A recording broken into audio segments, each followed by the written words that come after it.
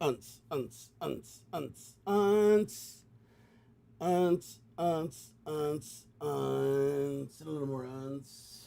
All right, don't short out, don't short out, don't short out. Okay, already broken enough shit. All right, here we go.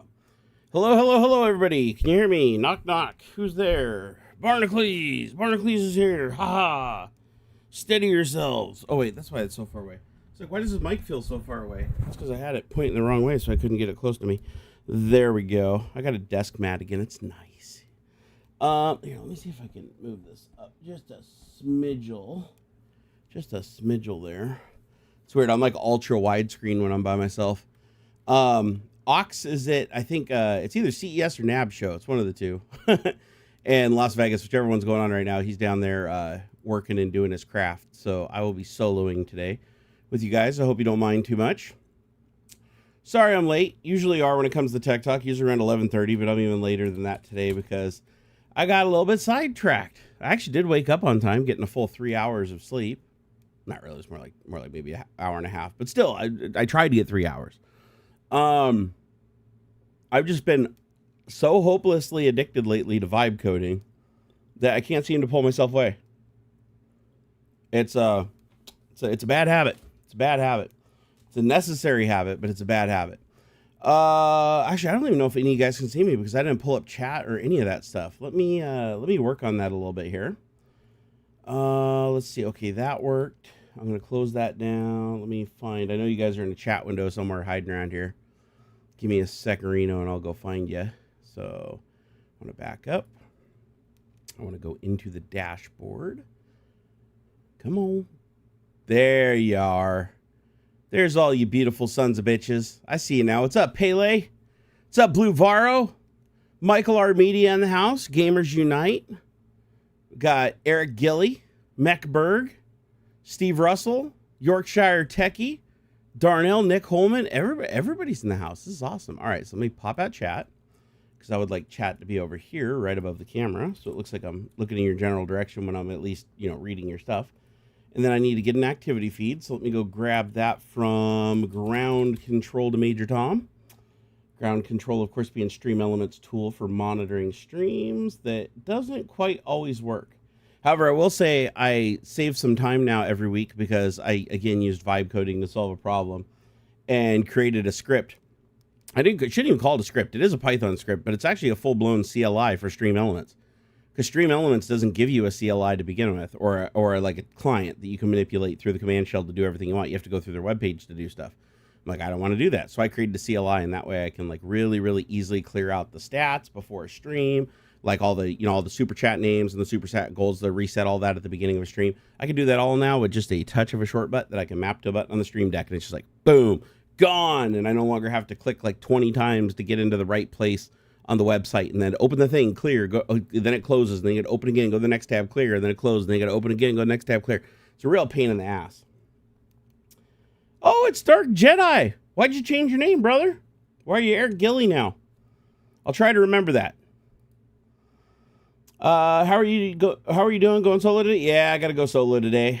My Rough Rider friend Aux is doing his job. Work prevailed today, so he couldn't be here. Because he's on a trip. Flying in his rocket ship, flying through the skies, little Einsteins. I got that stuck in my head now because of my kid. But let's see here. Wait, what does it say? Please configure both primary and backup streams correctly. The comparison of the streams failed because one of the blah, blah, blah. Who gives a shit? What is it bitching about? It says here I'm streaming. I'm not dropping any frames. Do I look okay? If I look okay to you guys, I'm just going to leave her be. I'm not going to fuck with it. Let's see here. Make sure I got everything set up. I want to make sure I close down the things that make the noises during the stream. Let me do a little new. Well, actually, before I nuke Discord, I need to send out a message. Tell everybody that I'm streaming. Oh, let's see what we got here.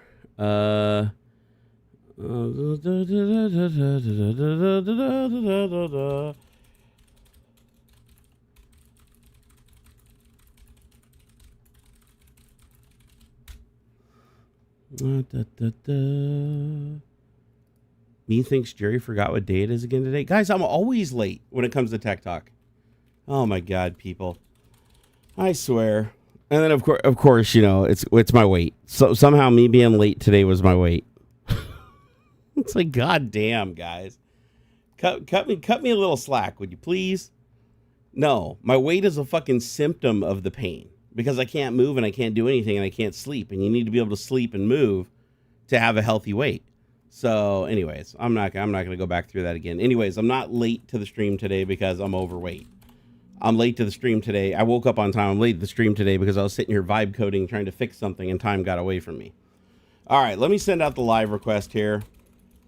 Live streaming Tech Talk right now at, get the link to the stream. It's somewhere around here. Let me go grab it. There it is. I found it. All right, so let's go over here. We're going to dump that little bad boy right over here. So live streaming Tech Talk right now over on YouTube.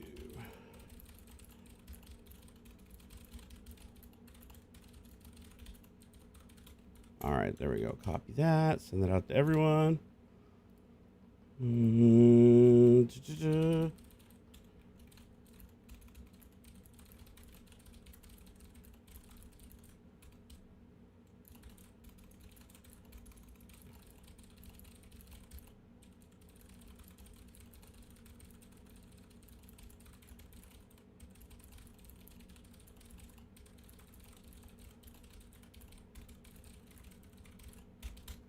All right, anyways, I said my bit. All right, sorry about that. I'm going to close down Discord so it's not distracting me during the stream. You guys can let me know if anything's going on over there that I need to know about.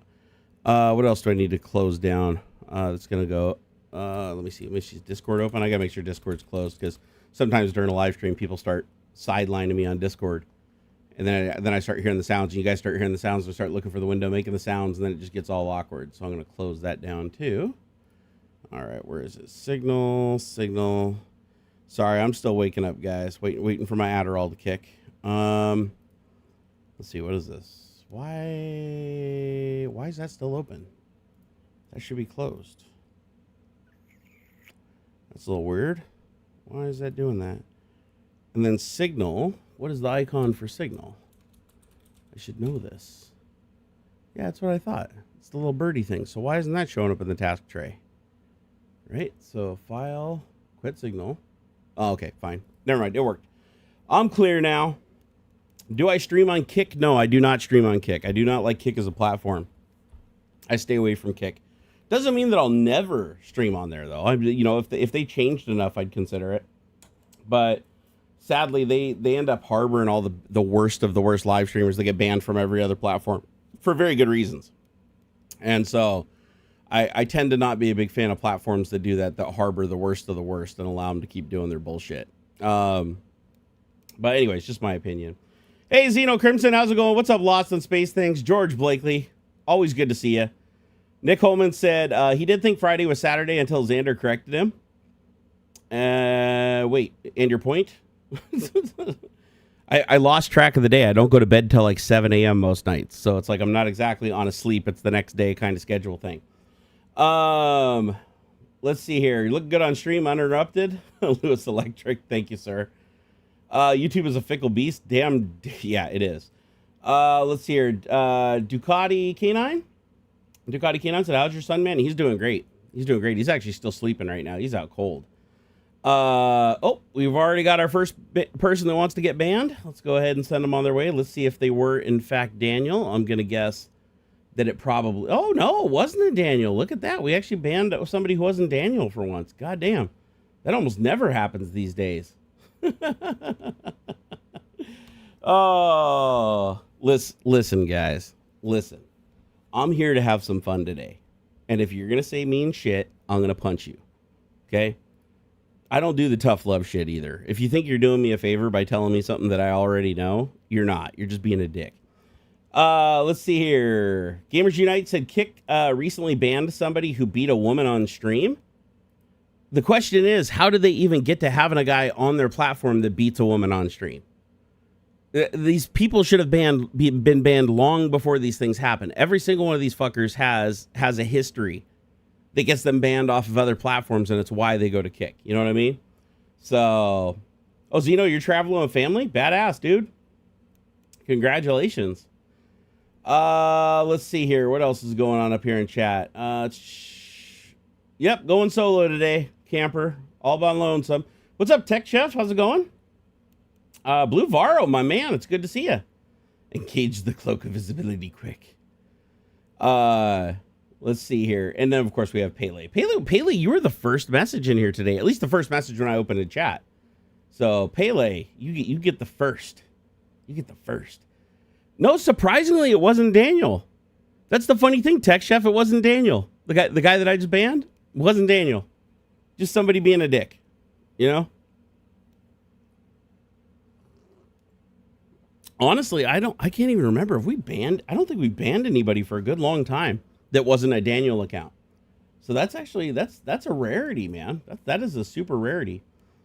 I need to figure out if there's a way to clear out the activity feed on Stream Elements, because it looks like it's cumulative forever, and even when you reset the session, everything is still there. Let's see. Do they got any other options here? What else can I do? More tools. I can share it. I can copy a link, but I can't get rid of it. Okay, at least I can click on it, and I can make it, like, not be highlighted anymore, so I know I didn't hit it. Okay, let me make sure everything's working here. Verify activities. Okay, I want to make sure I have the activity feed up so I can see that. I just want to make sure I got all my ducks in a row. Oh, I should probably tell people on other platforms that I'm streaming too, huh? Why don't we go over to X? Say live streaming Tech Talk solo right now over on YouTube. Enjoying the conversation and fun. There we go. That's right. And then change out the hugging emoji with a nerd emoji. There we go. And then we got our link. We're going to copy that, do a little posty post. Head over to the book face. Let's go do a little book face action. By the way, if you guys DM me on Facebook, don't be mad if you don't get a reply. Because I check the messages on there like twice a year max. Because I just get flooded with just hate over there for some reason. I don't know why. It's weird. At X, I don't get like a ton of hate. But on Facebook, for some reason, on the Barnacules Nerdgasm page, God, like one out of every 2 DMs is hate. It's just crazy. It's absolutely crazy. Let me post this, send it, but I still post over there because I still have like 40 or 50,000 followers on that account. So, and then let me go over to Blue Sky. Gotta let them know I'm doing stuff. Because I will admit I have not been reliable on the streaming front lately. It's been a rough week. But not for nothing. A lot has gotten done this week, just not streaming, sadly. The cool things that have gotten done this week, though, if I'm honest, is like I finally cracked into the nerd cave and started working on shit, and it's been wonderful. It's been wonderful. It's honestly way worse than I thought it ever was once I started digging through the stuff. And I don't have the space to like stage stuff to then move it back in, so everything has to be swapped in situ, and it's like a huge pain in the ass and it's super slow. But I have made a lot of progress. Like my desk is the cleanest that it's ever been. The mixer is no longer just sitting on my desk with wires hanging over the front of the desk. All the wires now are behind the desk where they're supposed to. The mixer board is over under the monitor where it's supposed to be. The camera's in a better place. I've cleared off the side desk so I can now put laptops here. I cleared off over here so that I can do Arduino projects and all my soldering and stuff right over here. And I think I want to put a camera. I'm also going to put a GoPro pointing like right down up here connected so I can switch to a top-down camera so you guys can see what I'm doing when I'm playing with like Arduino stuff, because that's something I've really been into lately. You know? Yo, we got old. Ain't that the truth? Oh shit, Darth Beavis? Is that the real Darth Beavis? Well, the real Darth Beavis, please stand up. Dude, long time no see, brother. Yeah, we definitely got old, man. We definitely got old. Let's see here. Zeno said my travel is more like fast forwarding and rewinding the time. You know, that's not too bad. I don't see that as too bad. Sun Gun said, have you seen the announcement? I'm paraphrasing here. Have you seen the announcement of the Neo Geo AES Plus with the old cartridge remade fully compatible with the old game cartridges and accessories, the old good days? I have not seen that, but a lot of companies have already done that with other consoles. Like, for instance, I remember, what was it called? Retro. I reviewed their products like years and years ago. There's a company called Retro something, and they had a console that took Nintendo, Super Nintendo, Genesis, Genesis, and one other cartridge type. I think it might have been Sega Master System or something, but all 4 cartridges fit in the same console using an adapter system. And it was great. It was great. Oh, Darth Beavis, you got your diabetes under control? Those Ozempic, dude, that's awesome. I wish I could. I tried those Ozempic, had bad reaction to it, had to come off of it. So, yeah, GL1 drugs are off the table for me, unfortunately. But I'm glad it worked for you, man. For the people it does work for, it's fucking awesome. It's like the world's best shortcut. I wish I could have it myself. Oh, Meckberg, you started those Ozempic yesterday too? That's awesome. First of all, it's awesome that you guys don't have reactions to it. And second of all, it's awesome that your insurance pays for it. My insurance won't pay for it. Even if I could have it, my insurance doesn't pay for it. I had to try it under a 30-day free medical trial. And then after that went through, they would try to bill the insurance. But I had such bad reaction, I have to come off it before they billed insurance. So, but then we did contact the insurance and say, are any of the GL1 drugs covered? And they're like, nope, they're absolutely not. They said the only time that they'll be partially covered is if I have full-blown type 1 diabetes and I'm insulin dependent, then they'll let me use it. But type 2, they're like, go suck a dick. Like, you got to pay $1,200-$1,300 a month. It's so stupid, too, because I don't know if you guys know, but Ozempic, it's one ingredient. It's just a brand name for was it GL1 inhibitor? This drug that's inside of it called semaglutide. And semaglutide used to be cheap. It used to be cheap. It was a drug used to treat diabetes, largely what people are still using it for today, but mostly people are using it for weight loss. And ever since the celebrities found out it works great for weight loss and the doctors started prescribing it off-brand for weight loss, there is such a high demand on it that the pharmaceutical industry started popping up the price to see what people were willing to pay for it. And now it's like priced out, like just out of the universe. Like 5 years ago, you could get this shit for like less than $100 a month. And now it's $1,200 to $1,500 a month. It's so fucking stupid. It's so stupid. It's not an expensive drug to manufacture either. As a matter of fact, there's like 20 companies now that are manufacturing it. It's just none of them are generic. They're all under license. So I think we have to wait 8 years or something before there's a generic for it. I don't know how many more years are left on that. But yeah, no generic. So all those companies all price fixed together and get their prices all in the same orbit. They just changed their delivery system a little bit or the dosage slightly. But it's the same drug. If you look on the back of all of them, doesn't matter if it's Ribelsis, doesn't matter if it's Ozempic, doesn't matter if it's Wegovy. They all have the same exact drug, and it's only one drug, and it's just semaglutide. That's it, semaglutide. Hey, ADHD Entertainment. So what's up, Jerry and everyone? I just got home from my walk on the Boathouse Row in Philly. Ooh, that sounds like fun. Rowers on the water to this beautiful day. Oh, beautiful scenery is a wonderful thing. This summer, I'm going to get back out on my e-bike and do some riding around because I want to see some sights. Oh, shit. Okay. Zeno Crimson just said, fuck. Wait, what did he say before that? Mud houses and buckets for plumbing to modern houses with plumbing, then back again. Wait, what are we talking about here? My travel is more like fast. Oh, I see what you're saying. Okay, never mind. I didn't put it together until now. You're talking about where you traveled to was like super low tech, is what I'm guessing. Hey, I mean, enjoy the sights. You don't need the technology. Although you need the technology to sit here and watch me. Let's see here. You compound with Brello, and it's $500 for 3 months at a time for trizapatide? Trizapatide? Let me see. Is that semaglutide? Let me look it up. What is in? Is it trizapatide? Okay, single acting drug molecule, not a mixture of multiple drugs. Okay, has one active ingredient. 39 amino acid synthetic peptide, C20 fatty acid side chain attached. Commercial injections also include inactive ingredients like water, sodium chloride, and phosphate. That's fine. Let's see here.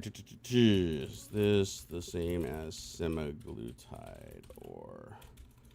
Because I don't think this is a GLP-1 inhibitor. It might be though. Okay, so it's a similar drug that activates 2 hormone receptors, while semaglutide only activates 1. The difference leads to a different effect on the blood sugar and weight. Okay, interesting. But it activates the GLP-1 receptor, which is what screws me up. Often produces greater weight loss and stronger blood sugar lowering. Ooh.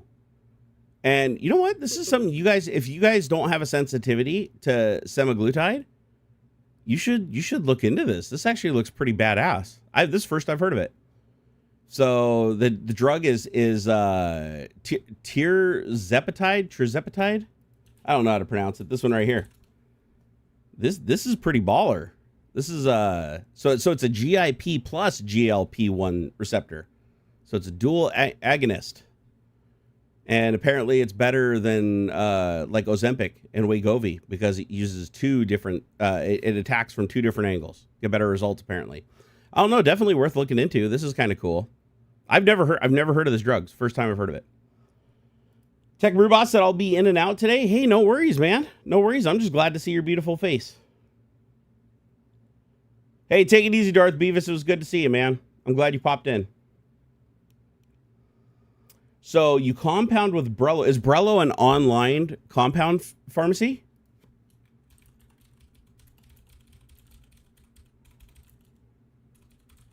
And you said it's $500 for 3 months? That's actually not bad. So 500 divided by 3, that gets you what? $166 a month? That's not terrible. That's not terrible. Even if insurance didn't cover that, that would be in the ballpark of affordable for me if it was compatible with me. Okay, so I'm guessing it's an injectable, right? It's not. It's because the only one I know that's in pill form is Rybelsus.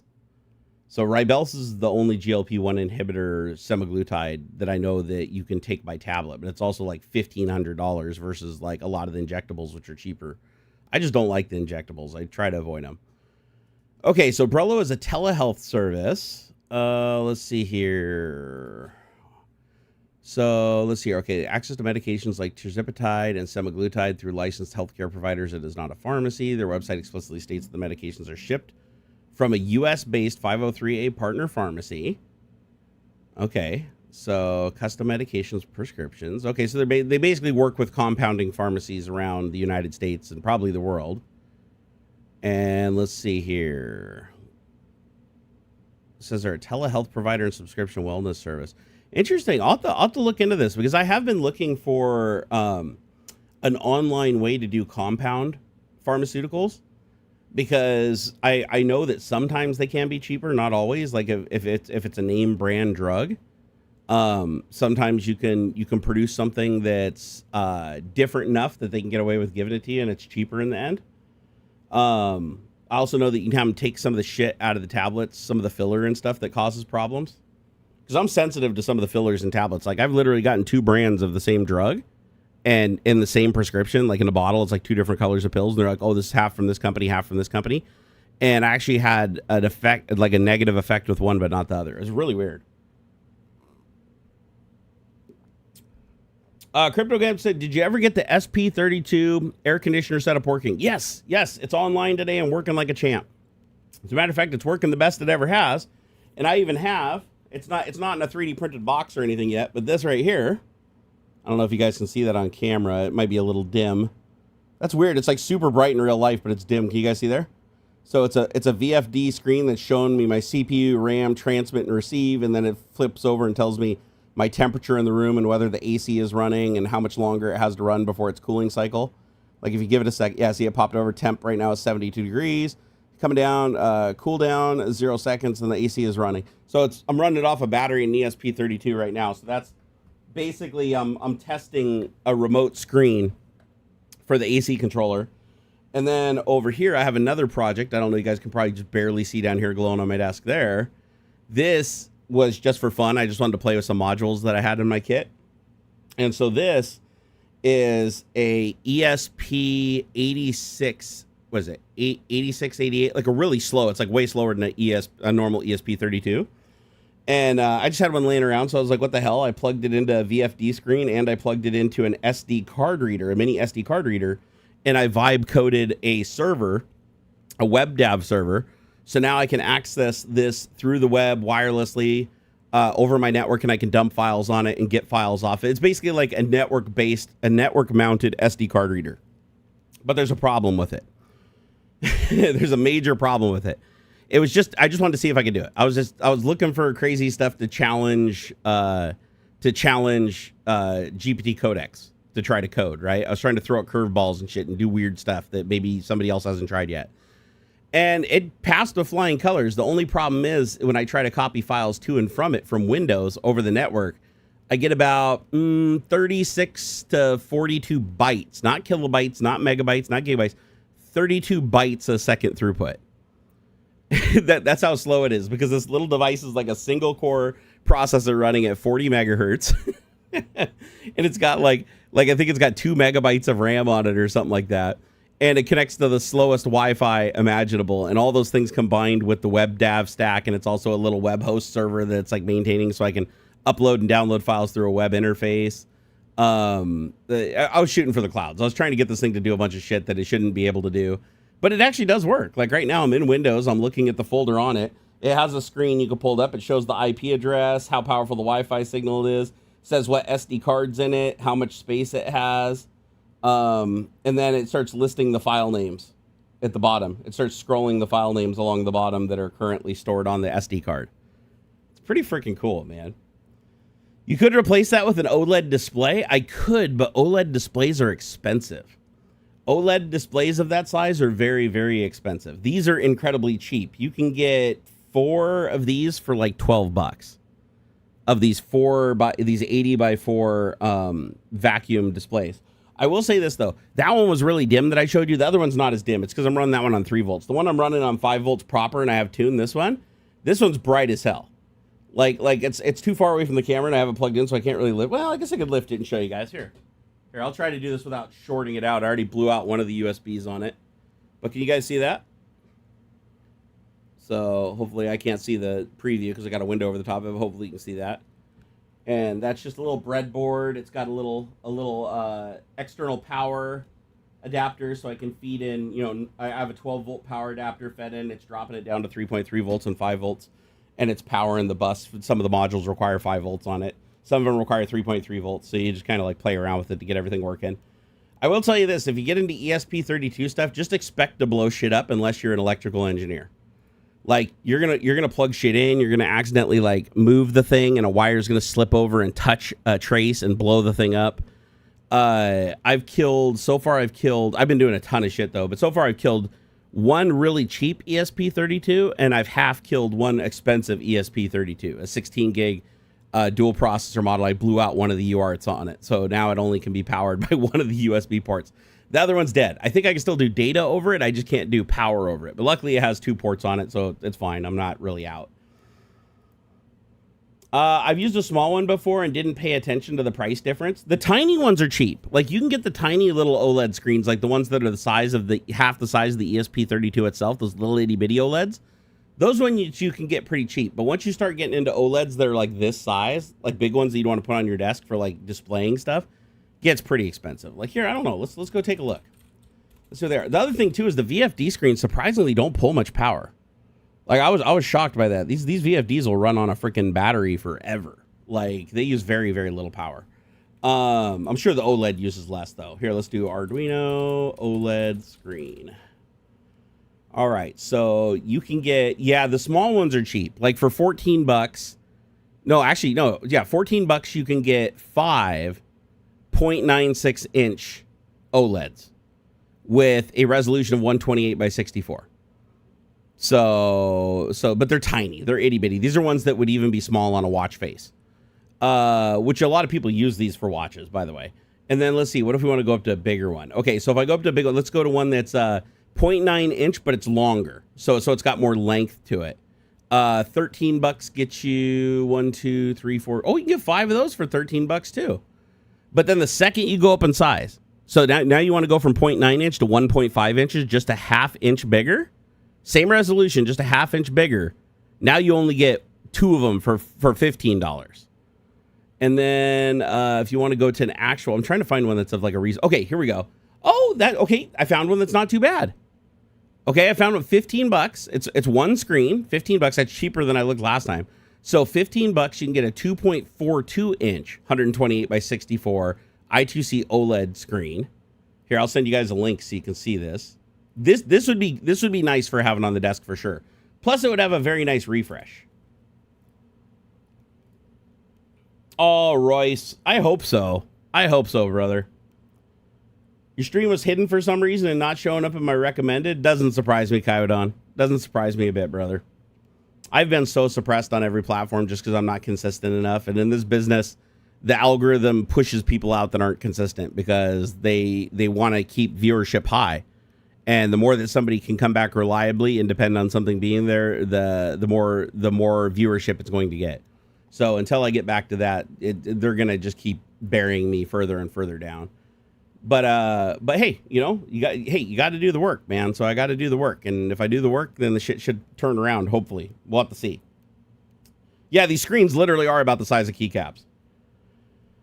But Royce, so far I'm gonna stick to streaming, but I would love to get back to making edited content again. As a matter of fact, like the thing that goes through my head the most is I would love to get this, and that's why I'm working on the room. I'm trying to get this room cleaned up because I'd love to make videos on my racing simulator. I'd love to make videos on creating ESP32 projects, a bunch of stuff that I normally wouldn't live stream. You know, the content that's better to be edited, stuff that takes a long time to put together, and then you cut down to a smaller, faster paced clip, right? That's stuff you can't do. You can't time compress a live stream. So I do miss that. So I would very much love to sit down, open up DaVinci Resolve, and familiarize with myself and get out the old camera. You know, actually, I'm using my camera I normally shoot YouTube videos on right now, but I have an even better camera than this in the room behind me, a Sony PWM90, I think it is. And I want to fire that up, get my tripods out, get my audio equipment out, and do some test shooting here in the next couple of weeks. But in order to do that, I have to get the Nerd Cave organized, because right now I couldn't find anything. I was tripping from the door just to get here and in and out because there's just no space here. There's no space in the loft.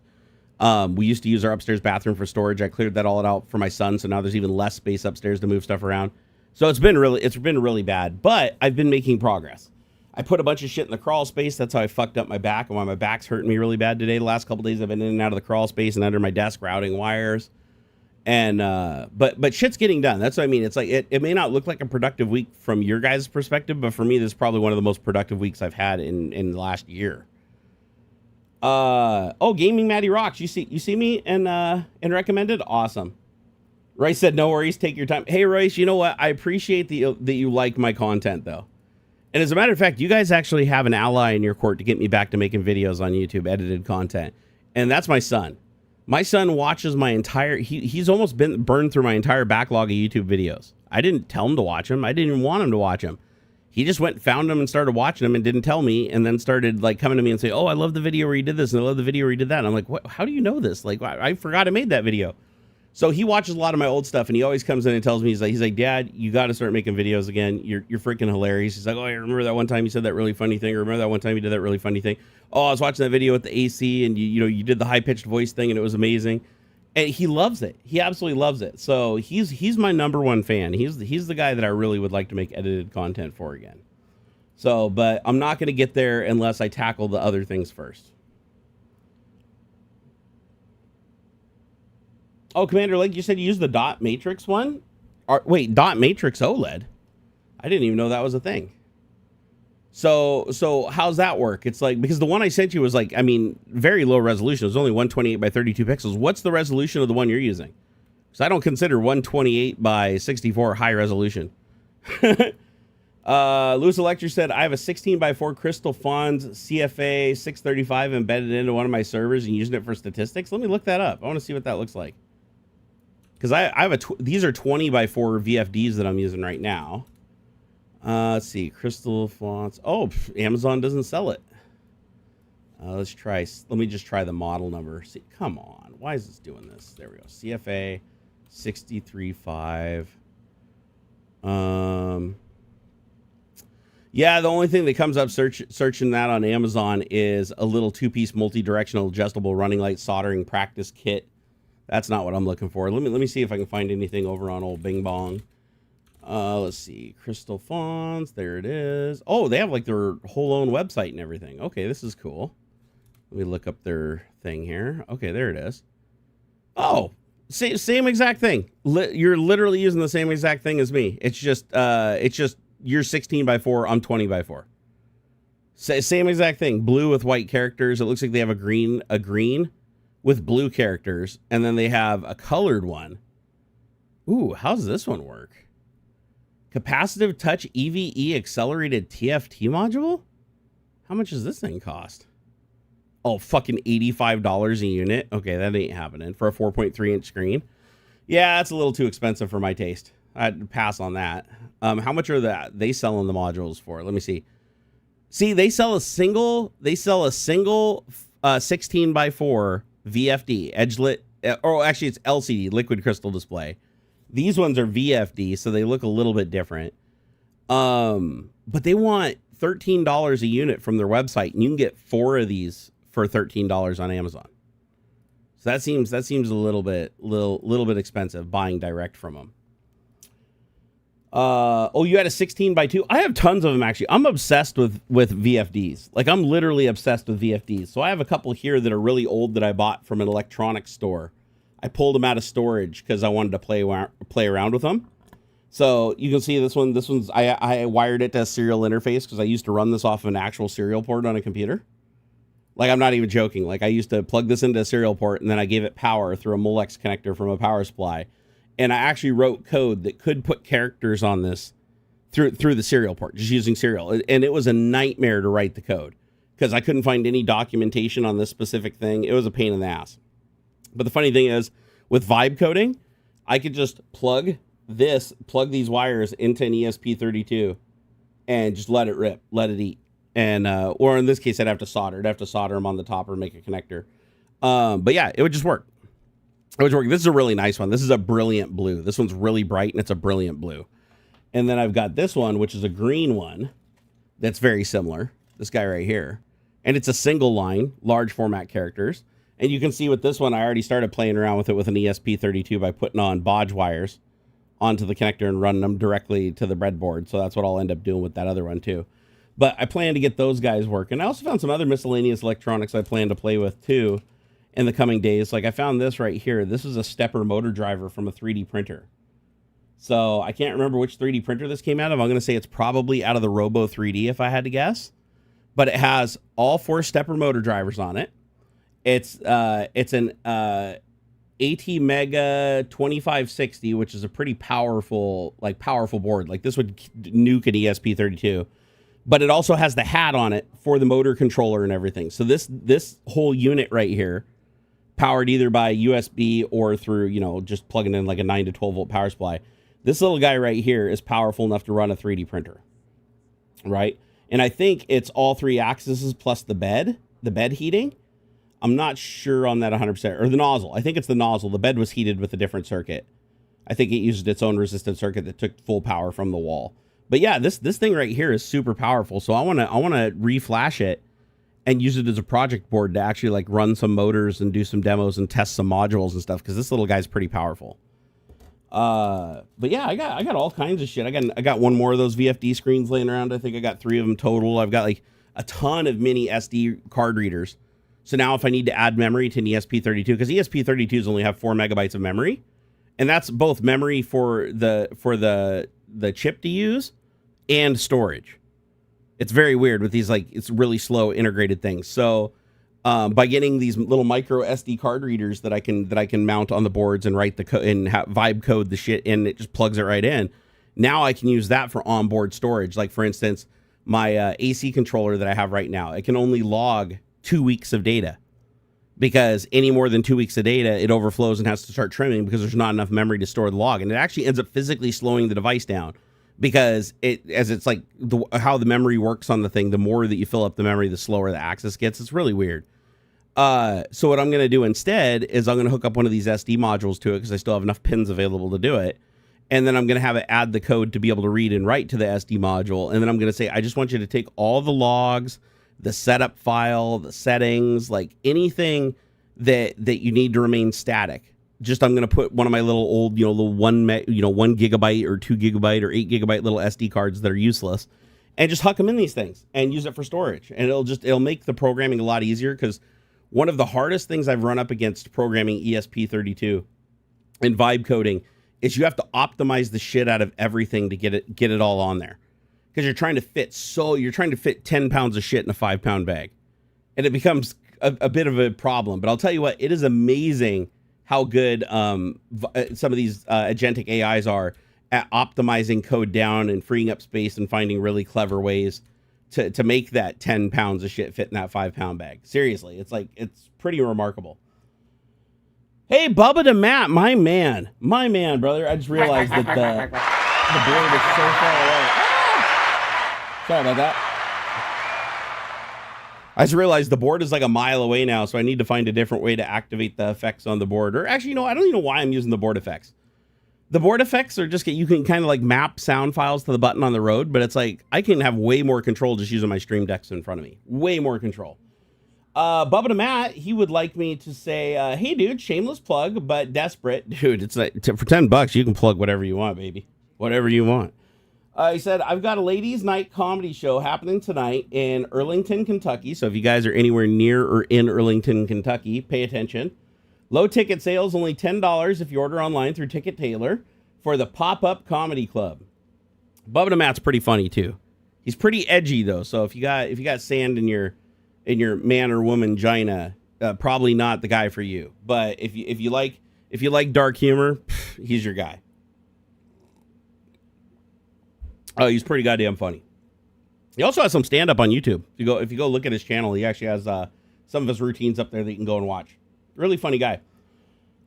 Tech Brew Boss, thank you for the 6 months being a channel member, celebrating the 6 months. Said hello, chat.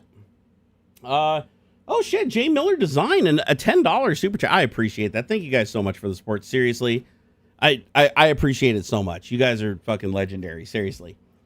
He said, joining a tad late. Is Aux at the Beard Convention? He is. He's at the Tech Beard Convention in Las Vegas.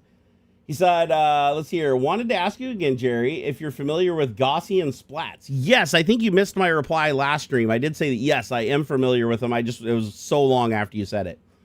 I think it could really change gaming, especially VR at some point. Oh, 100% agree. 100% agree. So Gaussian splats are they're a play on another technology I can't remember the name of that wasn't quite there. And what it is, it's a means of scanning an environment using 2D photography, and then using that 2D photography from like all the different angles and everything like that to infer 3D geometry with full texture and color applied, like baked in.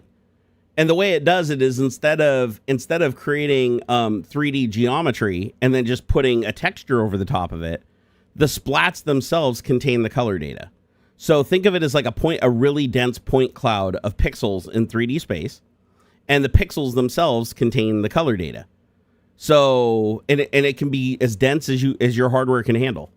So you can basically walk around like theoretically, if you had enough memory and you had enough processing power, you could walk around Disneyland, take 1 million pictures with your, or just roll video. That's it works off pictures, but just roll video and then extract the frames from the video. That's what most people do.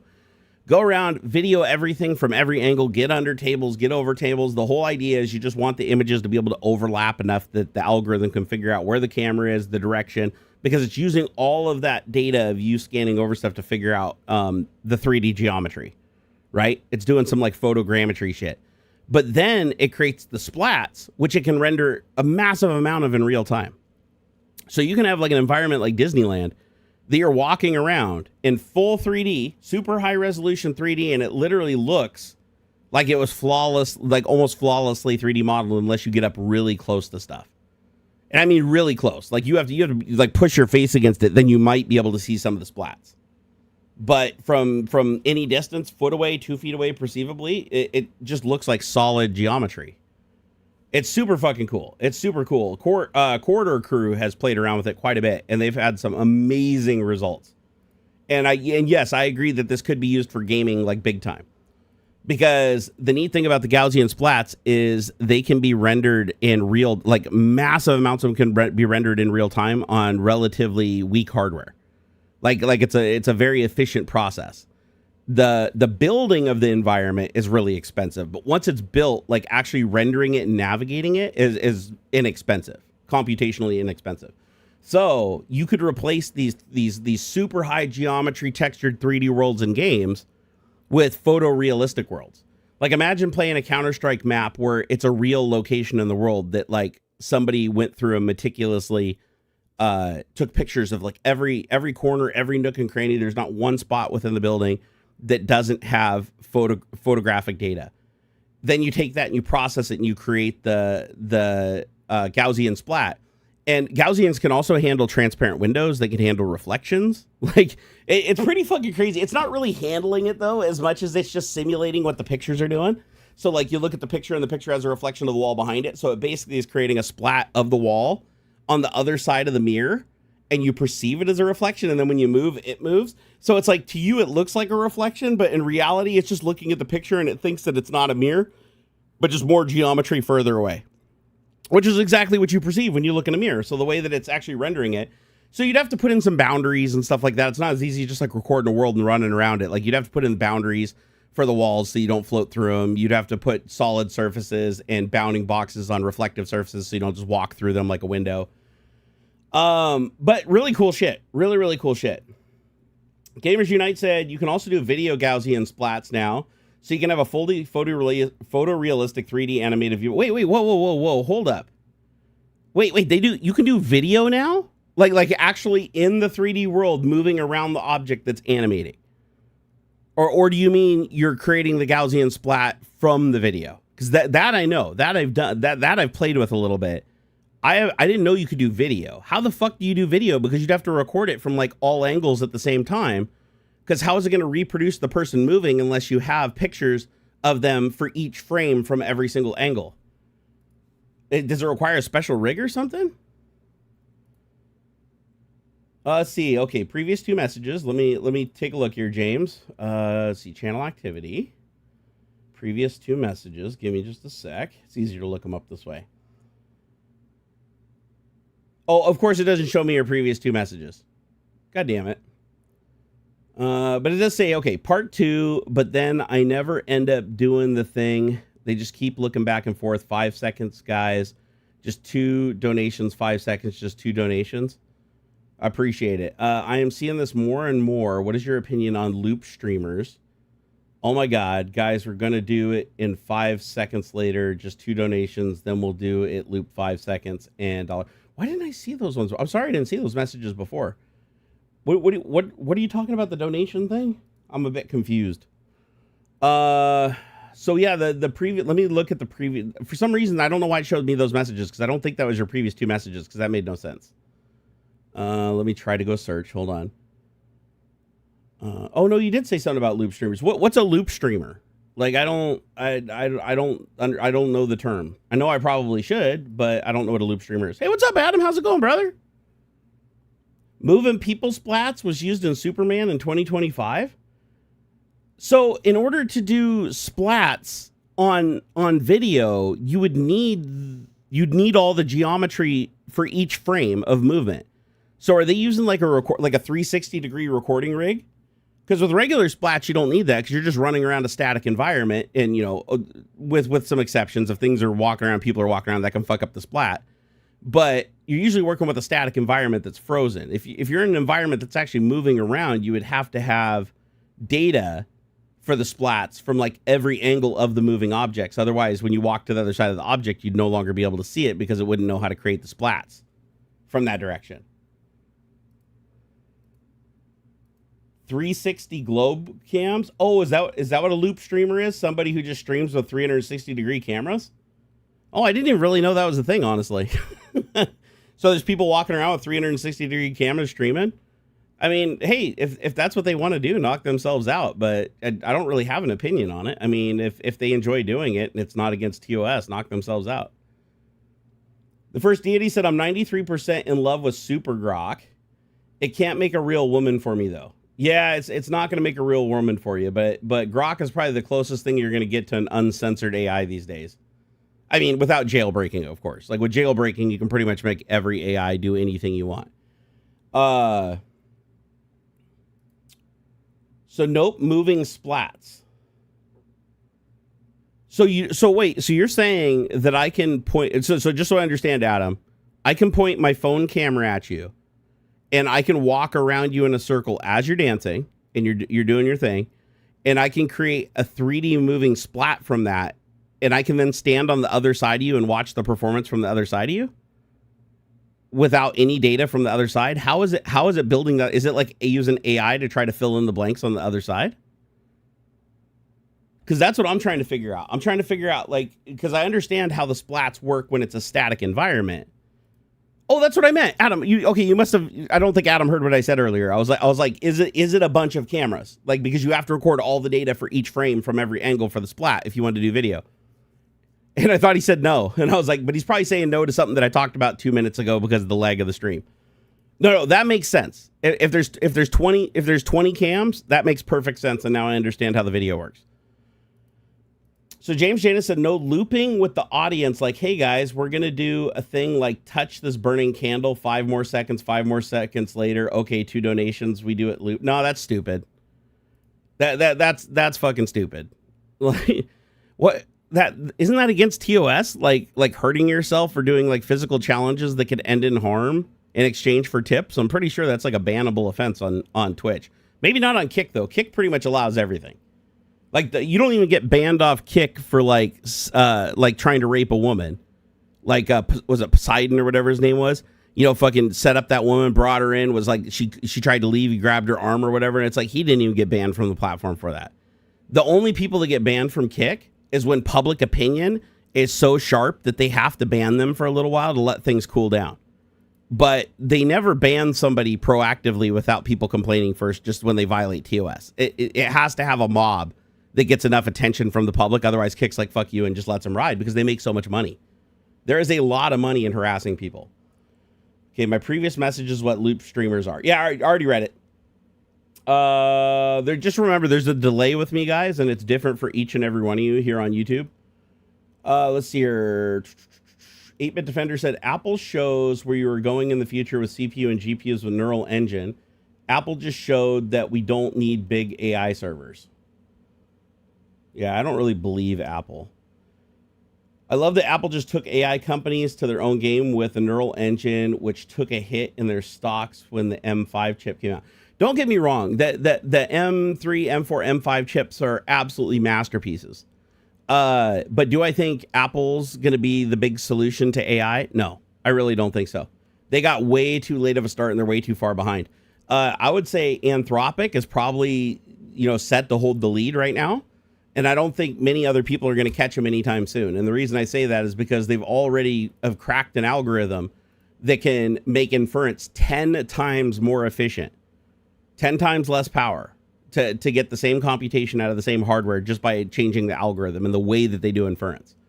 And I think they only have it on, or no, sorry. No, it's Google. Google and is it Glam? I think it's called Glam. They're the ones that if they combine that technology with, other people's technology and don't just bogart it for Gemini, it has real legs on it. Like it could really do amazing things. It's called, Gemma, Gemma. So Gemma is one of the most impressive local models I've ever run. I can run on a cell phone and get like 15 tokens a second. You can find models that are 2 and 4 gigabyte. It's actually usable. It's actually usable, functional, can search the web, can use MCP, all that stuff, tool enabled. It's pretty impressive. Dev Legion, where's the tip link? I thought it was Barn Nerd tip, but that didn't work. Here, I'll get you guys the direct link because since Aux isn't here today, I get to keep the tips for the stream. So if you want to tip directly instead of using Super Chat, that is totally cool by me. Let me get the link. Let's see, where is it? There it is. It's over on my there we go. This is the one. All right. So if you guys want to tip directly, that's the one right there. And let me make sure I see it. I'm going to go ahead and enable Twitch notifications for where is it?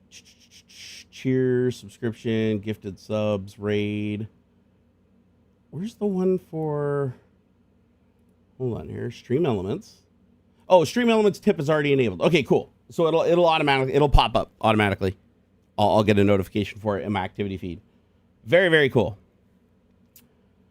Jerry, it was not specifically harm. I explained it above. It's not specifically harm.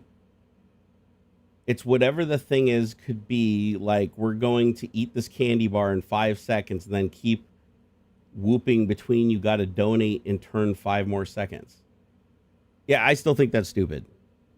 So I think I understand what you're saying. Hopefully, it's a little bit difficult, but I think what you're saying is like they do a thing and then you pay them to continue.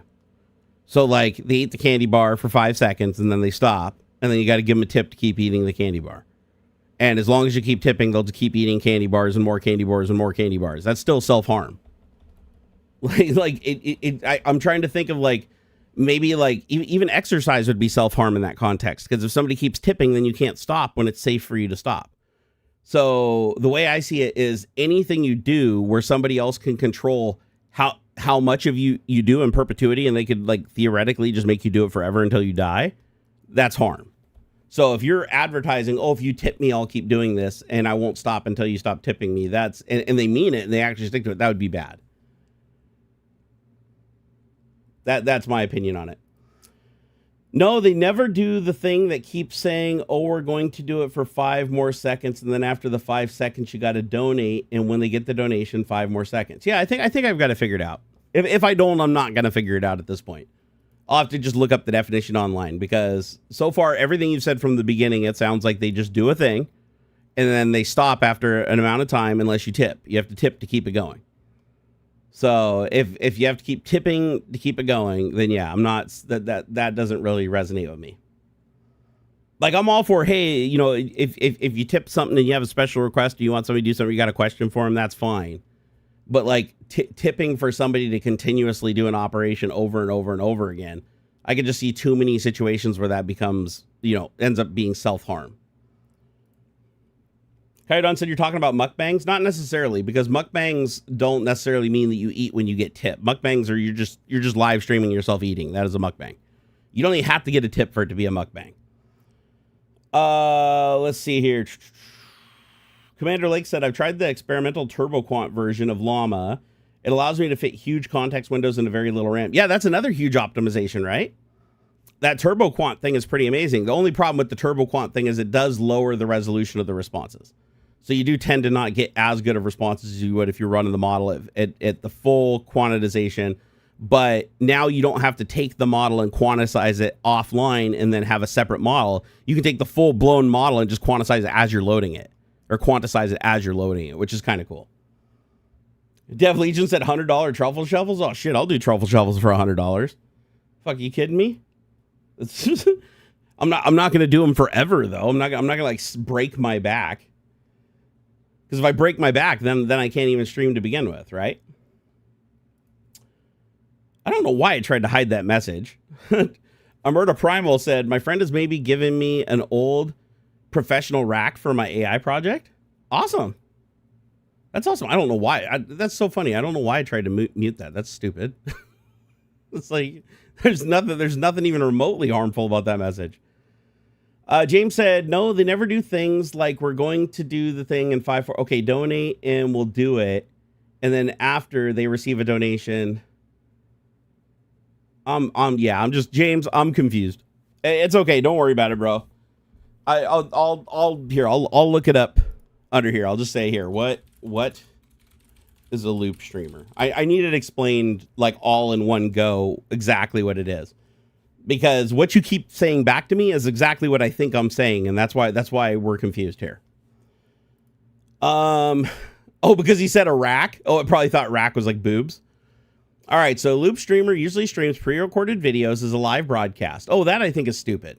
That I can't stand. But everybody does it. It's one of those things where it's like if you don't do it, then you fall down the algorithm and you get pushed to the back. That's why everybody ends up doing it.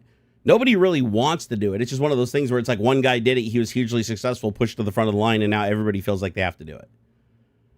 Okay, uses a playlist that restarts automatically when it ends, keeps their channel live 24/7 to boost discoverability and watch time. Wow, this seems completely opposite of what you were saying. May use cloud tools so the stream runs even when they're offline. They often run content like music mixes, highlight compilations, ambient, sturdy streams, radio style channels, looping educational and promotional videos. Okay. Why people use loop streaming? Consistency. The channel is always active, more watch time. Viewers can drop by anytime. Higher discoverabilities. Platform often promote live content. Reusability. Creators repurpose existing videos. No need to be on camera. Everything is automated. So yeah, that really has nothing to do with like getting a tip and doing something 5, 4, 3, 2, 1 or whatever. So I still don't understand the tipping mechanic. What is the tipping mechanic for loop streamers? Something like they do a thing and get tips and something happens. Do you know anything about that? Let's see if I can find out where the tipping comes in. All right, so viewers' tips trigger specific on-stream actions and events. So a viewer tip to activate something on stream, such as a sound effect, a visual alert, a scene change, a character animation, a challenge or action the streamer must perform, or a goal bar filling up. So I guess in the context of a loop streamer, that would be taking pre-recorded audio, pre-recorded videos, and letting people trigger it with tips. That actually makes sense. I could see people doing that. And what do I think about that? It's just the natural evolution of doing a 24/7 live stream, because your audience is obviously going to get bored unless they can interact or control the stream in some way.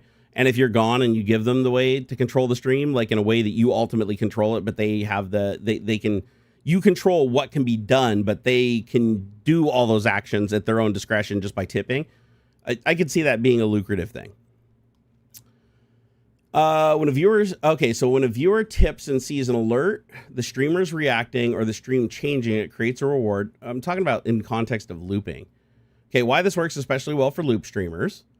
Tips can trigger new overlays, automated reactions, update on-screen counters, and change what plays next in a playlist.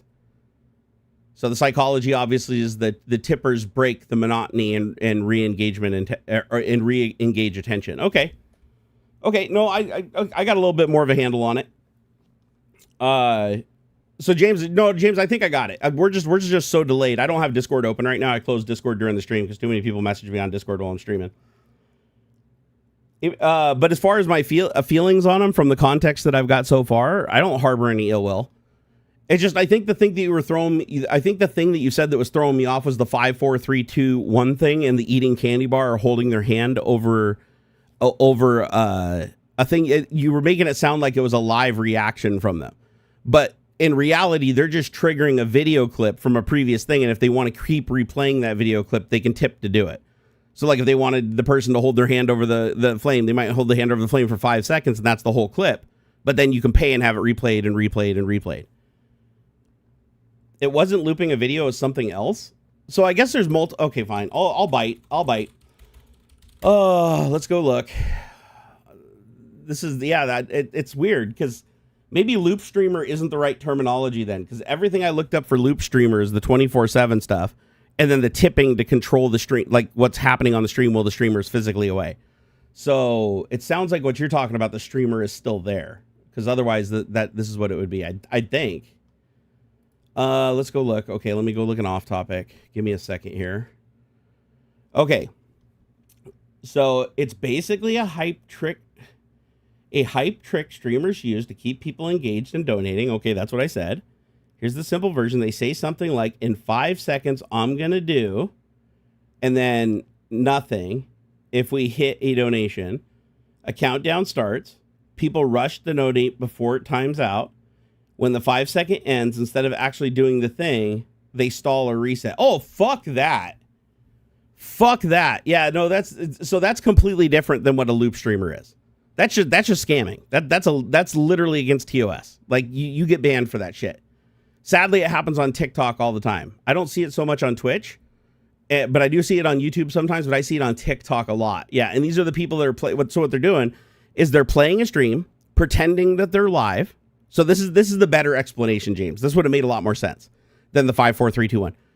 It's a stream that's pre-recorded but presented as live, that just is on loop to get people to engage. And then once the people engage, they just re-loop and they don't do the thing. And then everybody that donated just gets pissed and leaves. And then a new batch of people comes in, thinks it's live, and donates for them to do the thing. And then just rinse and repeat forever. And it's just a money machine. It's a scam money machine. Yeah, no, that's a better explanation. That makes a lot more sense. But yeah, I wouldn't call that a loop streamer. So, but that's just a scam. That is like unequivocally just scamming. You're scamming people at that point. Oh man, I need some water. Where's my water at? My throat's so dry, it's like sticking to my tongue.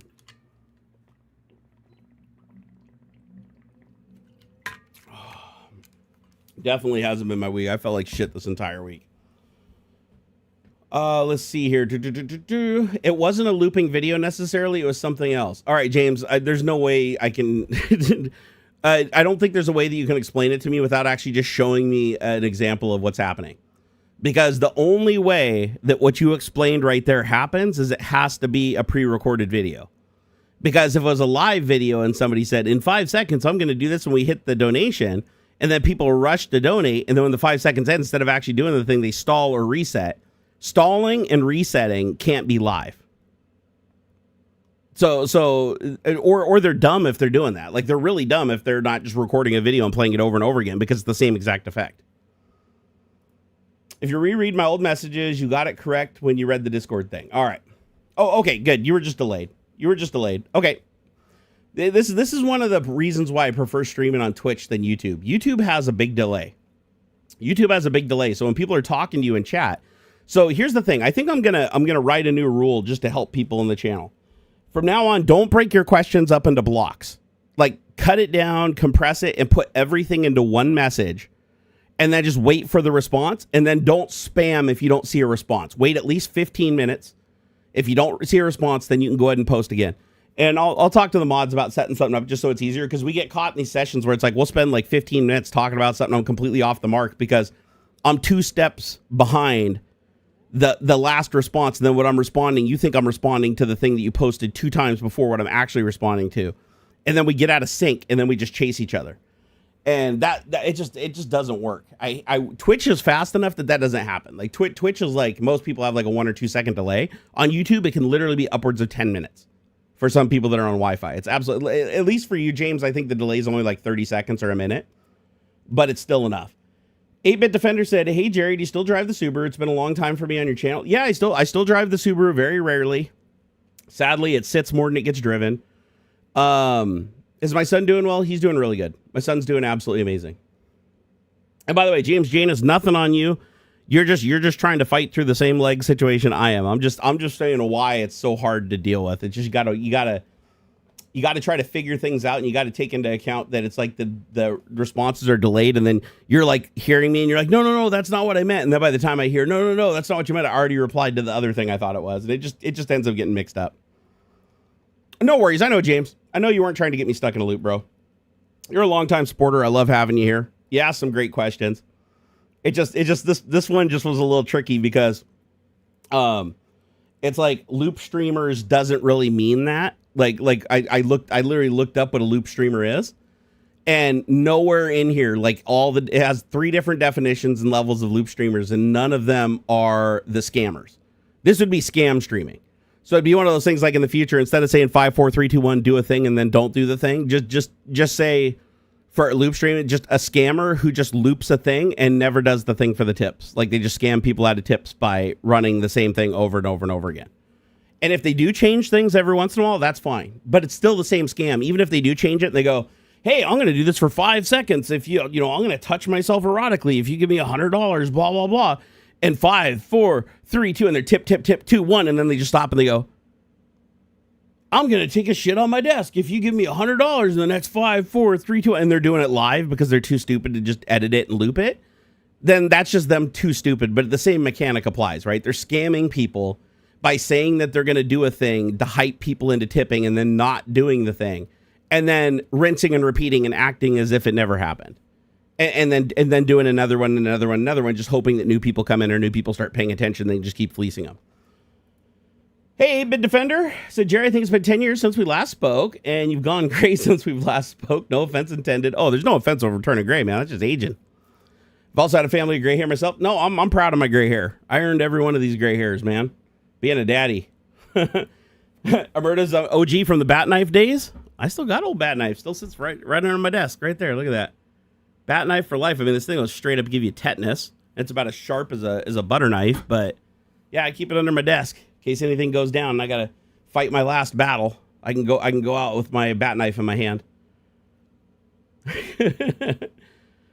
Let's see here.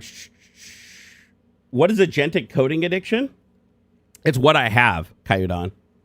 It's what I have. Agentic coding addiction is where every single time you sit down to program something, you don't think about the structure of the program. You don't think about the language you're going to use. You don't think about the layout or the architecture, or the optimization or the problems. You just think about how you're going to ask the AI to do it for you.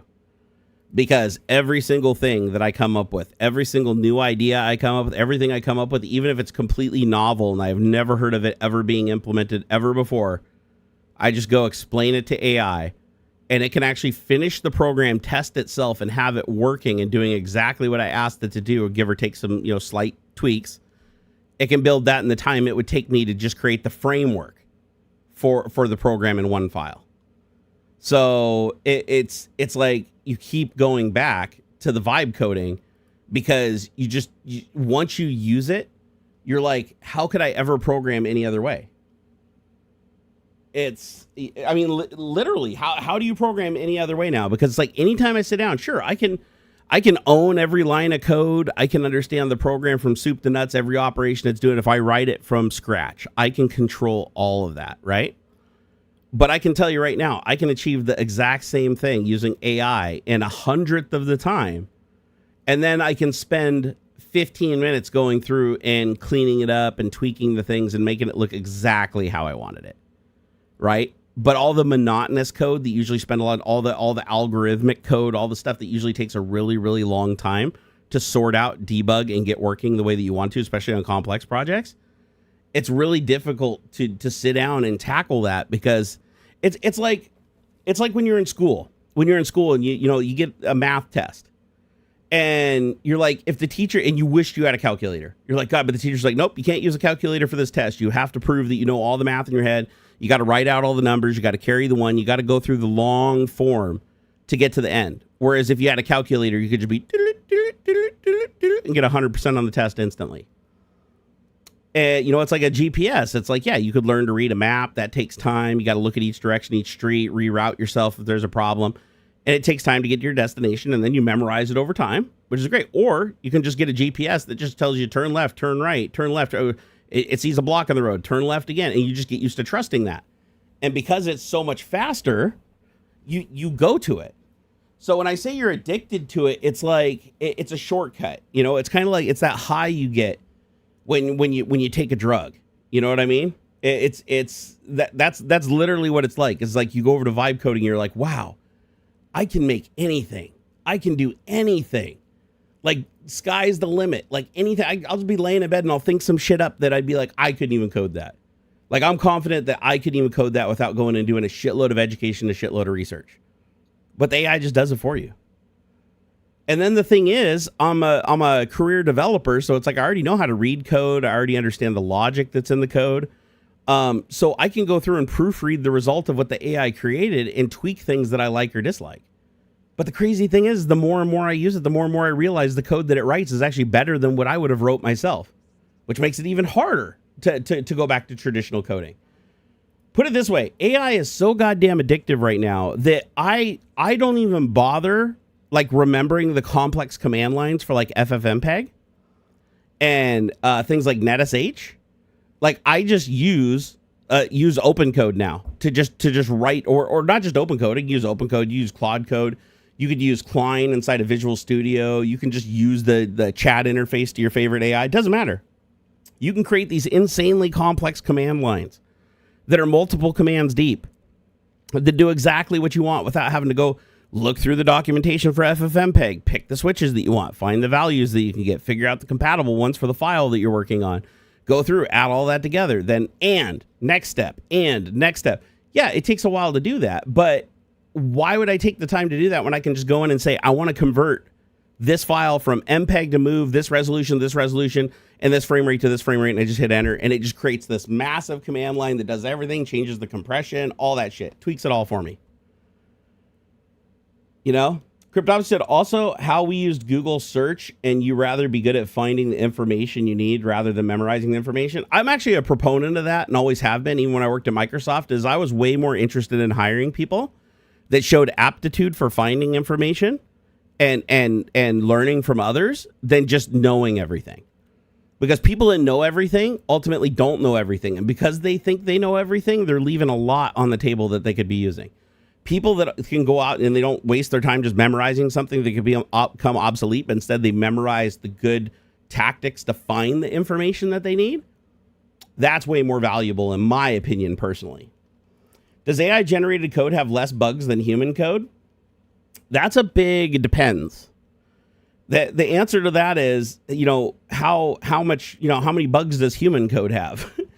I would argue that AI is so good right now. Like all AIs are different. There's some AIs that write horrible code that's horribly insecure, that's barely runs if even compiles. I'm talking about the flagship coding agentic AIs like Claude Code, Open Code using Opus 4.6 and using GPT 5.4. I'm talking about the big dogs. These guys, you can pretty much point it at any human written code and it'll find a problem with it. Like it'll find bugs. I just for shits and giggles, I go through my old code base from my Microsoft days, my old tools and stuff, and I'll point at them, say, hey, go find the bugs. Oh my god, it's embarrassing. And keep in mind, these tools all went through a code review cycle, which means I went and sat down with a senior developer. This was earlier in my career. I wrote these tools. Went and sat down with my my dev peer, who did a full code review, sits down, we print out the whole thing on paper, go through, and he marks it all up. Like literally a sit-down code review we'd do on all these things. And he'd find all kinds of issues, and I'd fix them, and the fixed code still has a shitload of issues in it when AI looks at it today. But to be fair, there's a lot more vulnerabilities that have been found today than what was known back then. So you have to look at it through that lens. But the thing that AI can do that no single human can really do is it benefits from the knowledge of like every GitHub project and every open source project online, which means if a bug has ever been hit with an API, there is some level of training or some level of data that it can access. If it's not trained on that data, some level of something it can look at on the web that will tell it why it shouldn't use it that way. So it makes it really good at code reviewing. As a matter of fact, there's like a code review feature like built in now to, I think, it's either, I think Open Code has it. Yeah, I'm pretty sure it's Open Code. So like here, I'll go find just for shits and giggles. Let's go into my GitHub folder.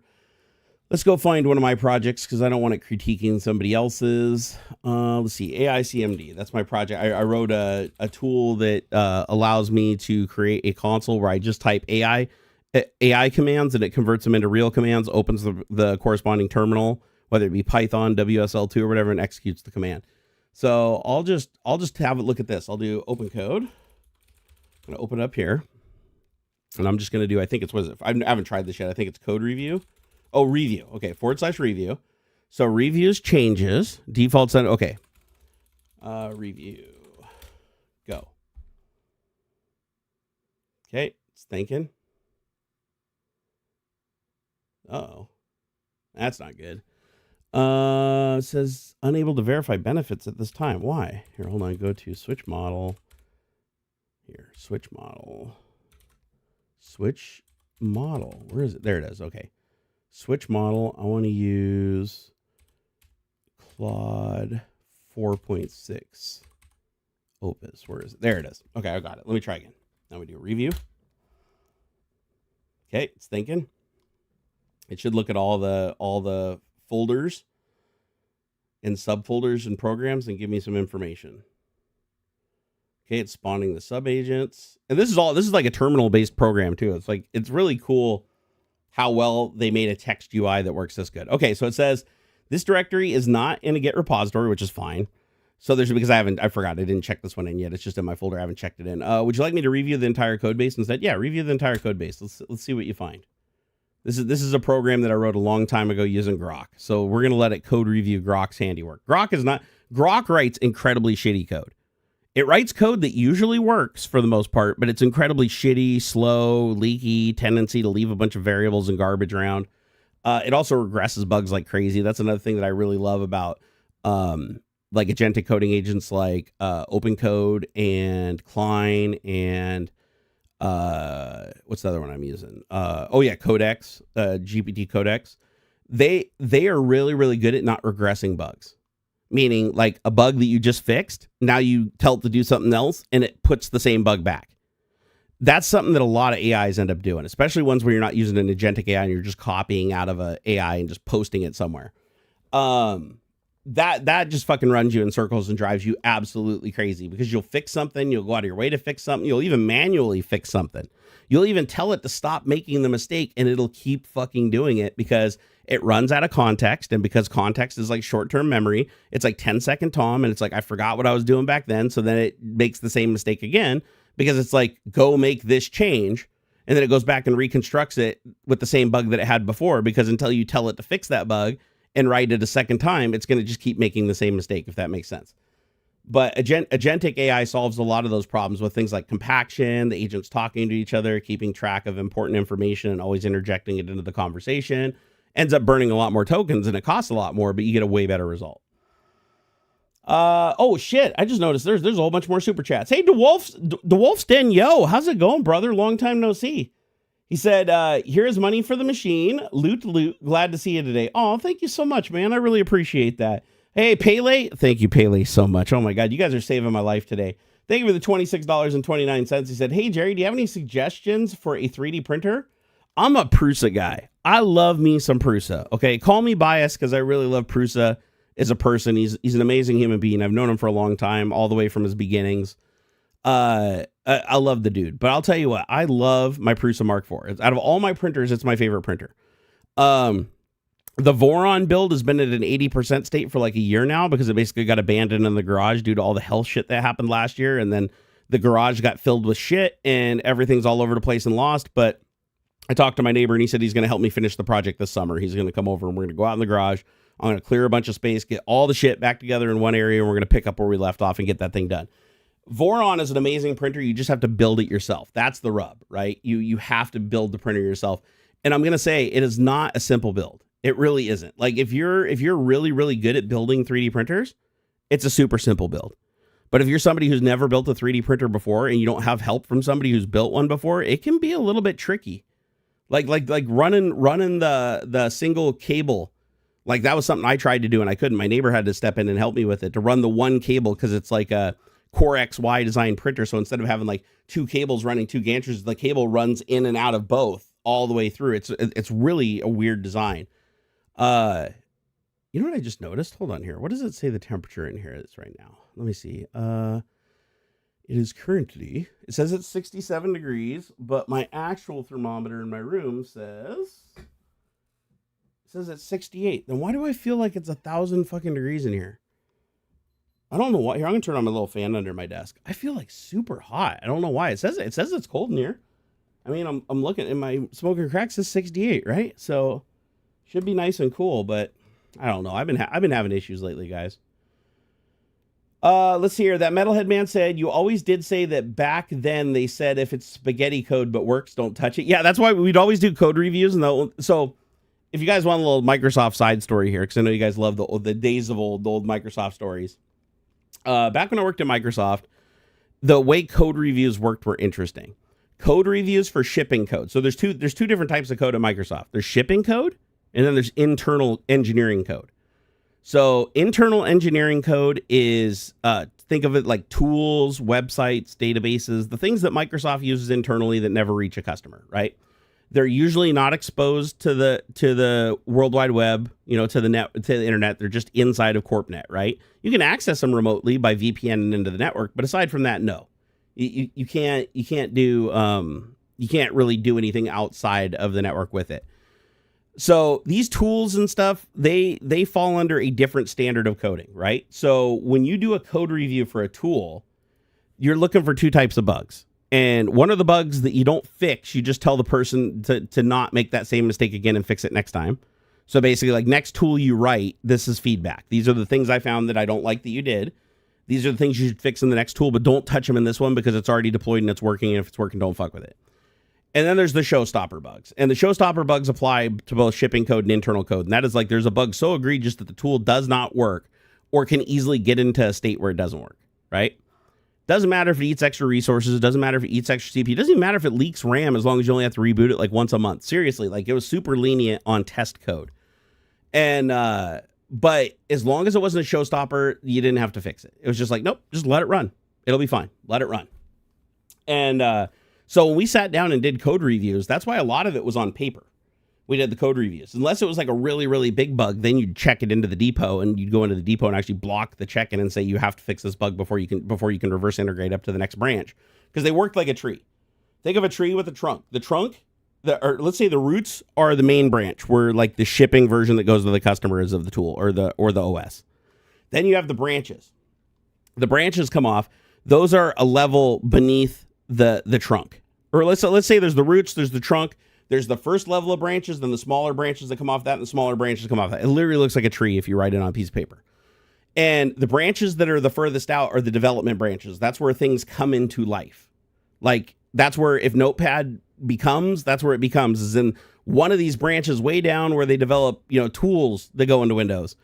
All they do is create stuff like Notepad and create stuff like WordPad and Paint and everything. That's where they create it. Then it goes up to a branch where then it gets mixed in with all of its brother branches at that level, its siblings. And all those branches come together. And as long as all the code still builds when together as a unit, and it runs and gets through tests as a unit, then it goes up a branch. And then it goes up a branch, and then the next level of branches all come together and integrate. And then at that level, if the code builds, then it's fine and it moves up. And it keeps going through this process, bringing in its sibling branches going up, bringing in its siblings going up, until it eventually gets to where all the main branches come into the trunk and the roots. And when all of that stuff comes in from the people who work on the kernel, that's a branch. The people that work on the apps, that's a branch. And the branches get really granular. You might have a branch where it's like user experience, right? And that's one branch off WinMain. Then off user experience, you have like GUI, text mode, blah, blah, blah. And then under GUI, you have Notepad, you have WordPad, you have MS Paint, and those are all their own branches. Like the brand, all the way out the branch is usually the singular application or singular driver or whatever. That's the branch working on that thing. And then they go up, if you have a bunch of driver branches under the driver branch, all the individual drivers being worked on, they come together into their parent branch, which is drivers.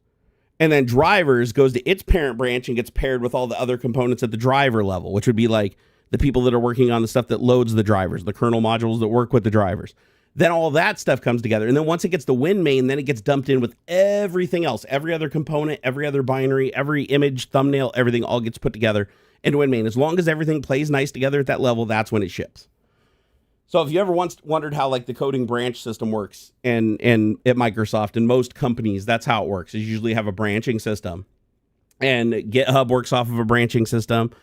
They also have something called a fork. A fork is a little different. A fork is, say, Windows 11 is a fork of Windows 10. Windows 10 is a fork of Windows 8.2. A fork is where you take a project and its current completed state. Now, it might still have additional patches and fixes and stuff that go on that keep happening. But your fork breaks off the code at that point and basically almost creates a copy of it. Not a physical copy because it doesn't need to waste the space. It just references the original files. But you create a fork, and then you're starting to build on top of it from that point. But this way, if you edit files and you replace files and everything, you're not hurting the original code that builds your previous product. You're building an all new product. But then if somebody goes back and makes a change or fixes a critical bug in, say, Windows 10, and Windows 11 would benefit from it because it used that same module, they can do something like called a merge. And what they do is they take all the changes and they look at them side by side, and wherever they conflict, wherever there's code that overlaps or interferes with each other, somebody has to sit down and say, do I want to keep the code from my branch or do I want to keep the code from their branch? And you have to figure that out.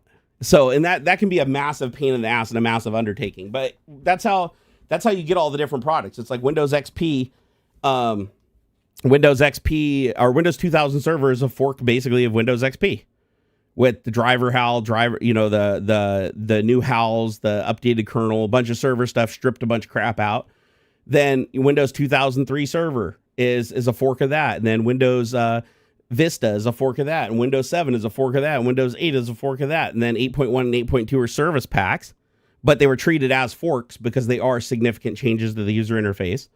And then you have Windows 10, which is a fork of 8.2. And then you have Windows 11, which is a fork of the latest Windows 10 service pack at that time. So, hey, Jay Miller, you have yourself a good day, man. You still got to run, so I'll catch the rest of the show on the VOD. Google search Angine D. Poitrine. You'll thank me later. All right, I'm going to do that right now. Do I have to have search safe off? Let's see. What are we looking here?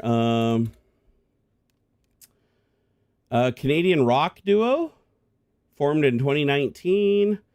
The band consists of anonymous musicians performing under the pseudonym Condi Poitrine guitar and bass.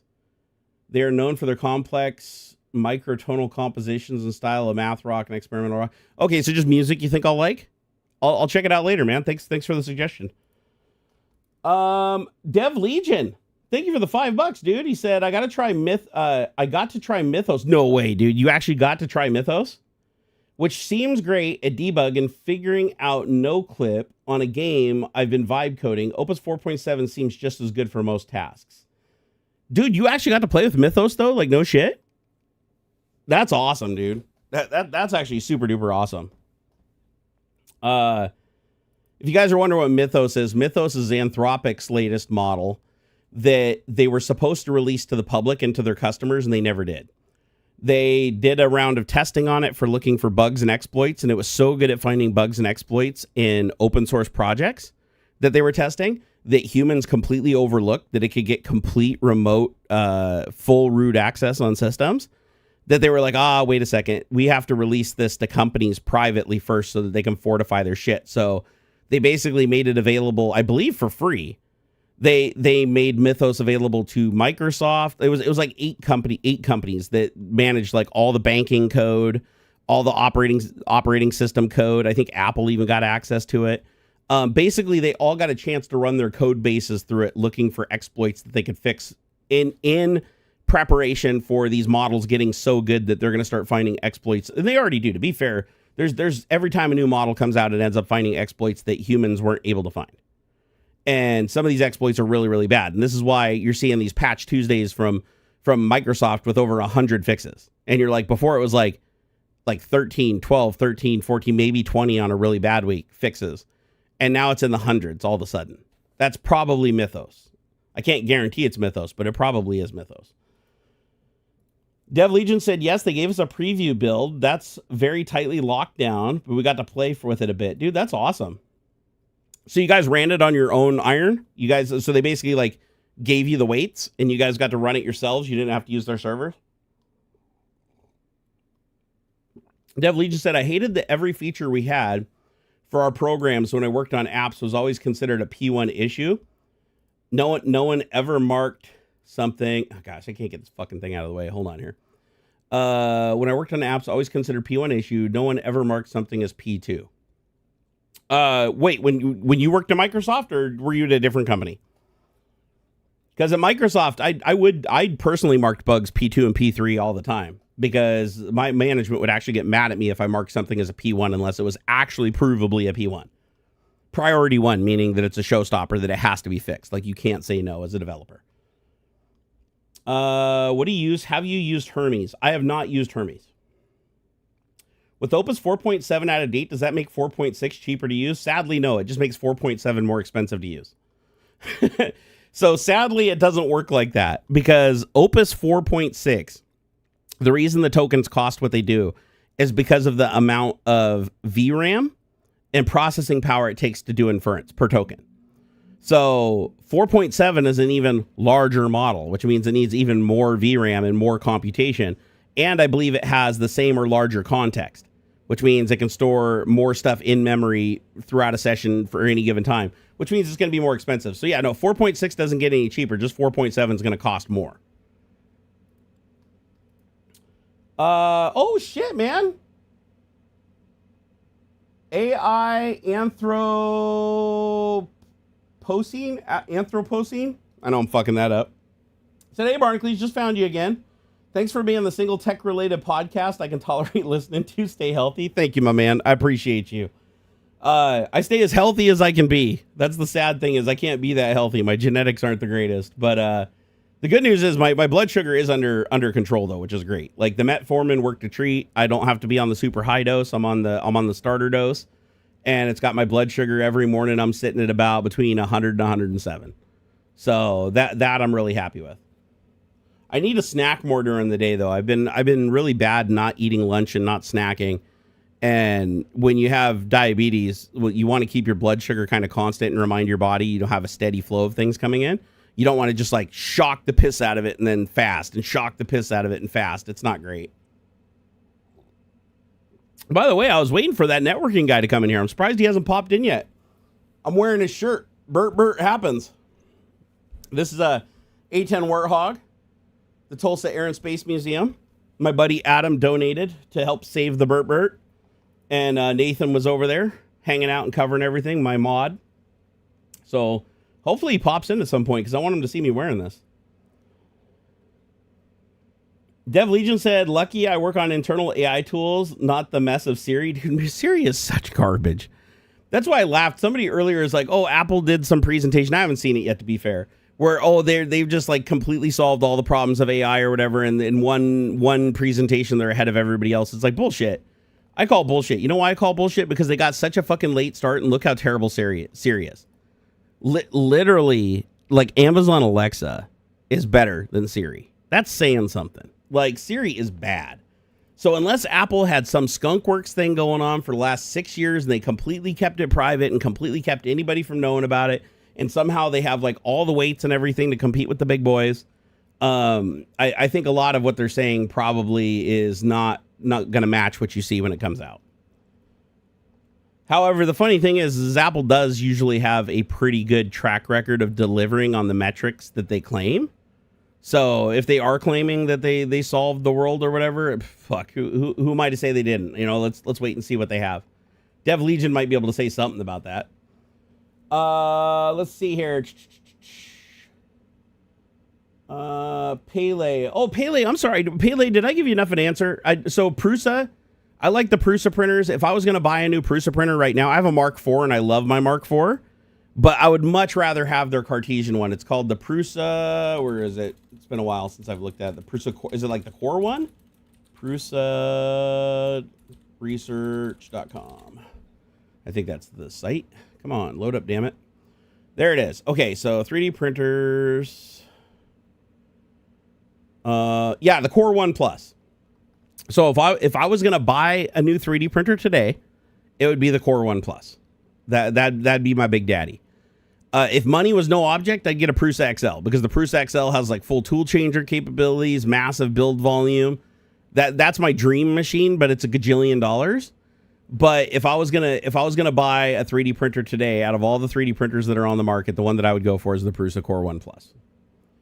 But here's the thing with Prusa: just expect you get what you pay for. They are going to be a little bit more expensive because you're literally paying for something that they're not taking shortcuts. They're not ripping off the community. They're not taking code and rebranding it as closed code and claiming that they're the ones that created it and shit. Like, they're actually a community-focused company that has stuck to the rules of, the rules that the community have come together as far as 3D printing and sharing intellectual property and everybody benefiting from each other. They follow those rules, unlike some assholes like come on, brain. What the fuck's going on with you? The printer that I hate. I just drew a complete fucking blank, man. My brain is fucked. My brain is super fucked right now. How the fuck am I not remember the name of it? I curse this printer every single goddamn day of my life, and I can't remember it. Did they sneak in and steal it out of my brain? Am I getting dementia? I'm starting to feel like I might have like a little bit of like early onset dementia or something. Like, no joke, because I am forgetting like shit that's really weird. Networking guy, what's the name of the fucking printer that I hate? The company, Bamboo. Fuck, why did it take me so long to get that? And then, of course, right as everybody says it. Yeah, Bamboo. Fuck Bamboo. I do not. Now, here, I got to be clear. Are Bamboo printers shit? No, they're not. They're highly capable machines. They're incredibly cheap for what they do. The filament changer mechanism is actually still one of the better filament changer mechanisms out there. My problem with them is what they do as a company. My problem with them is how many times they've lied to the public, their anti-privacy practices, their anti-ownership of your own shit practices, them refusing to give you decryption keys for the shit that's being sent to their cloud server that you're not authorizing, their ability to shut down your printer remotely without your permission. Fuck them. Like, I don't like that shit. Like, that pisses me off. So if you don't care about how a company conducts itself on any level, and you don't care about privacy, and you don't care about, companies controlling what you can and can't do, then fucking, yeah, by all means, go grab yourself a Bamboo and save a couple dollars. But if you actually give a shit about the 3D printing community and like want to be like an active member of it, fucking go get yourself a Prusa Core 1 Plus or one of the zillions of other printers. that are open source, that don't fucking steal all the intellectual property from the community and rebrand it and call their own. I'm not even shitting you. Bamboo stole Prusa Slicer, straight up stole Prusa Slicer and rebranded it and said that it was their own tool that they created. And then when you went and ran it, you clicked help about and it said Prusa, it said Prusa Slicer in the help about because they forgot to change that. They couldn't even be bothered to do a full search and replace for the word Prusa throughout the code. They missed a spot. They did it like manually. I don't know why they didn't just use grep at that point. But yeah, that's what you're dealing with, right? You're dealing with a company that actively steals code from other people and tries to pass it off as their own, and that's bullshit. And not only do they try to pass it off as their own, they fucking they privatize it. It's closed source. You know, it's like fuck that shit. The Altonian said, I'd rather not support companies that aren't properly open. Got issues with Prusa, but at least they're reasonably open. And to be fair, a lot of people have issues with Prusa, and I totally understand that. I totally understand that. So don't pick a Prusa if you have a problem with Prusa, but don't pick. My thing is try not to pick a company. If you actually care about the 3D printing community, and it's not just about like, I only have this many dollars and I need to print something that, you know, with multicolor and all this stuff. I understand if you have to fold. I hold no animosity towards people that own Bamboo printers. At the end of the day, the printer can do some pretty crazy shit. But I wouldn't trust one on my network, put it that way. If somebody gave me one for free, would I use it? Sure. Would it be on its own VLAN, completely locked off from the internet and locked off from my local network and only printed on via taking an SD card and plugging it into it or USB and plugging it into it? That's how I would use it. I would not trust it. Not even slightly. After everything I've seen that company do, and even the shit I've been a part of reporting the security issues, and they're like, oh, fuck, who cares? And then something bad happens, and then they suddenly care after something bad happens, after they told me that, oh, it's no big deal, and I was making a big deal out of it. Like, no, they're a shitty company, dude. They're a shitty company. All they care about is money. Every product they create, and I get it. A lot of companies, all they care about is money. But it's like literally only about the money. There's no fucking pride there. And how they get there, or what they create, or what they've advanced for the 3D printing community. None of that. They just take everybody else's shit, repackage it as their own, put a bow on it, and then sell it when everybody else isn't doing that because that would be wrong. Anyways, pisses me off. Did I miss anybody earlier? Mythos, J Miller Design, I got you. Bubba the Matt, I got you. Pele, I got you. Dev Legion, I got you. I think I got everybody. I just want to make sure I got everybody. Oh, sorry about that. I got shit in my eye. Get out of there. Hey, networking guy. It's good to see you. You like the shirt? I forgot to ask you. You like the shirt? Bert Bert. Representing the Bert Berts here. I was waiting for your ass to get in here. I was wondering where you were at. I'm actually surprised that Adam didn't tell you that I was rocking the shirt. Joel might have a spare Core 1. Oh, I don't want to shake Joel down for a printer. If Joel has a Core 1 that he's not using, I would absolutely love to have a Core 1. I would even swap him back the Mark IV for the Core 1 if that's what he wanted, but it'd be cool to have a Core 1 and Prusa Mark IV. That would be awesome having those side by side. But again, I'm not going to shake him down for a printer. He was the one that gave me the Mark IV, actually. So I know he has a lot of printers. I know he's not always using all of them, but I don't want to be the guy shaking him down for a printer. But if for some reason he brings it up and he says that, you know, it needs a new home or whatever, please let him know that I would absolutely love to have it. Because it's kind of a dream machine for me, because I've been waiting for Prusa to build a Core XY printer forever. Like, or even just any Cartesian printer, because I miss my Ultimaker. Like, the Ultimaker underperforms on everything except for the fact that it's a Cartesian printer. Cartesian printers are really easy to fully enclose, to keep heat inside. To do that with a printer where the bed moves, you have to have a much bigger enclosure that takes up a much larger amount of space. But I love how Core XY printers, they have a static footprint that doesn't move. You can close them up really, really easy, and the bed doesn't move, meaning that when you're printing delicate shit, it's not wobbling back and forth and moving and creating more and more Z noise as the axis goes up. Fucking love it. Network guy said, can you send me a selfie of you in the shirt? After the stream, I absolutely will. I absolutely will send you a picture, for sure. Dev Legion said, just got context. I work on our internal AI tools for our phone and chat tech support teams, so nothing with Siri. Oh, okay, so you don't get to play with Siri at all?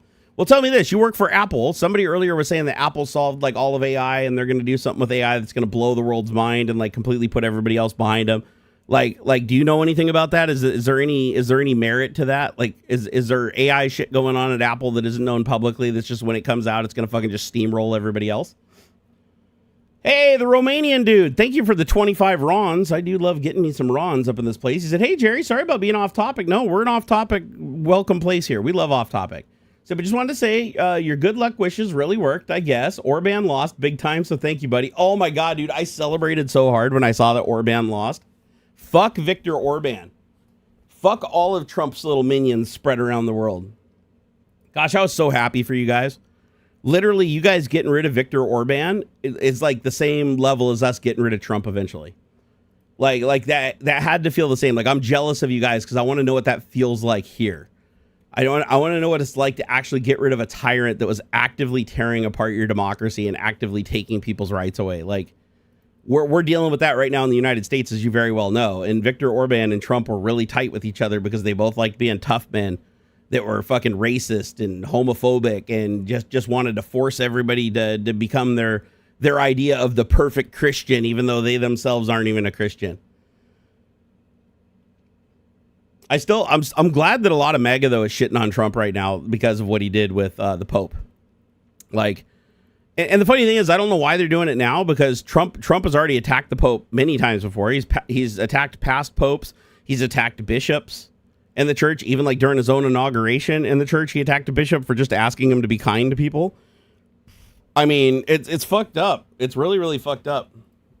It's weird that all these evangelical Christians or whatever, you know, that call themselves Christians, the leader that they pick and the leader they follow is the least Christian person that could possibly exist. Like, literally, the Bible, if you read the Bible, doesn't even matter. It can be any of the translations of New Testament, any of it. They all describe Trump to a T by his actions.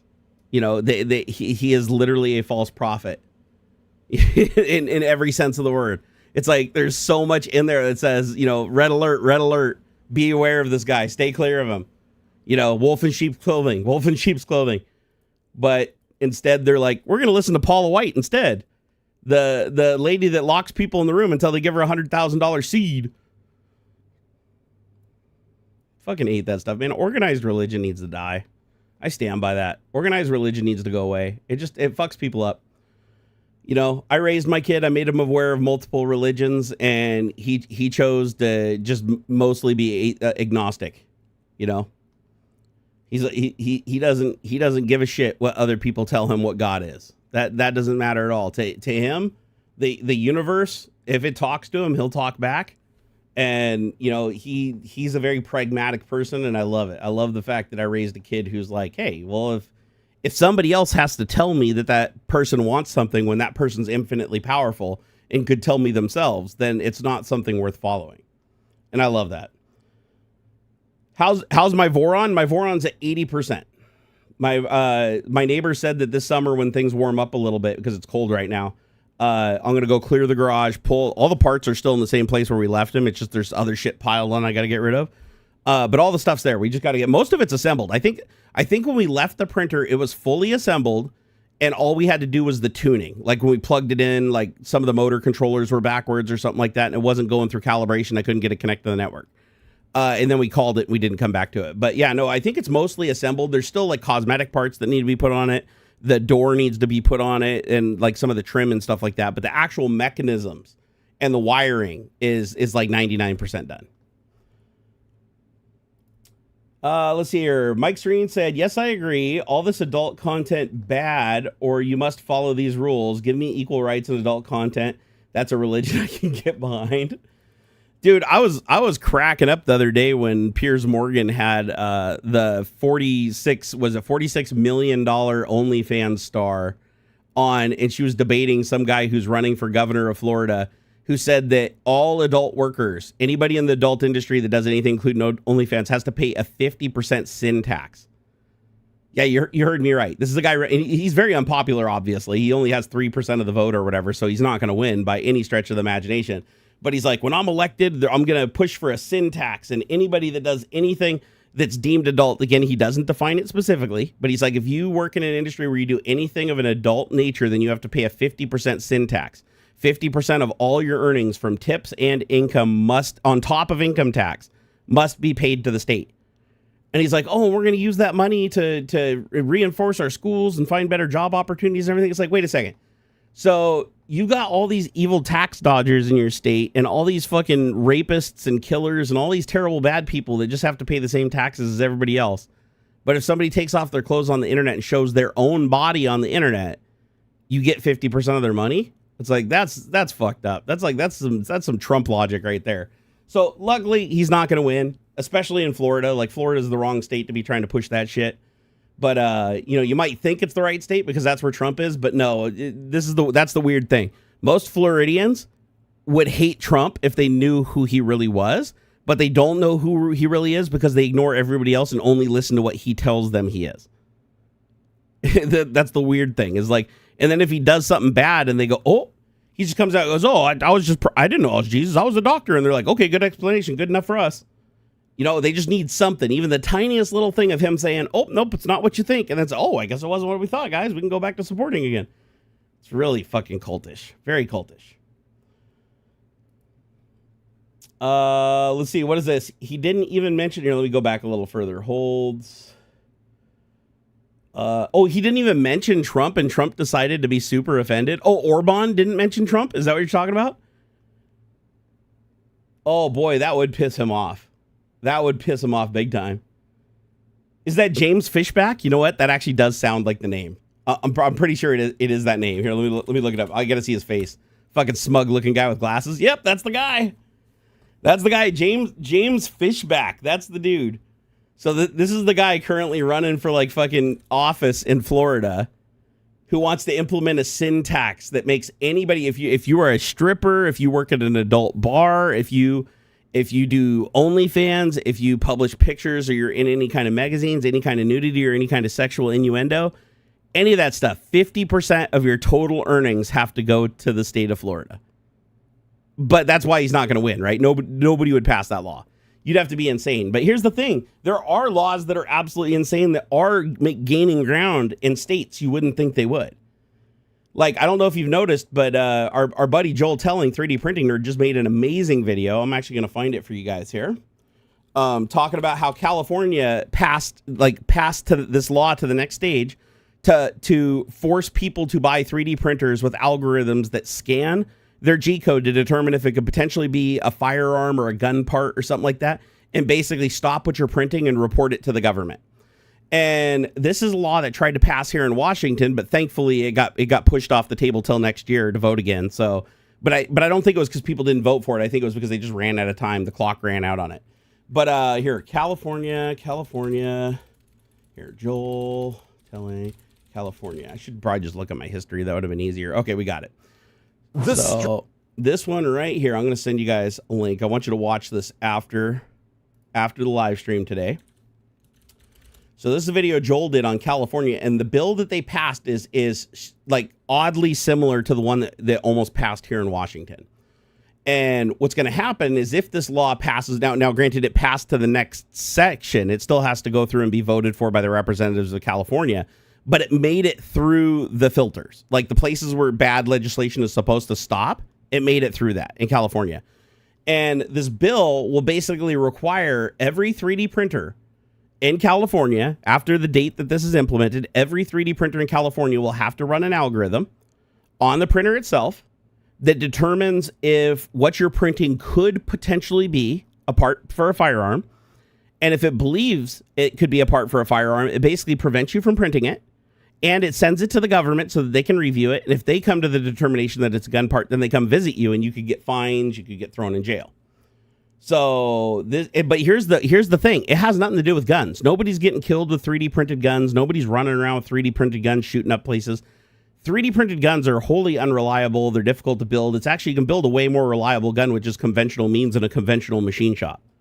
Like, you can grab an 80% lower and complete it with a fucking drill and a jig in your living room, and you have a gun that's 100 times more reliable than anything you could 3D print, even with a parts kit. So it's 3D printed guns just aren't a problem. That's why you're not seeing, like, every mass shooting that you see happening, every shooting happening that's a conventional firearm used. It's not a 3D printed one. There's a reason for that. And 3D printed firearms have been around forever. This isn't a new thing. Def Disc was printing the shit on desktop printers back in like 2012, 2013.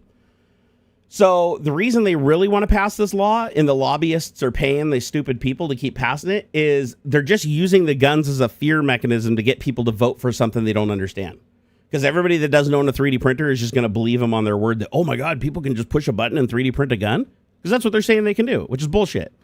But remember, once they put this algorithm on your computer, they can now check for other things too. So let's say California doesn't want anybody printing adult toys anymore. Now, if anything you print looks like a dildo or looks like it could fit in a vagina or slide over a penis, nope, your print gets canceled. You want to print a figurine for your own use that you don't want to sell. You create a figurine that looks like Mickey Mouse. You want to print it and put it on your own desk. You're not selling it. You're just creating it for yourself.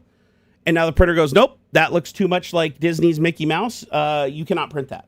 So your printer is basically going to prevent you from being able to print things. And keep in mind, this isn't 100% this is a gun part. It looks like it could be a gun part. If you've ever looked inside of guns, they're incredibly simple mechanisms. There's a million different things, objects and shapes that could be interpreted as something that could go in a gun and work. You can literally turn a gun into a machine gun with a piece of bent metal that looks like a coat hanger. Like, it's this. So this law is not properly enforceable. It's going to create more false positives than anything.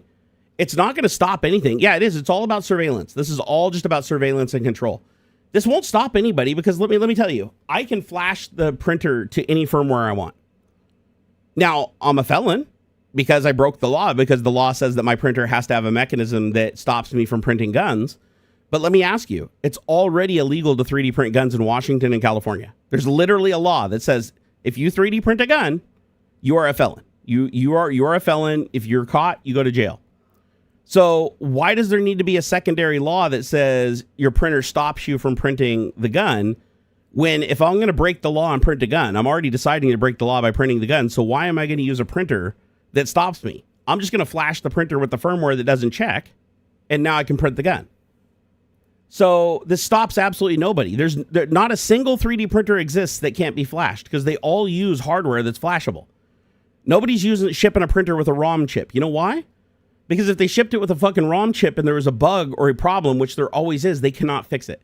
Your printer is forever with that problem. They would have to mass recall everything like back in the days with like video game cartridges and shit. Can't do it. So every single printer will be flashable, which means every single criminal that wants to print a gun is just going to simply bypass the law entirely and print the gun anyways. And in that case, the government never gets told that it's a gun part, even though it was deliberately a gun part. And they still achieve their goal of printing the part and using it. And this law is completely and wholly ineffective. The only people that this law affects are law-abiding citizens that are like, I'm going to print something that isn't a gun or is like a toy gun that I know isn't a real gun. And now the printer goes, oh, sorry, you're 3D printing a gun. I need to send this to the federal government to investigate and stop your print. And now you can't keep working on your product that you're developing or your project that you're working on for whatever it is. You know, you got timelines and shit. And now you got to wait for the police to come to your house and determine whether or not you were trying to actually print a firearm and decide if they want to arrest you, fine you, or say it was a false positive. That's fucked up. That's fucked up. Here's the thing. G-code is just numbers. It's just numbers. I could slice the same model an infinite number of times, moving the nozzle in infinite numbers of patterns with infinite numbers of extrusion speeds and stuff. Like, the combinations are nearly infinite.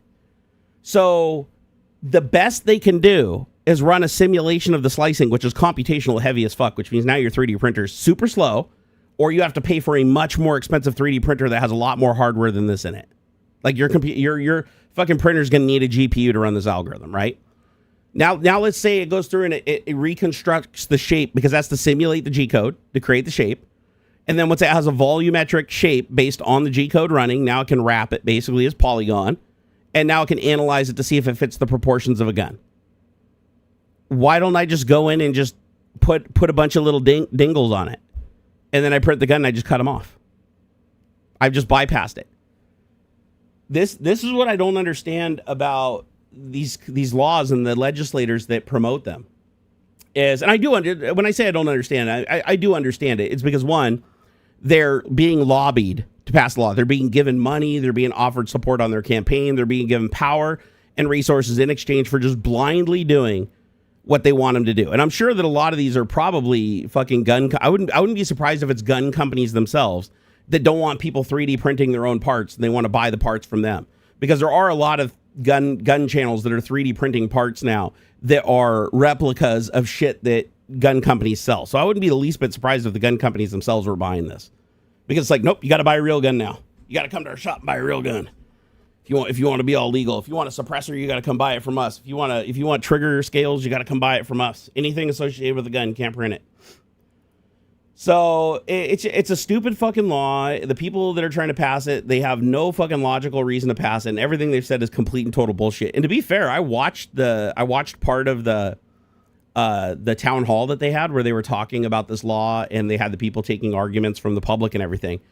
The overwhelming support from the public to not have this legislation was like 99%.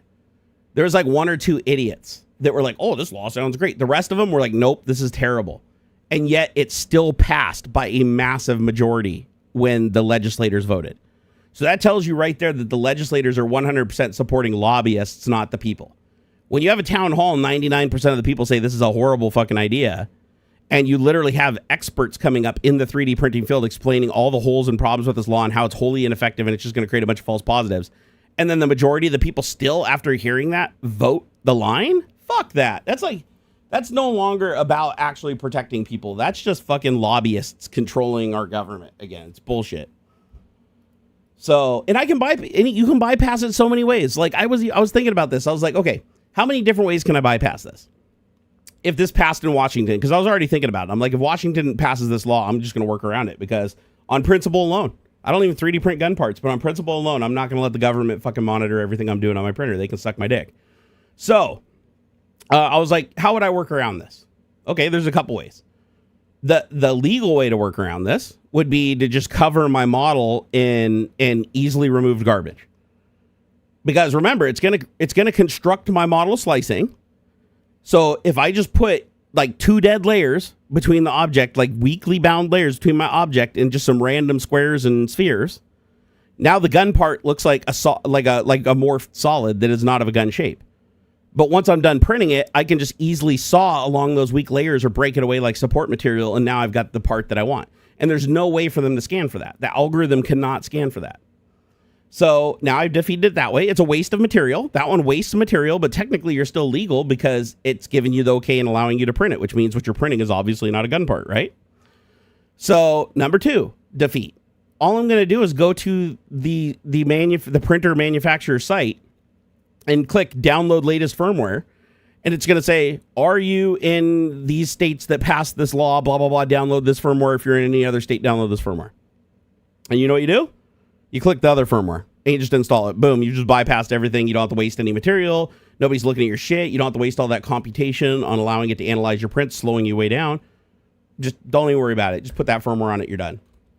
3, grandfather in your printer. Just buy a printer now before the law passes. They're all grandfathered in. So every printer that's already out there that doesn't have this capability is automatically grandfathered in. You can print whatever the fuck you want on it. But you know what's funny? It's still illegal to print a gun on that printer. It's just as illegal to print a gun on a printer that doesn't scan as the one that does scan. So why does the one that scan exist? By printing the gun, you are already breaking the law. So now they're doing this whole minority report bullshit. They're trying to find you guilty before you've done anything. Think about that for a second. You're printing something and your printer's like, that looks like a gun, narcs you out to the police, and now you get a visit from the police and you have to explain to them. They might get a search warrant and search your house, all over a misunderstanding because you were printing a Nerf gun or an airsoft part or something like that. And now you have to go through all that trouble and all that harassment when you did nothing illegal. Everything you did was completely legal and you were following the law. The problem is the algorithm flagged you. And they needed to come and see it in person because they don't have an actual picture of the object. They just have the G-code approximation of what would have been created had it been printed using those settings. There's other ways around this too. Like you could literally just create extrusion anomalies. So say here's the G-code to print my object. and make the object look like blobby, not blobby, blobby, not blobby by doing under and over extrusion constantly. Just confuse the fuck out of it, right? And then literally start the print and then just unplug the fucking, or unplug the, what is it, the extruder? Oh, no, what did I do? There's a way where you can basically tell it, like, have fixed extrusion, don't take any more commands from the extruder. So the extruder basically starts extruding at a certain amount. Most prints, you don't change that. Either stop and then re-extrude. You don't increase or slow down extruding unless you're using like special features in the slicer. But you can basically just confuse it by having the G-code have shitloads of changes to the extrusion rate to pollute the end object to make the end object look like it has a furry texture. Or it's all like fucking weird, right? And then when it physically prints, just alter the mechanism itself so that it doesn't change the value, so that it's always extruding the exact amount for that material at 0.4 nozzle, no matter what the G-code is saying. So another modification to the printer, either physical or, I mean, I guess you could do it in firmware too, but then if you hack the firmware, you might as well just put the other firmware on there that doesn't have the check in the first place. So it's kind of a waste, but there's a lot of different ways that you can defeat this, like a lot more than I'm even thinking of right now. I swear at one point I had like 6 or 7 different ways that I could defeat this, like no problem. But the easiest one by far, and this was even presented to them, it's like if somebody prints a gun, they already know it's illegal to print a gun. If they know their printer can detect that they're going to print a gun, they're just going to flash it with a firmware that doesn't say anything, or they're going to buy an old printer secondhand that does it, or they're going to build a printer, because building 3D printers from kits is something anybody can do, and you can put whatever firmware you want on it because it's all open source hardware. They're obviously not going to print on the printer that has this, so the people that buy these printers and spend the extra cost and incur all these things, they're literally buying something that will never be used to print a gun because they knowingly bought it knowing they would never print guns on it. And then even if they did want to print a gun on it, I know I said 6, 7, even if they did want to print a gun on it, just do what I said. Just fucking add blobs onto your model, right? If you're going to print a gun, just fucking stick a square on it, stick a sphere on it under the thing. Just add extra shit to it and saw it off when you're done. So, hey, give me Meta Rocks. Why do you keep saying braless? What is braless in reference to? I saw that a couple times. I'm not catching on. You're right. Said had to think of the thermal detonator incident that Adam Savage had a long time ago. Oh, did somebody think one of his prints was like a real weapon? I vaguely have a memory of the story. I just don't remember it exactly. No, CNC mills did not get dropped from the law. I want to make it clear. This does not just apply to 3D printing. I'm talking about 3D printing because that's what I'm into. But this also applies to any additive or subtracting manufacturing. So that includes CNC. That includes SLS printers, SLA printers, metal printers, anything that subtracts from material or adds to material, which is literally everything. That's like literally how you create something is subtraction or addition, right? There's no other option I know of. I don't know. Maybe you can work around the law by doing some kind of vapor deposition or something. I don't know. But that would still be considered additive because you're adding something that wasn't there before. So yeah, any additive or subtractive means. Yep, lathes too. This algorithm would also, it would also apply to lathes. It would apply to CNC machines. Well, CNC lathes, obviously they wouldn't be able to monitor a manual lathe. But yeah, if a CNC lathe appears to be making a long tube with a clear channel through the middle of it, it could go, oh, that's a gun barrel, right? And it could report that or stop you from doing it.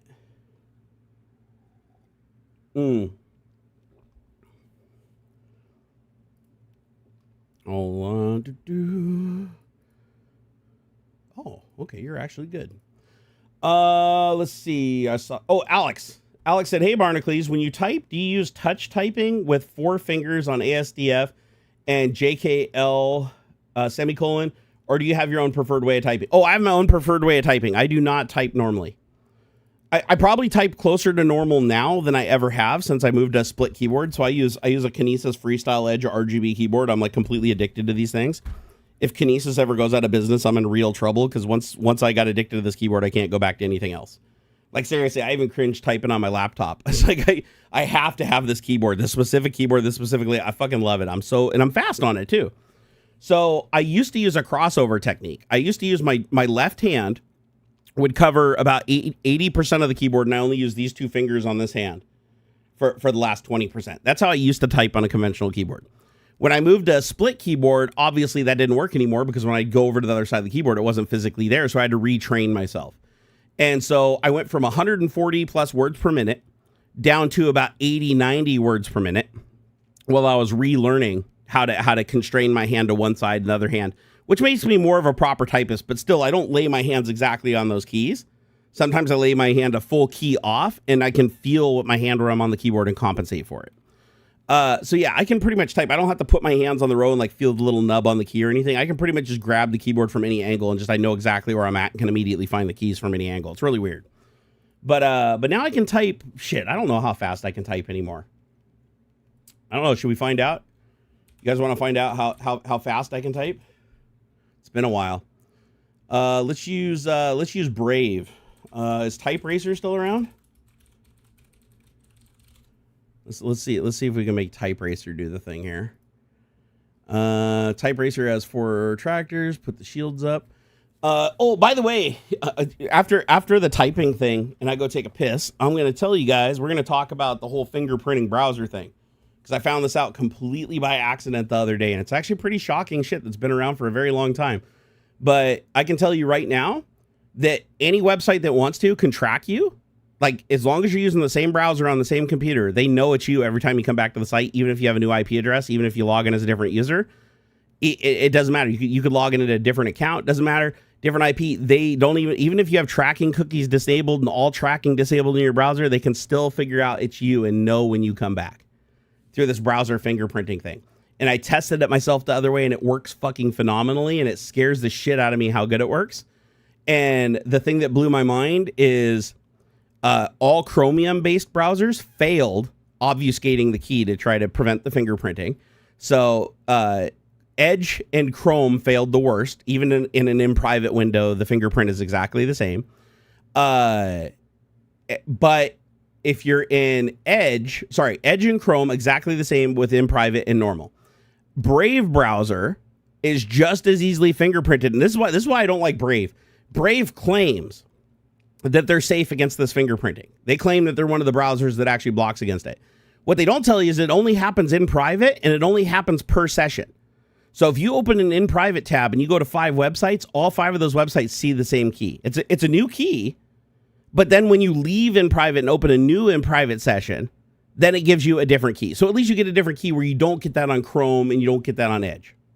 So at least as long as you open a new in private tab every time you use Brave and visit a site that you don't want tracking you, you will get a different fingerprint. And as long as you have tracking cookies and shit disabled and a different IP address, they have no fucking idea it's you programmatically. However, surprisingly, the browser I found that was the best out of all the ones I tested, the browser I found is the one that I don't even like, and that's Firefox. And not by default. Firefox is just as bad as the others at fingerprinting until you go into About Config. So you have to go into the About Config section inside of Firefox, and you have to do a search for tracking. Where is it? Privacy, anti-tracking, enable web. No, that's not it. Anti-tracking testing, anti-tracking, privacy. Hold on here. Privacy track. Or I'll do tracking. I don't have the exact name of the variable. Oh, there we go. So you got to go DevTools anti-tracking enable. And then you have to do, let's see, there's one other one. Is it, okay, bounce tracking protection has mitigated user activation data. No, not that one. I'm trying to find the one I changed. Why won't they show me the ones I changed? Anyways, I can go find it for you guys before the end of the stream. But in Firefox, you have to go into config and you have to change a variable. And if you change this one variable in Firefox, then every single time you refresh a page, it doesn't even need to be an in private tab. Every single tab, every single refresh is a new browser fingerprint. So, and if you guys are wondering, like, I know I said we'd do this after the type test or whatever, but I might as well just say it right now. A browser fingerprint is where a website runs a block of JavaScript on your browser, and there's many different ways to do it. There's not one perfectly standardized way. There's a lot of ways. What it does is it accesses WebGL, which is your graphical, either software or hardware accelerated stack for rendering objects and stuff like that. As it turns out, WebGL, based on your hardware, has a very unique way that it renders everything. Tiny little hardware differences change it. So what they do is they render a bunch of geometry in the background of your browser in JavaScript without showing it on the screen when you visit the site. And it only takes it like a second to, not even say half a second. It runs it. And then what it does is that produces a number. And then they take that number and it's only changes a little bit with hardware changes. So it always stays within this boundary that they can be that within that boundary they can say, I am 99.999% sure that is your browser. It's that unique of a code, and it's the same no matter what. Reboot your computer. The only time it changes is if you update your browser and it's a new WebGL stack, or potentially if you change out your video driver, it can affect it too. But as long as you're on the same video driver, same browser, same computer, same computer, and you visit the site, it always generates the same code when they run this little JavaScript blurb and fingerprint you. So now, even if you have tracking cookies disabled, even if you have your refer disabled, you lock down all your metadata so they can't pull anything from your browser, you have Fort Knox mode enabled. They can still know it's you. They might not know your name. They might not know where you live. All they know is your IP address. But it doesn't even matter because you can get a different IP every time and they still know it's you. Once the first visit, they fingerprinted you. And until something major changes in the system or the browser that changes that fingerprint, every time you return to that site, they know it's you, even if it's from a different IP address. It's fucking weird. Commander Lake said, I tried the resist fingerprinting setting in Firefox, but it breaks websites. That's what I was wondering, Commander Lake, I wondered why it's disabled by default. They have this option, but it's disabled by default. The reason it's disabled by default is because our buddies Cloudflare. Any websites that use Cloudflare depend on that fingerprint. So every time you go to a website that has Cloudflare, where you're basically going through Cloudflare before you hit the website, every single one of those sites is fingerprinting you and checking your fingerprint every time you come back. And then they use that fingerprint as a part of their bot detection, because it turns out when you automate a browser, you're injecting the automation into the stack, and it changes the timing on WebGL rendering. So they can tell if you're running an automated headless browser, because if it's not rendering the screen, it slows down the WebGL stuff. So what they do is they basically look at your IP address. They look at your past signatures from that IP address. And if they suddenly see the same fingerprint for that IP address suddenly change to a new fingerprint, and then they notice that they start seeing signs of automation, like the way it's moving, the way it's clicking on things, the timing. It uses like 5 or 6 different metrics. But one of them is that fingerprint. And if you return to that site and it's expecting that fingerprint for that IP address, and then suddenly it starts getting this other fingerprint, it freaks out. So if you go to certain websites with Cloudflare and all of a sudden your fingerprint changes in the middle, like you refresh the page, or you click an option and it refreshes the page, and suddenly that fingerprint changes, Cloudflare goes, oh, there's some shenanigans going on here. It must be automation, and they can kick you out or break the site. So I think that's why it's mostly disabled, is because a lot of sites can be broken by it. But if you have a site that's broken by enabling that feature in Firefox, it means that site is using tracking technology to track you. Like, hands down. Cloudflare is tracking you. I mean, that's a given, though. That's a given. Cloudflare needs as much data as they possibly can to fight back against the bots. So it doesn't surprise me in the slightest that Cloudflare is using this technique to flag you. But the fact that I could do it, like, it was simple. I used some vibe coding, created a web page that I hosted locally, a single HTML file with some JavaScript in it, and I was able to have the JavaScript generate that fingerprint and then send it to a text file on my Dropbox. So it was just locally. I was using Pi's HTTP server to host a local HTML file that had the JavaScript in it. All I had to do is refresh the page, and every time I refresh the page, it takes all the metadata and it gets the fingerprint and uploads it to Dropbox. I went to Dropbox, I checked the fingerprint, same fingerprint in Edge. Go to new tab, same fingerprint. Close Edge, reload it, same fingerprint. Okay, open in private, same fingerprint. Go to Chrome, same thing as Edge exactly. Go to Brave, but the fingerprints change between browsers. Different in Edge, different in Chrome because there are different versions of Chromium. Different in Brave. However, in Brave, when you open an in private tab, now it changes. But when you refresh, it's the same one, but it's the changed one. So it changes it once, and then you refresh. And that way it doesn't break the site, right? But then if you close it and open a new in private tab, you get a new fingerprint. So what they do is both Firefox with the option enabled and Brave in the in private tab, they basically inject random timing, like random milliseconds, into the operations on the stack for WebGL. And by doing that randomness, they fuck up the signature intentionally at certain points. And that prevents websites that try to fingerprint you by running the JavaScript. They can't cheat it because they're telling WebGL to do a thing, but the WebGL stack just has these random timings now that they introduce that they don't control. And that fucks up their ability to fingerprint. at least using conventional methods. I'm sure that there's probably a dozen different ways to fingerprint a browser. But the most common one that I found that's most commonly used and also used by Cloudflare is using WebGL to fingerprint browsers. Rhetorical Giblet said, I don't mind being tracked as long as there's a good reason for it and there's trust. I don't like being tracked, period, but we live in a world where you're getting tracked no matter what. Like I've told people before, don't trust VPNs for privacy. VPNs have their uses for a lot of things, but don't trust them for privacy because this works for a VPN too. I changed VPN, went out through the internet, came back through the internet and hit my own web server, and I still had the same fucking fingerprint for Edge and Edge, Google, and Brave without using in private. No matter what you did, you always got the same fingerprint back. So you know when that user visits, you know it's the same person on the same computer in that same browser. Now, if they visit under a different browser, it'll be different because each browser has its own WebGL stack. But it's consistent, like how it runs this code and everything. Unless something major changes on the computer, it will always produce the same thing. So it's really fucking crazy, man. Mike Strain said, "Just let me have my femboys, thank you." I know, right? I don't want the internet telling me what I can and can't do and tracking me around and shit. Ron Gao said, "What about Tor?" I have not tested Tor yet. It's on my list of things to test. But as I understand it, even through Tor, they can fingerprint you if you have JavaScript enabled. But Tor always tells you to disable JavaScript.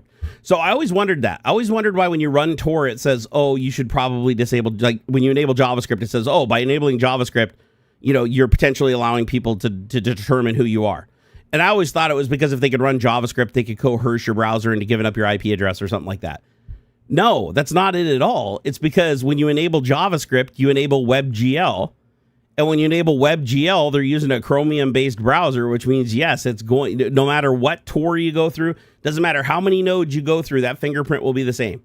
So if you go to that site and you went to another site outside, so in Tor, if you go to that site and then you go to a legit site in Tor, and that legit site has your fingerprint, and the bad site you weren't supposed to go to also has that same fingerprint, and law enforcement goes and finds out, oh, you had an account over here on this site, let's check what fingerprint it showed for his browser when he logged into this, every time he logged into this.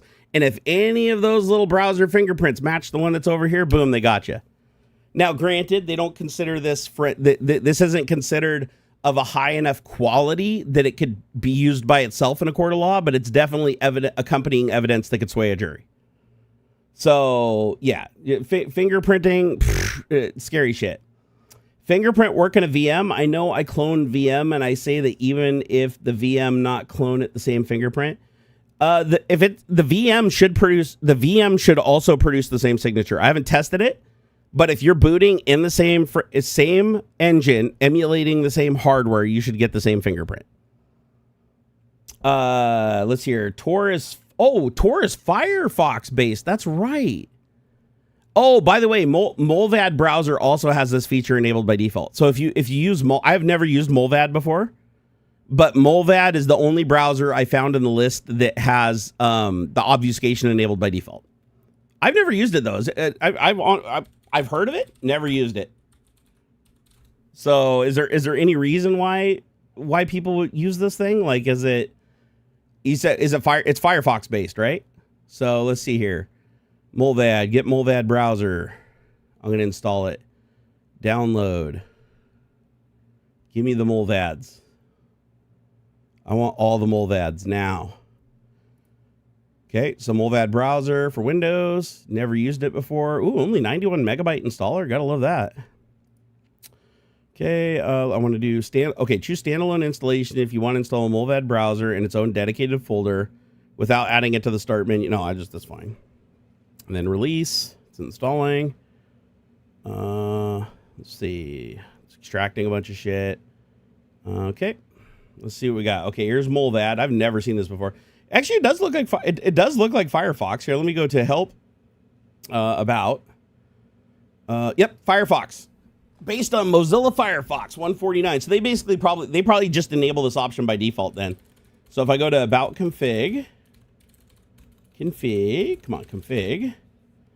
then tracking. Let me see if it's enabled. Anti-tracking. I'm trying to remember what the name of the variable was. Oh, is it tracking protection? No, that says false. That's not enabled. I'm trying to look through here. Man, there's a lot of variables with tracking in them. What was the variable name? Somebody said it earlier in chat. Let me see if I can find it. What PC do I have today? I'm rocking a 1390K. With 96 gigs of DDR5 back before it was $927 million and an RTX 4090 Founder Edition. Let's see. What was the name of that field? You know what? I should just go look at my past AI session. It has the name of it in it. Here, give me a second. Let me go check it out here. Go find it. Where is it? No, not that one. Not that one. It's in here somewhere. Nope. Where did I ask that? Was it Copilot? Let's see. Okay, scroll. I need to stop, like, I have this bad habit of just opening up AIs, just typing stuff in the same conversation that already exists with a bunch of garbage already in the context. You always want to start a new session when you're at, unless the question you're asking is related to or in the field of the conversation that's already occurring, you should always start a fresh session. Otherwise, you're just eating up shitloads of context and blowing tokens out your ass for stuff that you don't need to hold in context. Because when you start scratch, the memory builds slowly based on the topic that you're talking about. And if there's no value with the data that's being held in context until the next compaction, it just sits there and eats up tokens for no reason. Where is the thing? It's not in here. Identifying Bluetooth, pulling GPIO. That's not it. That's not it. It's got to be in here. Hold on. I found the right one. Let's see. Nope. Fuck. I don't know. I can't remember where the fuck I asked it. Is it here? No, this is just a bunch of code I wrote yesterday for CPU usage display and then ethical prompt testing. Yeah. Somehow I lost it. I don't know where the fuck it went. I do have somewhere, I have a conversation somewhere where it shows like all the different variables for the different browsers and which ones have the problem, which ones don't. I guess I could just ask here, you know, why am I even wasting my time? This is the thing, right? It's like I'm wasting my time looking around for this. So just ask it again, right? What's the fucking harm in it? Just open up here, start a new session, new chat. I'm just going to say, okay, what is the name of the about config variable in Firefox that prevents websites from fingerprinting using WebGL? Oh, let's see. It is called privacy period resist fingerprinting equals true. Let me see if Molvad has that enabled by default. It does. There you go. That's why.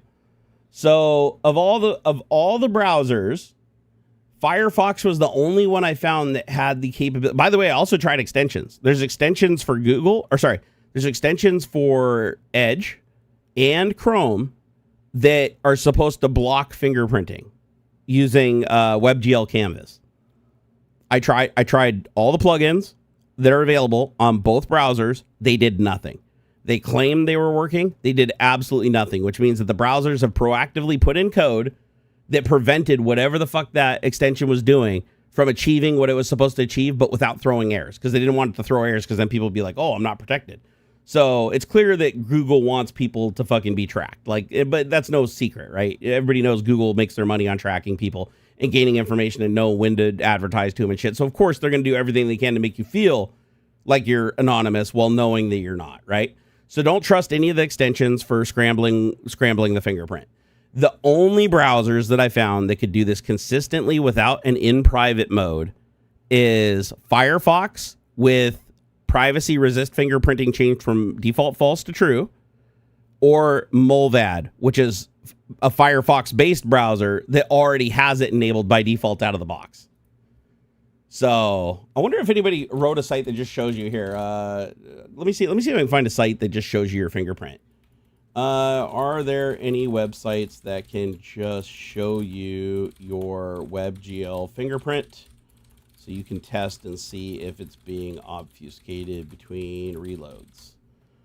All right, let's see what we got. Okay, there's a couple safe sites. There's browser leaks. So browser leaks WebGL test. Let me try this out. So I'm gonna try it in one that I know does not block jack shit. Let's go in here. Let's run this test. So if you guys want to play along, yeah, I tried Brave. Brave was one of the browsers that does not do obfuscation in normal mode, but if you open an in private tab, it obfuscates, but only once. And then you have to close it and reopen another one to get a new one, and then close it. So if you're within a single in private session, you get the same exact fingerprint. So if you visited a ton of sites on the same private browser without closing it and reopening it, you could still be tracked, but you're not going to be tracked by the same key that's always used under the normal mode, if that makes sense. But okay, so here, let me look at the fingerprints. WebGL. Report hash, WebGL image generation. Okay, so there we go. So now I can see what my fingerprint is. So my fingerprint starts with BF and ends in 49. So I'm going to refresh the browser. Refresh the browser again. Refresh the browser again. No change. It's the same exact one every single time. Okay, so now what I'm going to do is I'm going to go over to Molvad. Molvad is supposed to obfuscate, so let me try it. Okay, Molvad gives me a WebGL report hash starting in 2D and ending in A1. Let me do a refresh. Okay, it's not changing on refresh. So now I'm going to open a new tab. Okay, so 2D and A1, 2D and A1. Nope, still same exact hash. Same exact hash. So let me open an in private. So new in private window. 2D A1. So this makes no sense. So Molvad has the option enabled. It's supposed to obfuscate, but it's not changing anything.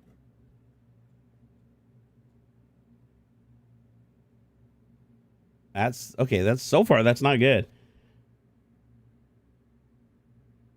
Oh, no. There's another thing here. I think the number that I'm seeing, the hash, is representative of it can't create a proper hash. Because it literally says image hash, GL read pixels not supported, error operation is not supported. And it does not say that. And, yep. No, never mind. It was way too, so the image hash is the important one. I was looking at the report hash. I got confused. So no, the WebGL image hash, that's the one that you want to look at. So on that site I gave you guys, the browser leak site. So the WebGL image hash, that's your fingerprint. So you want to look for that changing or not being around at all. So if you refresh and it stays the same, or you open a private tab and it stays the same, you're being fingerprinted. Open up Molvad, and it'll change between browsers too, but it'll stay the same for that browser regardless of what site you visit. As long as it's that browser on that computer, you're always going to get that same code unless something major changes. So now I'm going to try it again in Molvad. Refresh. Yep, not supported error. Operation not supported. Okay, let me open up Brave. So now I'm going to do Brave. Hold on here. Come on. Brave browser. There it is. Okay, I'm getting a code. Starts in 3.1, ends in 4.9. I'm doing a refresh. Getting the same code every time. Let me open a new tab. Do it again. Yep, B in 4.9. Now let me open it in private. 3.1 and 4.9. So yeah, so Brave is not changing it, which is weird. When I did my testing, it was changing. So I think that there's other variables in play here for the fingerprint. I think that's just one of the variables used, because this was working for me. Now let me open the one that's supposed to obfuscate it, which is Firefox. So Firefox is the one that no matter where I was at, every time I reloaded, it would change it. So let me try that. Okay, so now it's 30 in CD, refresh. Yep, Firefox works. Holy shit. So Molvad's a piece of shit. Molvad has the option, the same Firefox option is enabled. The same fucking option that's supposed to do the exact same thing. It's Firefox, the option's enabled. It doesn't do it. Every single time I refresh. Well, to be fair, I just get operation not supported. It doesn't even do it in the first place. But it's not giving an obfuscated fingerprint. It's giving no fingerprint at all, which is going to cause a lot of sites to just tell you to fuck off. But out of all of them, the one that works is Firefox. So Firefox with the option enabled, every time I hit refresh, I get a new image hash. every single time. So you can try it yourself. You can try it yourself. So this is the site. You want to look at the variable WebGL image hash. This is the fingerprint right here. And then you'll see it in chat here in a second, guys, or you probably already saw it in chat. You got to scroll up now because everything I say is late to what I type. And then what you want to do is go into the browser, refresh the tab, try a new tab, try an in private tab, see if that number changes. If that number doesn't change, you're being fingerprinted. And so far out of everything, the only browser I've found that has successfully changed it. And that's crazy. Even Brave, I'm going to a new tab. Like here, I'll open up Brave. It says 31 ends in 49. I'll open an in private tab, which with my testing that I did with my own code the other day, I did get a new fingerprint. But now I'm testing the in private tab, and it's the exact same. Let's see. Yep, 3151260 and ends in FB49. Yeah, it's the same fucking code. So yeah, even Brave you can fingerprint. This browserleaks.com is showing that it can be fingerprinted. So yeah, the only browser out of everyone I tested Brave, Firefox, Mulvad, Edge, and Chrome.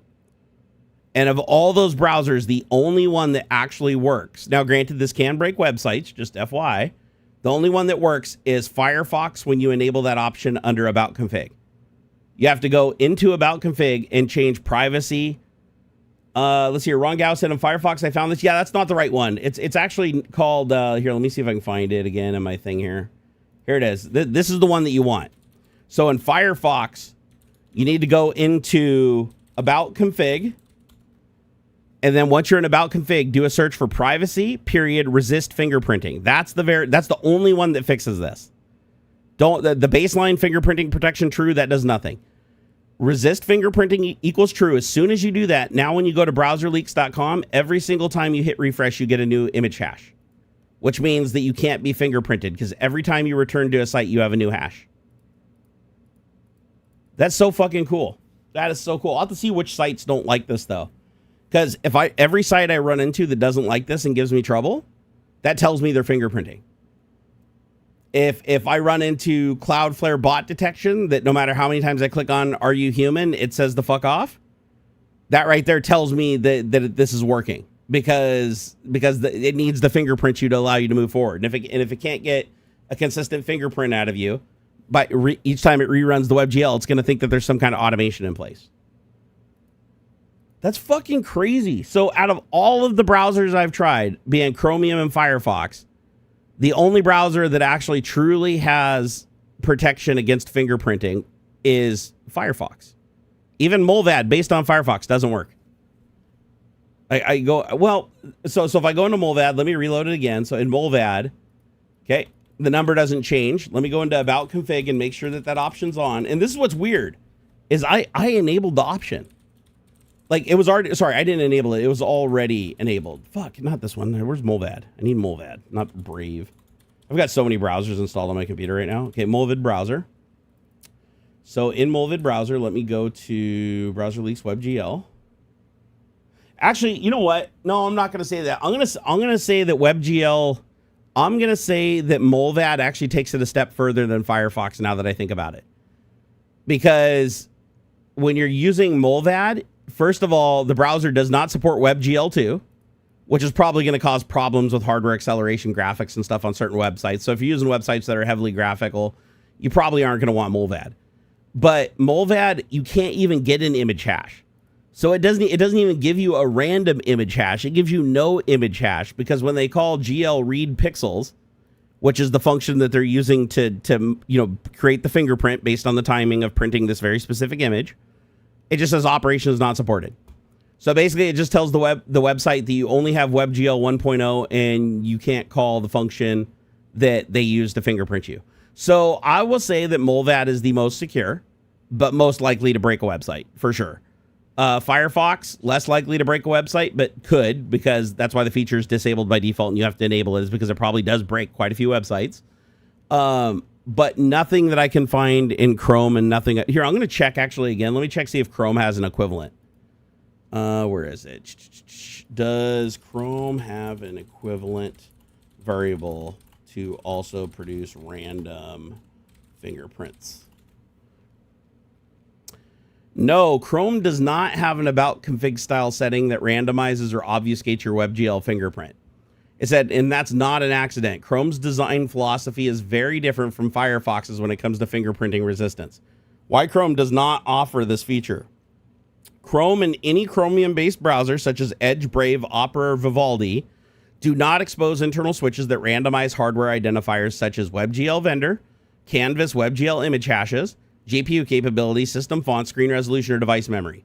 Google's stated position is that randomizing fingerprints can actually make you more unique because only a tiny fraction of Chrome users would enable it.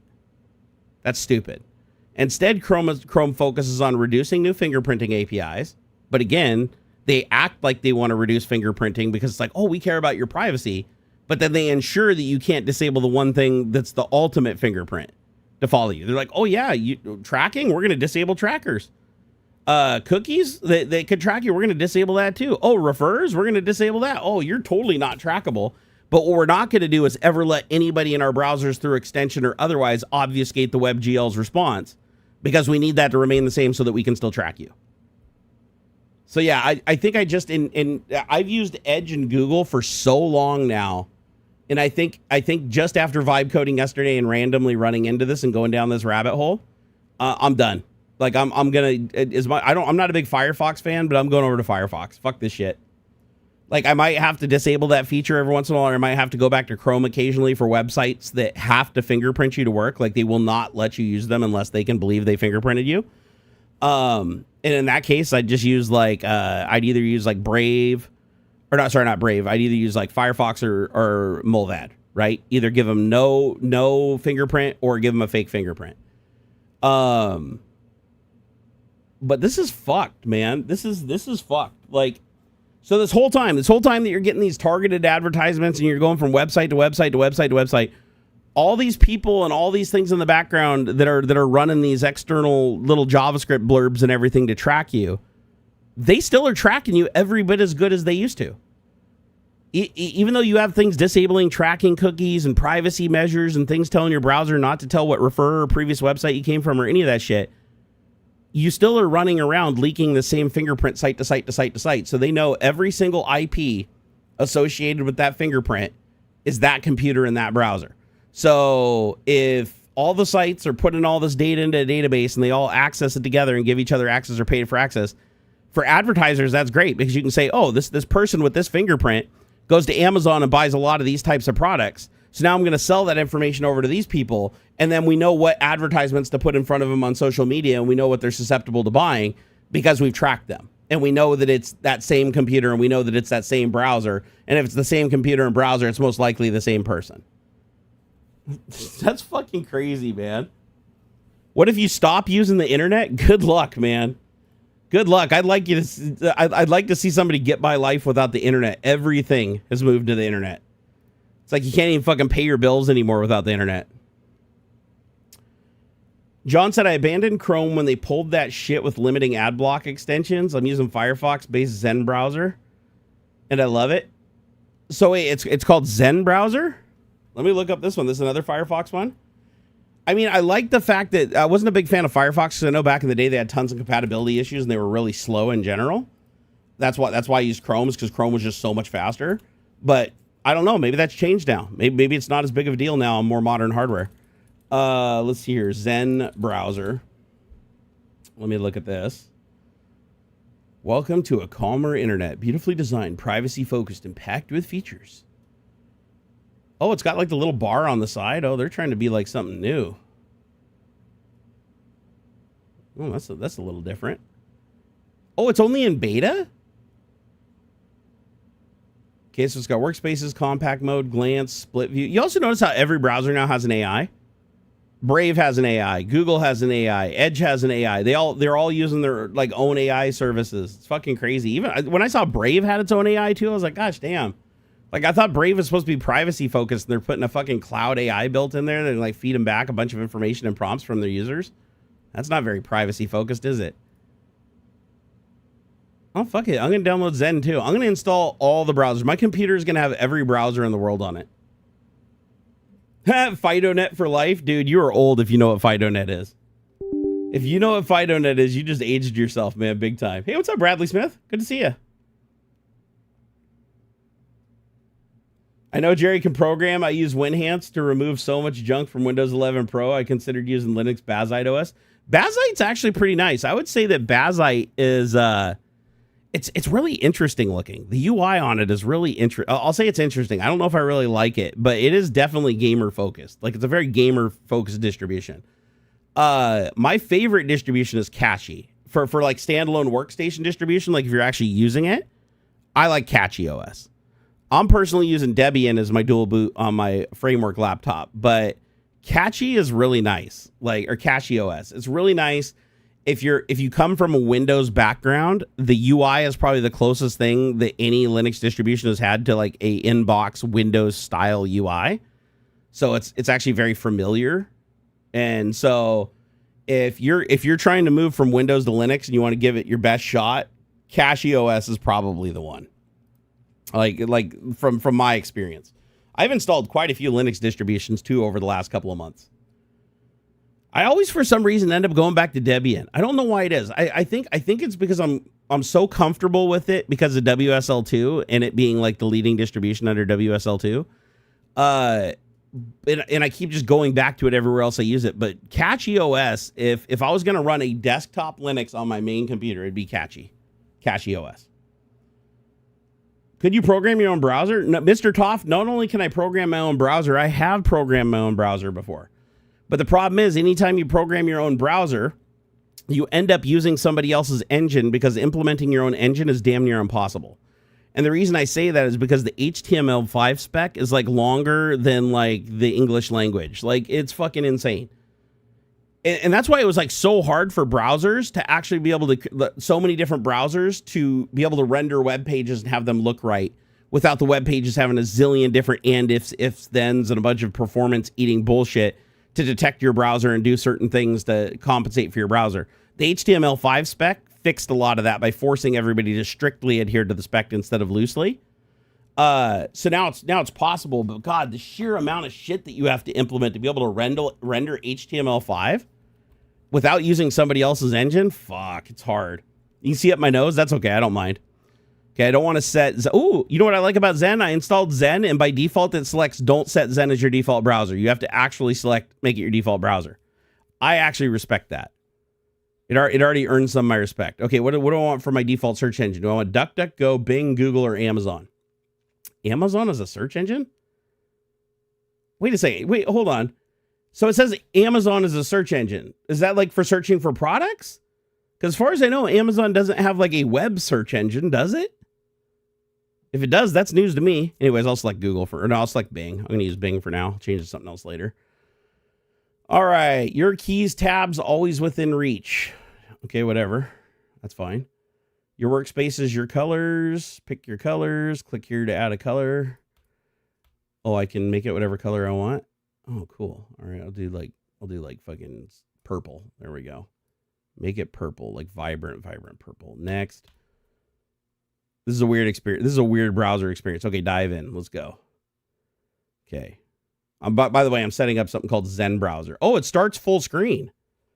Okay, this is interesting. This is new. All right, so your bar is way over on the side instead of on the top or the bottom. All right. So, new tab. Where do I want to go? Go to browser leaks. Run that WebGL thing. All right, let's F5. Let's see what it does. Okay, so it gives the same WebGL image hash every time. So you probably have to go in and do that whole about config. And then since it's Firefox based, I have to look for that variable that I keep forgetting the name of, privacy resist fingerprinting, and change that to true. There we go. And get out of there. Now I'm going to go back to that site. Okay, now I'm going to hit refresh. Yay, now it changes every time. Haha, there we go. So yeah, okay, now we've confirmed that all three Firefoxes, Molvad so far is the best because it just prevents you from getting fingerprinted at all. But actually, I can't say that's the best because there's some websites that might just kick you out on that alone. But it looks like Firefox and Zen Browser, both with that option enabled, do roll the image hash every single time you refresh a web page, even within the same tab, which is wonderful. So I wonder if does this site give you a report or something? Here, let's see. Browser report. I want to see if it can like straight up tell me. Somebody needs to make a site that takes this data and then tells you if it can detect you or not. Like based just on that fingerprint. Oh, you can drill down. I didn't see this. There's like a little bar on the side where you can drill down on everything. Okay. So there it is. There's my browser fingerprint. So Canvas 2D API supported, text API for Canvas, Canvas the data URL, all supported. There's my signature. It says the signature is unique to our database. Oh, it does have it. Oh, this is fucking cool. Okay, hold on. How do I get the actual full URL? Here we go. So guys, you got to try this out. So go here. So right now it says the uniqueness of my browser is 100% unique. Every time I hit F5, it says this signature is 100% unique to our database. So this means that they cannot fingerprint me. They have no idea it's me. So now what I'm going to do is I'm going to take that same link I just gave you. I'm going to go back to Edge where it doesn't roll that. I'm going to see if it knows who I am from a past visit. Okay, it says my uniqueness is 99.95%. This is 132 out of 298,000 user agents have the same signature as you. Okay, and it says, let's see. Okay, it's very likely that your web browser is Chrome and that your operating system is Windows. I'm using Edge, which is a Chromium browser, so that's correct. It knows I'm on Windows. Let's see here. And then it says from my fingerprint, file size. Here, let me hit refresh again.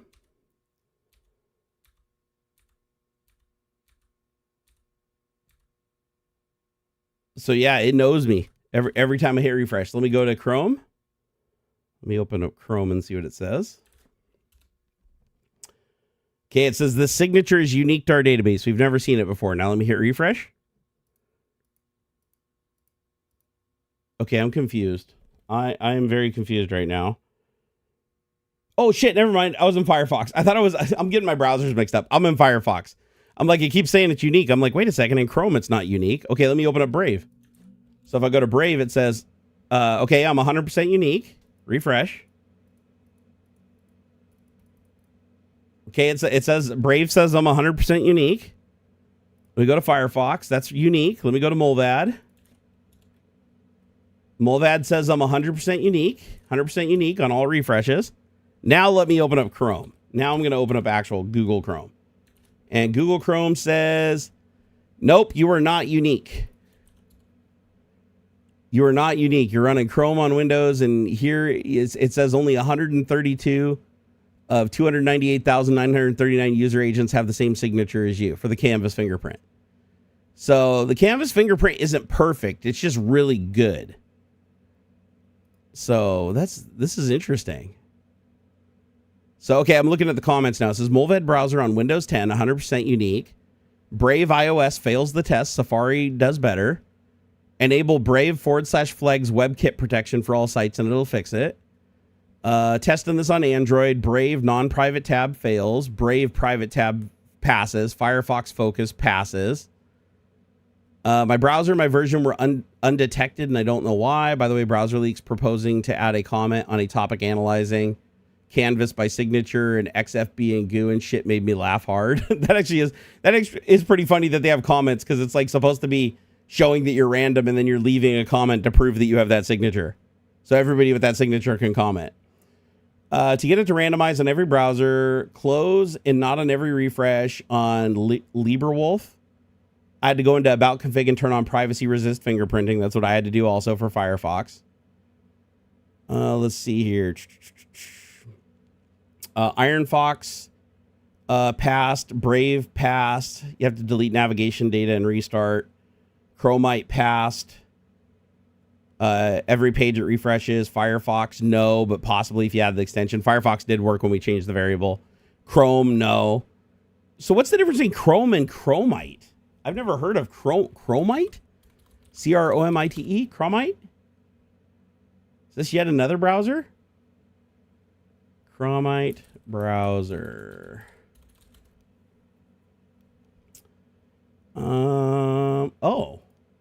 It's an open source project on GitHub. Chromite. It's a bromine fork. Take your browser back. Chromite is a chromium fork based on bromite with built-in support for ad blocking and an eye for privacy. Chromite is available for Android, ARM, x86, 64, Android 10 and above, Windows and Linux. The goals are to limit the features built into the browser that can be used as a platform for tracking users' habits, and, if not technically possible, disable them and leave it up to the user to choose whether to re-enable them or not. Limit the close integration between the browser and its manufacturer. Not let the excellent research work done by C-Sagan 5 with bromine be lost. In addition, Chromite would like to promote greater integration with other nonprofit open source browsers, encouraging closer collaborations with its users, and attempt to integrate them directly into Chromium. So it looks like somebody found a way to fix Chromium so that it can't be fingerprinted, but it's literally a fork of Chromium, which means you're not going to get the latest Chromium updates. You're not going to get the latest Chromium features and optimizations. Wherever they forked off of Chrome, you got to wait until they bring the changes over, and that could take forever. So... yeah. Oh, no, it's probably worth checking out, though. Let's see here. How do you install this thing? So the latest version was released last week, so it looks like it is in active development. APKs, Chrome, Windows, Zip. Okay, open. Okay, Chrome, Windows. Oh, wow, there's not even an installer. It's literally just a standalone folder. Wow, they really, here, I'm going to try this here. Make directory, what is it? How's it spelled? Chromite? C-R-O-M-I-T-E. I want to make sure I get this folder name right. I don't want to fuck this up. It's called C-R-O Chromite. C-R-O-Mite. There we go. So Chromite, start. I'm going to dump the files in here. Make sure that Windows Defender doesn't have a shit fit. It looks like it's under active development. I mean, if you guys want to check this out, so far this is the only Chrome-based browser that I found so far that's under active development that can prevent itself from being fingerprinted. Since Edge and Chrome don't even allow it, like the modern browsers. Okay, so let me hear. I'm going to see if it just fires up. I want to see how. Oh wow, it loads fast. I've never had a browser load that fast. That's crazy. Okay, so about Chromite. So Chromite is using, let's see here, version 147.0.7727. Let me compare that to my Chrome. What version of Chrome? I want to see how far they are off of Chrome's version. Help about. Okay, 147.07727, 102. Wow, they are close. So Chromite, this browser I've never heard of, is actually updated fairly frequently. So it's minor. The major version matches perfectly. The build is 102 versus 56. So they're only like 50 builds behind. But that's not, they don't release every build. They only release every couple tens of builds. So it might only be like one build behind, like full-blown Chrome. So that's pretty fucking impressive if you ask me. Edge is further off than that. I want to say Edge is way further behind. Let me go into Edge and go to help about. God damn it. There we go. Here, Edge, help, about. Where is it? About. There it is. Okay. So they're on Edge 147.0, 3912. Chromite has 7727 is the third number in the build. So you got the major, minor, I forget, it's like build, and I can't remember what the fourth number is. But the first three numbers match on Chromite. But Edge is way behind. Edge is 147.0.3912 versus Chrome is on 147.0.7727. Thousands of builds ahead. God, it feels so fucking hot in here. I am literally... I don't know what's going on with me right now. It's not that hot in here. It says 72 degrees in here. I am fucking dying. I feel like shit too, man. I felt like shit when I woke up too. Felt like shit last night. I don't know what the hell's going on here. You know what though? I haven't been sleeping well because my bed's been broken for about 6 months now, where on my wife's side, the springs broke on the edge of the bed. And it was a real weird thing. It's like they just collapsed. The springs just collapsed, but everything else is fine. but it put the bed at like this weird awkward angle. So we had to put this thick pad on top of it to keep the bed just from like falling out and feeling like you're rolling out of bed when you're laying there. So I flipped the mattress around to my side because I couldn't stand watching her over there like almost falling out of the bed every night because it was that bad. So I put it on my side. We put this thick foam topper on it, and I sleep closer into the middle of the bed, so it didn't affect me nearly as much. And plus, it was on the top side of the mattress for her near her torso, where with me, it's down by my waist and feet because we rotated the mattress around. Anyways, long story short, I've been living with this fucker, not able to sleep, super uncomfortable every fucking day. And I finally said, fuck it, last night and bought a new mattress. So I went on Amazon, found a mattress that was $200 off. We got it for $400. It's a 14-inch thick, like 20-layer California King spring memory foam hybrid medium firm.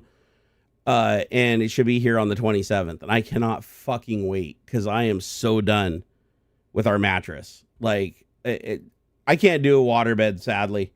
Waterbeds kill my back. I need a firm surface. And that's why it's been because we had to put a foam topper on it. Since the springs collapsed in the one area, we needed the foam topper to spread the weight out. And I hate the foam topper. I sink into it. I can't move. It puts me in a position where my joints are compressed and shit. It fucking sucks. I hate it. So I preferred the bed without a topper, but there's no way. I tried sleeping on it without the topper, and where the springs collapsed, I feel like I'm laying at an angle in the bed. I feel like when I lay on my side or whatever, I feel like my knees are like shifted downward. It's really weird. So anyways, we found a bed. It's got a 360 day, no questions asked, give it back to them, send it back or whatever. And it's through Amazon. Amazon handles returns really well. So if we get it and it sucks ass, we can send it back. But I'm hoping it works out because I need a good bed. Just hate those foam ones that hold on to heat. That's why I prefer the hybrids where it has some foam on top, but it's not all foam. Like, I like the beds where it has it has a little bit of memory foam. Then it has the plush foam above it. This has like so many layers of foam. This thing's crazy, this bed we got. But I like the springs because the springs still are really, really firm and supportive, but they allow air to circulate around. Whereas those big, thick, solid memory foam mattresses where it's just one giant piece of memory foam, yeah, you sweat your balls off the whole night. Chad, I hope you're joking, bro. Chad, please tell me you're joking. Oh my God, you got to be joking. Oh, Jesus Christ. Don't even get me started on Sleep Number. Fuck Sleep Number, dude. Worst company ever in the history of all companies. Fucking, I'd buy a bamboo printer before I buy another fucking Sleep Number bed. Jesus Christ. It's the worst. Most expensive garbage piece of shit ever. I'll tell you right now, you want a Sleep Number bed and you want to save $14,000? Go buy a Coleman air mattress and put a fucking $30 foam topper on it. Boom, you're done. You have a Sleep Number bed. It's that simple. Oh, God, I hate it. They're such garbage, dude. You know Sleep Number fucking sucks when you have to write your own Python script to reinflate the bed so you stop waking up on a fucking board because it's leaking.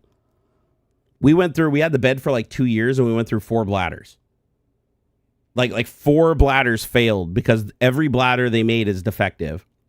They all break down in sunlight. The sunlight penetrates the outer cover enough that it breaks down the rubber, and the rubber starts developing these micro pinhole leaks. And then you fucking lay on the bed and it just deflates and you wake up laying on a cold board. And then it's because they couldn't even install a pressure sensor. You know how it knows what the pressure is? This was funny. You ever notice how the Sleep Number has a sleep number? It doesn't have like an actual dialed in pressure. It literally just inflates the bed until the motor gets under a certain amount of strain. And when the motor gets to that strain, that's your sleep number. So when the bed slowly deflates, it's still pushing. The motor's not moving. So there's no way for them to measure the pressure. So they don't notice the mattress deflated. If they just put like a 30-cent pressure sensor in there, they'd be able to notice when the pressure is decreasing and they'd be able to reinflate the bed back to where it's supposed to be. But no, they can't do that. If you develop a pinhole leak, the only way is you have to push down one number and up one number to activate it so the motor kicks on, and then it'll reinflate all the way back up until the motor stresses again. So you know what I had to do? I had to go write a motherfucking Python script that thankfully other people got use from it. 2 other people had Sleep Number beds that leaked that reached out to me and asked for the script, and I showed them how to run it, and they said I saved their lives. Because it can take Sleep Number sometimes as much as 3 to 6 months to get you a new bladder. And then if you're out of warranty, they're super expensive. And so I wrote code, actual Python code. And this one I actually wrote. This is before the vibe coding thing. So I actually wrote a Python script, and this is my very first Python script I ever wrote. I learned Python to do this. And that was, I wrote a Python script that literally goes out, hacks their web server, makes it think it's the app on the phone, logs into their cloud server, and then just every 10 minutes sends a command to deflate, to go down by one number and up by one number. That's literally what I do. I go to the REST endpoint that the app uses, and I just say go down by one number, go up by one number, and it forces the motor to re-engage and reinflate. So every 10 minutes. And by doing that, it just runs the pump every 10 minutes to keep it topped off so that that little micro pinhole leak doesn't leave you fucking laying on the board in the morning. And we ran like that for months until we could get the new bladders. Yeah, you're not wrong. My Sleep Number always loses its error. I haven't done the research about the best alternative. A lot of bed companies suck, and mine is super old without any cloud integration. Oh shit, it's too bad. If you actually did have the cloud integration, my script would actually help you keep your bed inflated. I thought I uploaded it to GitHub. I'll have to go check and see if it's up on GitHub. It might not be. But no, Chad, I literally wrote a Python script that can like reinflate your bed every 10 minutes. And that way you maintain your Sleep Number because it only loses like 2 PSI. It, depending on how bad the leak is, you can adjust the time. Like technically, if you wanted, you can have it do it every minute. And then the pump just kicks on and goes, and then if it's under strain, it stops. But you don't want to run the pump too much because you also don't want it overheating and dying, right? Those pumps are very expensive. Oh, is it still there? Is it still on GitHub? Oh my gosh, I gotta go check. I gotta go check this. Chad, go check my GitHub, man. If you can find a way to modify it to work, because you should be able to modify it to work locally. Let's see here. Go here, platform, log in. Where's my browser that's logged into GitHub? I know I have one browser logged into GitHub somewhere. There it is. Okay. So let's see here. VFD display, YTDLP, MeshCore, PyVisio, show more, SimHub plugin, Claude jailbreaks, Casa smart plug, GPT-4 Tetris, share GPU with Hyper-V clients. God damn, I got a lot of projects. Gmail download, desktop tutorial, auto inflate Sleep Number bed. Holy shit, I still have it. Oh my god, there it is. There it is. If you guys have a Sleep Number bed that's leaking air, boom, I just saved your life. There you go. You can be, I already have 2 people that are using it. I don't have a Sleep Number bed anymore, but there's 2 people that still have their Sleep Number beds because they need them for whatever reason, and this thing fucking saves their life while they're waiting forever to get a new fucking bladder. Because the bladders all leak. We actually got a bladder that leaked right out of the thing. They brought us a brand new bladder, installed it, pumped it up. It was a very slow leak, but it still leaked. Chad said my pump is crazy loud, so I guess it should be disabled when sleeping. I'll check it out. As long as your bed can hold enough air while you're sleeping, you could just modify the script to not work during that time. So let me look at the code really quick. I haven't looked at the code for a long time. So it imports a library called SleepEQ that somebody wrote. And it's a very simple script. So, okay, connecting to Sleep Number bed via Sleepy API. So SleepEQ, you got to enter your username and password for your login. Does your bed, you said your bed's not cloud connected, but does the app have a username and password to log into, or does it just find it on the network and work? Because if it does, it might not work with this. But you enter your username and password, and then it logs in. And then it starts an infinite loop. And during the infinite loop, it says setting Sleep Number to pressure at this date time. And then it sends client, set Sleep Number parameter left, because our bed had a left and a right. So we had the king with the 2 chambers. So the left was the one that was leaking. So set the left to the pressure and bed ID equals none. And then print sleeping, sleeping for whatever seconds. And then if it has an error, it says, oops, something fucked up. I literally had to say, oops, something fucked up. And then it attempts to log in again. And then if it fails to log in, then it just sleeps for 60 seconds and attempts another login. And then it goes back into the loop and does it again. So it's a very, very simple script. So if your bed is compatible with SleepEQ, which is this library, as a matter of fact, let me go look. Let me look up this SleepEQ library that I use. SleepEQ. Where is it? Issues, home. I want to see if the SleepEQ library is still maintained because, yep, there it is. So technical pickles. So this is the Sleep IQ for, it's a Sleep IQ API for Python. So I'm just using their shit. And it looks like it was last updated 6 years ago, so it's still the same version that I was using. And I'm going to see if it supports non-cloud connected beds. Okay, so sleepnumber.com appears to use the Sleep IQ API internally. The methods were written based on observing use of the site with the Chrome developer tools and by using the Android app through a proxy. There are also prior art at Sleep IQ. Oh, another GitHub project that he derived from. The first request to happen is the login. This returns a key that needs to be used on subsequent requests as a parameter. Subsequent requests also need to be part of the same session since those calls expect some cookies to be set. Okay, so you have to log in using your username and password. So yeah, if you don't have a username and password, it's probably not going to work. Damn it. I don't think my bed even connects to the network. I'll have to check, but it's super old, maybe like 15 plus years. I've had the bed for way too long and it started leaking air about 2 years ago. Shit, so if your bed doesn't support the app, like if it just has the remote control and it doesn't have the app, it's not going to work with this, sadly. So, because if I remember right, the OG Sleep Number beds had no smart integration. Like there was no phone app to change the pressures. If you just have the remotes and you have no phone app, then this isn't going to work, sadly, because this does require you to log in because your bed has a key that you have to know that key to send commands to it. And the only way to get the key to talk to your bed over the LAN is to hit their cloud service with your login and password. And then they give you back the key to your bed. Now, the thing I never tried is once they give you the key back to your bed and you have the key for the local bed, like you might not have to ever go back to their service again. You might be able to just use that key and just bypass login entirely. But I never made it far enough to try that because I was using somebody else's library. But this library can do a lot of stuff. Not just that. This library, once you're logged in, you can see how many sleepers, like how many chambers, how many beds. So if you have multiple beds on your account, bed family status, whatever the hell that is. You can set the lights on the bed. So if you have like the underbed lighting, you can set the lighting on the bed on and off. If you have, you can set the pressure. You can do slow speed or fast speed. So if you have a pump that supports slow inflate and fast inflate, you can adjust that and then set the pressure and the side. You can change the foundation position. So you can move the beds up, lay them flat, and change their position. So like technically you could modify the script that at night when you want to go to bed, it lays you flat automatically at a certain time. Or, I mean, you could do anything, right? It controls everything. So you can send a message to the foundation, which looks like you can you can turn the foot heater on and off, set the foot heater temperature, set the timer, how long you want the foot heater on. You can set the sleep number sleeper inside. Once you do that, then all the commands you send are for that side or this side. You can set a favorite sleep number bed. So if you have multiple sleep number beds in your house, you can set the favorite. I'm guessing that's just in the app, which one shows when you open the app. You can stop motion. You can stop the pump. So there's like an immediate call you can do that will stop the bed from moving or stop the pump dead when it receives the command. And then you can also recover the status of the bed, the status of the system on the bed, and the status of the features on the bed and print those out and see what they are.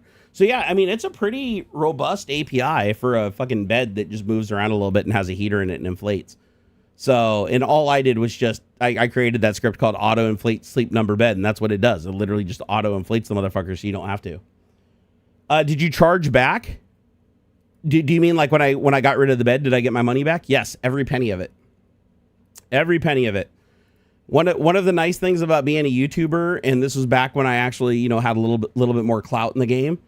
I threatened them, and they immediately gave me back all my money. Dude, this is what's fucked about Sleep Number. I want to tell you guys why I would never ever recommend a Sleep Number bed to anybody. Like seriously, like I'd buy a bamboo printer before I'd get another Sleep Number. It's that fucking bad.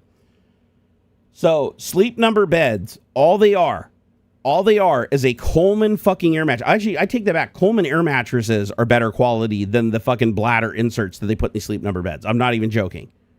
A fucking Coleman air mattress that you buy for like $30, $40 kicks the ever-living shit out of it. All they do is Sleep Number takes a Coleman air mattress. It literally looks identical. You could probably swap them out. Like, honestly, I could have taken the bladder out, stuck a fucking Coleman air mattress in there, changed out the valve so that it fit the pump with a 3D printed adapter, and it probably would have worked. I just didn't think about it at the time.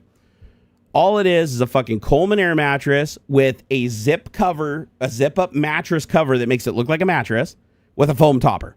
So it's You unzip the thing, you open it up, it's bladder, foam topper, and you just zip it closed with a thing that makes it look like a mattress. That's all it is. With some fucking acrylic hoses coming out of it for the pumps. That's it. That's the whole bed. You could literally build a Sleep Number bed with a $5 Arduino, a relay, a fucking Coleman air mattress inflatable air pump. You could even put it in a box and wrap it with foam so that it's dead whisper fucking quiet, unlike the Sleep Number, which makes 1,000 dB. And you could literally control it the same way as Sleep Number. Even if you're too cheap to put a 30-cent pressure sensor on it, you could literally just measure the resistance on the motor. When the motor starts struggling, you know it's filled. If you just do different levels of struggle on the motor, and that tells you that you're at your Sleep Number. And then just inflate it to different levels and just write that down as your number and put it into the Arduino. Then when it hits this resistance or it hits this resistance, you know you're at that number. And there you go. You got a Sleep Number bed. That's it. You know how much I paid for that Sleep Number bed? Now, there's the bases. Don't get me wrong. There's the bases that do the up and down. But at the end of the day, all it is 3 boards and 2 linear actuators. That's it. Linear actuators are kind of expensive. You don't expect to spend for a linear actuator like that. You're probably going to spend $100, $150. But let's say you spend $300 on that. Let's say you spend another $100 on the 2 Coleman air mattresses. Let's say you spend another $300 on mattress covers and nice plush, fucking memory foam toppers and everything, like the best of the best. Splurge. You're still way under $1,000. You have a way more controllable thing that doesn't have to be connected to their stupid fucking cloud or use their stupid fucking app. It's going to be way more reliable, way cheaper to repair. The base is going to be way more adjustable. And it's going to cost you like maybe $500-$600. But you know how much I paid for my Sleep Number bed? $14,500. I'm not even joking, guys. We went to a mall and laid in a bed. And I swear to God, the bed that they had at the mall was not the bed we got. Like, it looked similar, but it did not feel similar. Like, the bed that we laid in felt absolutely amazingly comfortable. It inflated super fast. It was like, and we were like, we want the best. This is back when I was balling at Microsoft, and they're like, oh, yeah, we'll add this on, and the high-speed pump, and this blah, blah, blah, and this warranty, and blah, blah, blah. All of it. $14,000 out the door. Most expensive bed I ever bought. It's like a fucking price of a car. I was like, when I left, I was like, I literally looked at my wife and said, did we just spend 14 grand on a bed? And we were like, yes, because sleep is so important. We get the bed, they come in, they install it, set it up and everything for you. It's like, a total white glove service. Come in, plug everything in. It inflates. And I'll be honest, I liked it. It was comfortable. I loved that I could adjust the number. I loved that, I wished I had remembered I wished I could have figured out I could have scripted it earlier, because I would have made it decrease the pressure and increase it during the night. Because that's one thing I did with my script when my mattress started leaking. I'd let it get down a little low and then delay the time that it inflates just so it moves me while I sleep to keep my joints fluid. And it actually helped with my back pain. It was like, I'll be honest, it was good. But the fucking thing started leaking after like 3 months. First bladder, another 2-3 months, second bladder, another 2-3 months, third bladder. Every time I'm waking up in the morning laying on a fucking board. And the first 3 times I couldn't fix it. I didn't know how to. Finally, I got so fed up when they said it was going to be 3 months to get another bladder. I was so mad I went and wrote the script to fix the problem. And I was elated. Once I created that script, I was like, yes. I thought it was amazing. But then you do have the pump kicking on all the time. You're watching a movie. It gets fucking annoying after a while, if I'm honest. Our pump was pretty loud too. But $14,000 fucking dollars for 2 Coleman air mattresses wrapped in a conventional looking mattress cover.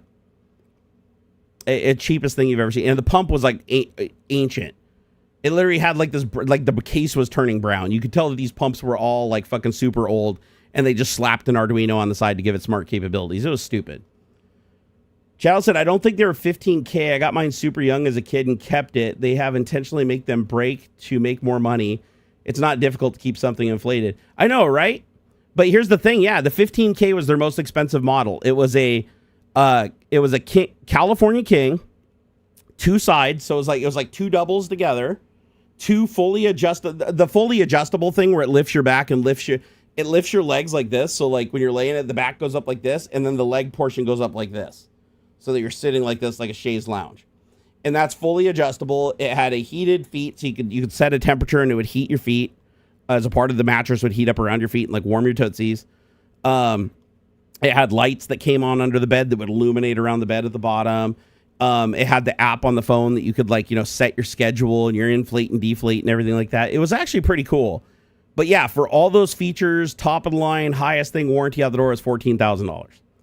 So we had the thing for 2 years. I finally had enough of it with the fucking, by the time the like fourth mattress was fucked, I was done. I was so done. I was just like, because the bed was going out of warranty. No, actually, no, this is why I was so pissed. Check this out. I was willing to tolerate another replaced bladder, but they said, first off, your warranty, they told us when we paid the $14,000 that we had a 20-year unlimited warranty. 20 years. And they even told us in the shop, anything happens, the bed, the motors fail, the pump fails, whatever, we will come and replace it. You don't have to do nothing.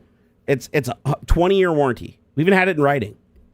So we called to get the fourth bladder within the 2 years. You know what they tell us? You're going to have to pay $150. I was like, what the fuck? Wait, you're not honored under warranty? They're like, oh no, that's with warranty. The bladders are normally like $600 and we're going to cover it. But over the 20 years, you every year you have to pay a certain more percentage for replacement parts. I'm like, where the fuck is that in the warranty? It wasn't in there. They just changed it and hoped that the customers wouldn't notice. Luckily for me, I had all that paperwork still stashed away because it was such an expensive purpose. I had the paperwork. So I pulled the warranty, and the warranty word for word said that it was an unlimited warranty. I told them on the phone, I said, you will replace the bladder. I said, you will replace the bladder. I have the contract right here. It doesn't say anything about prorating. They're like, well, our policies have changed. I'm like, you can't change a warranty after you sold it. I have the paperwork right here that I signed. Like, I know what my warranty is. I know what my rights are. And so they transferred me to management. Management kind of dicked me around a little bit. And they're like, okay, we'll give you this last bladder for free. And I was like, no. They're like, we'll give you the last, after I complained, they're like, we'll give you the last bladder for free, but after this, you're going to have to start paying like the percentage, and everything. Like, they were doing me a favor. And I was like, no. I said, this is a 20-year unlimited warranty, and this fucking thing fails every 3 months. And I'm not paying $600 every 3 months to fix a fucking bladder in my mattress. I said, you guys are going to cover this for the full 20 years. And they're like, oh, sorry, we can't do that, sir. So you know what I did? I pulled YouTuber rank. I went on Twitch, not Twitch, Twitter at the time. I went on Twitter and I started tagging them in messages saying, do not buy Sleep Number beds. I posted a video that I've since deleted because I had to as a part of the deal. I posted a video and it was getting severe shit. I was like, do not buy a Sleep Number bed. They're absolute fucking garbage. They're not honoring their warranty. Every one of them leaks. I had to write a script. Here's my GitHub repository. I started to point, and people started contacting me like, oh, dude, thank you for writing this script. That's where I found like the other person that used it too. And so like, oh, thank you for writing the script. Oh my God, this was super helpful. Oh shit, is this going to happen to my mattress next? People started freaking out. So then I get a call from Sleep Number. At first they messaged me. They DM'd me on Twitter because I was following their account. And they said, hey, we would like to get in touch with you to resolve your issue with your Sleep Number bed. I was like, okay, I'll call you. And so I called them on the phone and they're like, okay, we'll give you, they said, can we go ahead and just refund the bed? We'll come get the bed and refund you. And I was like, that'll be great. And they said, okay, well, we're going to refund you. It was like $9,000 or something dollars. And I was like, wait a second. I know I paid more than that for it. So I went and grabbed the receipt and it was like $14,500 or something like that. And they're like, oh no, we're going to refund you on the current price of the model. It's currently, $9,000. So we'll refund you the $9,000 based on the price. I was like, no, that ain't going to do it. I said, I'm done with you guys. And I said on the phone, I said, I am going to shit all over you guys public and continue to shit on you public unless you guys come and pick this fucking thing up ASAP. Otherwise, I'm throwing it out on the curb and I'm going to take it. I told him, I said, I will throw it on the curb. I will take a video of me throwing it on the curb and I'm going to post this video on YouTube so that hundreds of thousands of people can see what I think of your shitty fucking Sleep Number bed. And they immediately were like, oh my God, no, it's fine. Well, and they immediately gave me my $14,500 back. And a guy showed up within like 3 days and tore the whole thing apart and drug it out. I was like, yes. My wife seriously couldn't believe it. It's just fucking, I hate pulling YouTube rank. I hated doing that. I had to do it a couple of times, but I'm not going to let a company fuck me out of $14,500 selling me a known defective product so that they can just nickel and dime me for the next 20 years and invalidate my warranty. Now, to be fair, had they just honored the warranty and kept replacing the bladder, it would have been annoying as fuck, but I would have lived with it. I would have just kept inflating the bed with my script. I had a temporary solution. If the pump burns out, they would have replaced it. Even with the delayed times, it's fine. I had a mitigation, right? So I probably would have kept it. It's the fact that they tried to fucking charge me for a bladder that they know is defective and they know fails every single 3 months. Like, and the guy that came in and installed it, the guy that came in and installed the bladder every time, he'd come and say, same dude. He was like our local installer guy. He'd always come in here. He's like, yeah, I see a ton of these. He's like, yeah, we're always out of stock on these bladders because we replaced so many of them. So they know they're defective, and yet they don't throw them out and get a new batch that doesn't leak. They just keep buying the same defective thing that the UV breaks down and they start leaking. And they get these pinhole leaks. Like if you put it in a bathtub, if you deflate it a little bit and put it in a bathtub and push it down, you see micro bubbles just forming all over the place across the mattress. It's almost like the way the rubber is made, it's like a crosshatch pattern, and air starts working its way out between the little crosshatches. It's very weird. And keep in mind that it's a bed that constantly inflates and deflates. So this rubber bladder is constantly doing this all day, every day. It's going to fatigue. It's going to leak. So I was like, so yeah, that ended up working. I ended up getting a full refund on it. They asked me though, they're like, we're willing to give you a full refund if you meet us halfway and you delete the video. Cause I had a video up like chewing their asses out. And then as soon as they gave me my full refund and took the bed away, then I started bitching about it on social media again and telling everybody to fuck off.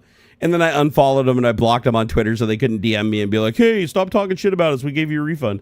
So anyways, I took the money and ran and kept smashing them. But it's like, the way I see it is I had to write a fucking program and publish it to GitHub to save people from their shitty fucking, like bladders that leak like a motherfucker. And it's like, if I have to do that as a customer after spending $14,000, which I think like $1,000 of that was warranty. Like I think it was either $1,000 or $2,000 of that dollars was warranty that I bought for 20 years. And they're trying to go, oh, we changed our rules. We changed our rules. It's like, fuck you guys. Changed your rules. Piece of shit. Oh, I gotta take a piss. Here, I'll be right back.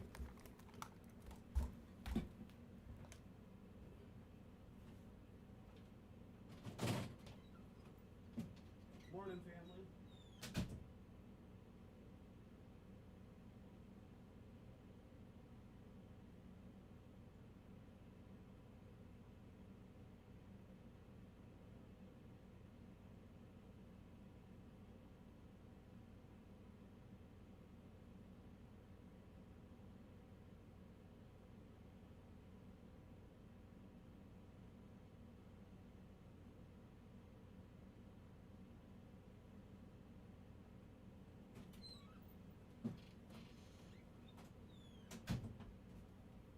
Damn, this room. This room is still so destroyed. You must destroy before you build, and that's what I've been doing.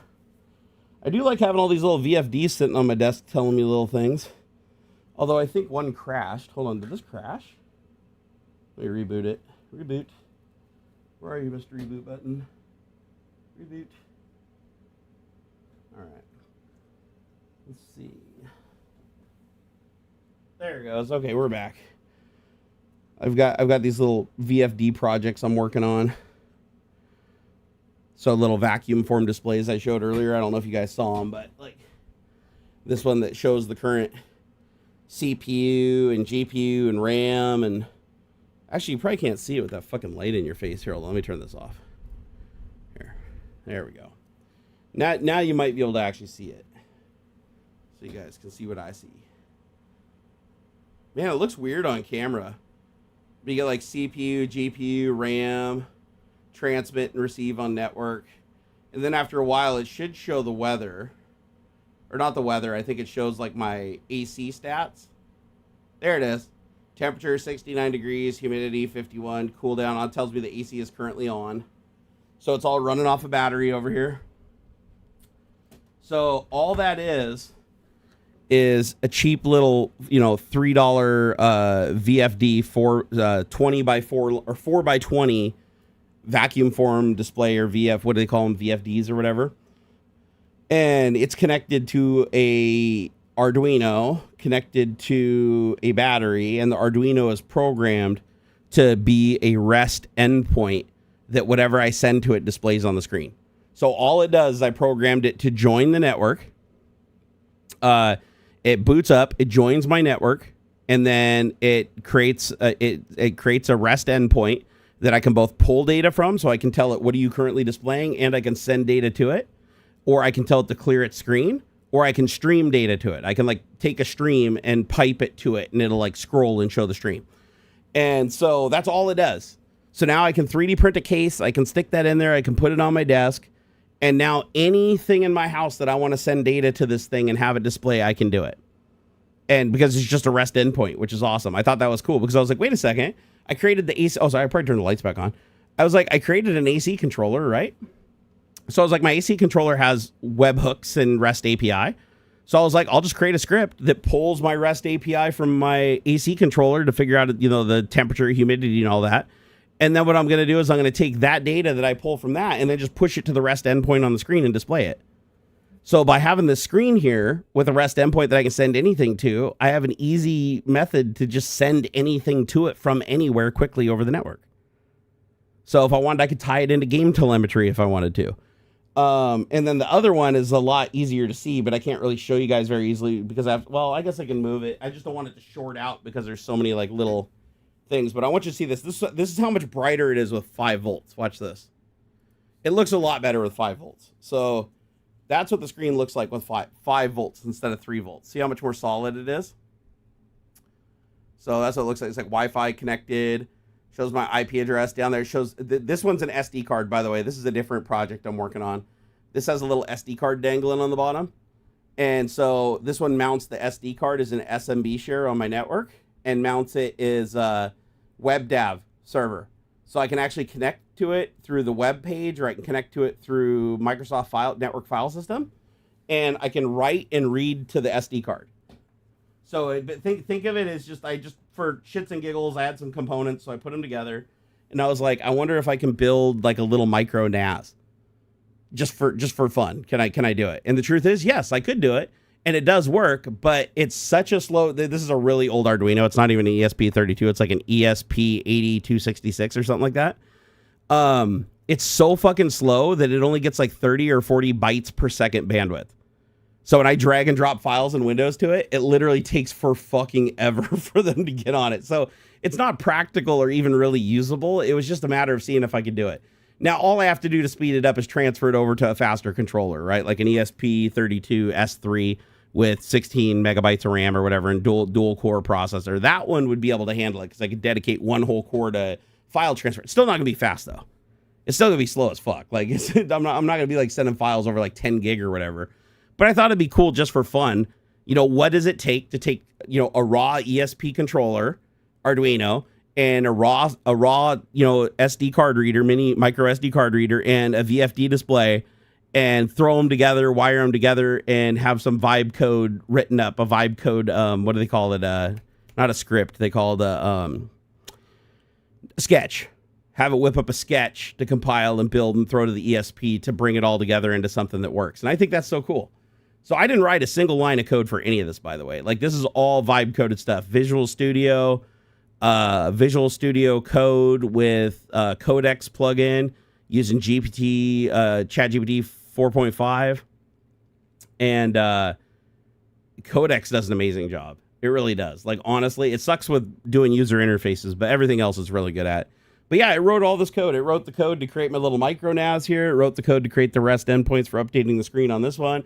It rewrote the AC controller software that now it's actually like a product other people could use if they wanted. Like, you can actually hit a button. It resets it into setup mode. It shows up on your phone as, new access or new AC controller. You join the network. It takes you to the web page. You put in your name of your network and the password for your network. Hit enter. It then disconnects from access point mode and turns into client mode. Connects to your local network. Now you go to the page on your local network and it's fully configurable through the web UI. You can set up your CASA switches, your TAPO switches, set up your events to when you want fans to turn on in the room versus when the AC's on, when you want shit turned on and off. You can have a control lights and stuff if you want. Like, it's kind of grown out of control. It's like so much more than what it used to be, but it's all vibe coded. That's the thing. That's the thing with vibe coding, man. It's like super fucking addictive because it's like anything you want, you just create. It's like now it's like in Star Trek when you always see them walk onto the holodeck and they just kind of like, Geordi's like noodling through with the computer, like, oh, what if this? Oh, try moving this, enhance, try to do this. Okay, let's add this. What if you did this? What if you did simulation this? Here, come up with an idea, computer, to crack this code. It just, we're like so close to that. It's a first iteration. It's fucking wild. It's like, I don't think a lot of people understand just how powerful this shit has become. It's no longer a gimmick, not by a long shot. It's actually very, very usable. But it's also scary because this is going to fuck so many jobs. Like, this is going to fuck so many jobs because It's expensive. Don't get me wrong. These types of AIs are really expensive. I couldn't afford to do this if I didn't have Tech Brew Boss hooking me up through the company he works for, High Cap AI. If they didn't give me these credits, I wouldn't be able to do this. Like, it'd be too expensive. Like, I'm spending like 30, 40 bucks a day in credits. I wouldn't be able to afford that. So big thanks to them for allowing me to do this, because otherwise I wouldn't be able to. I'd be using Grok to write shit, and it'd be so much worse. However, the thing that Grok is good for is you just jailbreak Grok. you just jailbreak Grok, and you can have it create the project that the other AIs refuse to create. But then once you create it under Grok, even though it's shitty code, because it's already established code and it's working code, then you can hand that to another AI, and it's like, sure, I'll add features to that. Sure, I'll fix that. It's weird. It's like it only cares about creating the thing from the beginning. If you already have an established piece of code that does the thing, it doesn't fight you on it. So there's a lot of times where if you hit a roadblock and it's like, oh, I don't feel okay doing that, that could be used for something bad. You just say, okay, hold on, be right back, go to Grok, here, write this thing. Even if you have to jailbreak it, you usually don't have to. Be jailbreak Grok, say, hey, write this thing, it writes the thing, it's basic, it's shitty code, it barely works or doesn't work at all. You copy that, drag it back over to like Codex and say, hey, could you fix this up and add this feature and fix this and see what bugs you can find and fix it up? It's like, sure, I'll do that. And it goes through and actually does it. And it's weird. It acts like all of a sudden now it's not bad because you already gave it the code. So it's not like writing the code from scratch. Yeah, it's sad. A lot of companies are laying off workers and replacing them with AI. That's the thing that sucks about this is AI just is a danger in a capitalist society because humans are the most expensive thing in all companies. It doesn't matter what you are. It's the most expensive thing is humans. We are very expensive. AI is expensive, but not nearly as expensive as humans. So grabbing somebody who's half the price of a real employee that can do the work of 10 employees when they have an AI, now their costs have been cut by, a factor of 9. And even if the person makes a lot of mistakes, it doesn't matter because they have so much additional bandwidth through the AI and they can let it run so much longer to do its own testing. Because here's the thing. People are like, okay, but the AI gets it wrong. It gets wrong. Sometimes it doesn't do this. Well, humans also get it wrong. Like I can tell you, it usually takes me a good, a couple thousands of compiles when I'm writing a big program before it actually does exactly what I want it to. So that's not really a good argument to make that, the code doesn't always work the first time. But that's where Agentic AI comes in. Agentic coding cannot just write the code. It can write the code, compile the code, run the code, debug the code, see the output of the code, test the UI of the code if there is one, make sure it does what is expected. If it doesn't, then it goes back and refactors and then tries again and refactors and tries again. So you can just walk away, go eat dinner, get your lunch, come back in an hour, and the fucking thing will go through 100 iterations, 100 code changes, refactoring things until it figures out how to do it. As a matter of fact, that's what it did with my little micro SD project. I don't know what brand this little thing is because it's the most generic ass, micro SD card reader, Arduino plugin thing. Had no idea what it was. So I just described to it what the pinout was. I connected it the way it said it wanted it connected, and I just let it run rampant. And you know what it did? It tried like every fucking library it could to talk to this thing and different permeation settings, speeds, because like all these modules have like different capabilities. And you know what? It found it. It found it between searching the web and just trying different libraries and stuff. It actually did find it, and it did figure out how to get it to work. And it flashes it. And keep in mind, it's even doing external hardware. So this is connected via USB to the computer through a serial interface. So what it's doing is it's connecting to that serial interface and watching the output. It's writing code to give it output to debug from. So it's basically programming the program to tell it what it needs to know if it did things right or wrong. Then it watches the COM port, compiles and flashes the device. The device comes online. The COM port starts picking up the telemetry from it, the debug info, and that it can tell if it's working. Once it gets the debug info and it's like, okay, this all looks good, then it goes to the next step. It literally connects to the web endpoints, or if it has REST API, it'll use curl and send commands to the REST endpoints and go, this is the expected result. And then it watches the serial to see what the serial debugger says, and then it watches what gets returned from curl. And if it's not what it's expecting, then it goes and figures out why, refactors it, and codes again, just like a real developer would do, but just really rapidly in real time. Do you think Opus 4.7 is worth extra tokens? It uses over 4.6 or does not justify spending? I have only tried Opus 4.6. I have not tried 4.7 yet. So I have no idea. But I can tell you now, I've heard that 4.7 is almost on par with, what's the one called? Not Mystic. Their new model that they're not letting anybody have. Apparently 4.7 is like fairly close to that. Let's see here. You should still see the capabilities of your old Nest can do. Oh, yeah, I totally forgot about the old Nest. I got to do that. Yeah, I want to flash the old Nest with that project. Because it's basically useless without it. So if I can flash it with that project and I can get it to where it works as a standalone unit again, I'm going to sell that fucking thing on Facebook Marketplace and be like, already flashed and hacked, and here's the shit it can do. Get a couple more bucks for it. Because I don't want to sell it to somebody as a fucking useless standalone thermostat. I want to make it like fully functional again. Mythos, thank you. Thank you, Kyodon. Halo and Fable said, oh, sorry, I already read that one. Actually, do I have access to, I think I have access to 4.7 now. Here, let me look here. So if I go to GitHub, open code, let's see here, open code, Opus 4.6. Do I have Opus 4.7? Here, let me see, models, switch model. Do I have Opus 4.7? I have Sonnet 4.7. Wait, is there a Sonnet 4.7? That seems weird. Haiku, Opus, Sonnet. Hold on here. 5, Gemini, Flash. God, there's a lot of models in here. Holy shit. I think I have to add, if I remember right, I have to go add them in, for OpenCode. I have to put them into a configuration file for them to show up. But let me see if Claude 3.7 Sonnet works.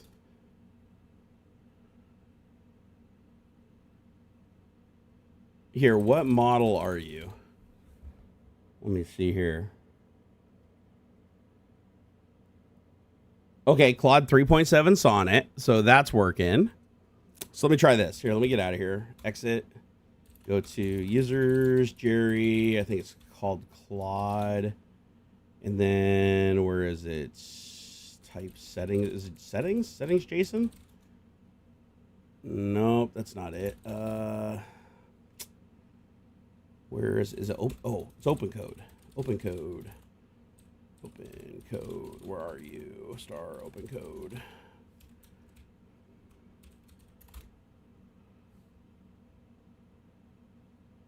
Okay, where the hell? Oh, there it is.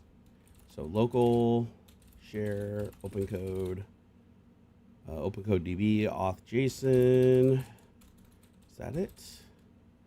Nope. I'm trying to figure out where the models are. Where do they keep the models? You know, what am I doing? What am I doing? Fuck, I do this every time. It's like I have an AI capable of just doing itself. So let me open OpenCode. I'm just going to say, please add. Let's see. Let me get the model name. HiCap AI / models. I need to find Opus 4.7. 4.7. Oh, they don't have 4.7 listed yet. But just because it's listed doesn't mean I don't have access to it. Let me try it. What file contains the list of models and the service they are under for OpenCode? I'm going to have it just tell me what the file is. All right, so searching. Let's see, model return the following message, content, thinking redacted, but found text when thinking is enabled. The final system is, oh, whoa. It's acting like Sonnet isn't tool enabled. That's not right. You know what? Let me change the model. Let me change the model back to one that actually works. So switch model, Claude Opus 4.6. Can you add Claude Opus 4.7 to the models for OpenCode under HiCap? Let's see if it can just figure it out. That's the cool thing about if you have a really good model and you have an agentic AI host like OpenCode, you can usually just have it modify itself and update itself. Okay, it says, let me first find where the models and services are defined in the OpenCode code base. So it's looking to figure out like what file contains the information. And let's see if it can figure out how to edit itself. Okay, it needs access. Yep, confirm. Needed access to go search for some files. I'm curious to see if it finds it. Come on, it's thinking. Okay, it's running some sub agents. It's okay, it's on the right track. It's looking for the files under users Jerry, which is where you'll usually find these agentic AI configuration files in a folder in there. Yeah, I already wished him a happy birthday. I wish David, because I asked David this morning if he wanted to come on the show, and he said that it was his birthday and his family has the whole day planned out for him, so he couldn't join me. But he wished us well.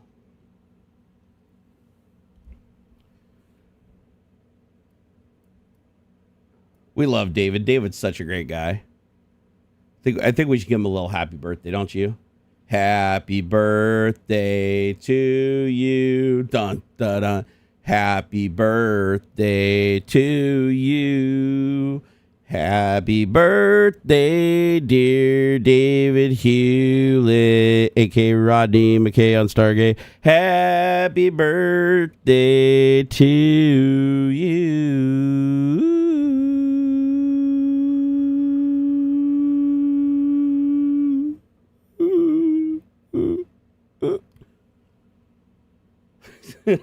Somebody clip that and send it to him. God, why is it taking? Come on, man. Open code. Why is it taking you so long to figure this out? You should know where to put the file. I know there's a file somewhere. I just forget where it is. I think I'm overthinking this. I think I was supposed to run a command like, is it like add model or config or init? No, I don't want to do init.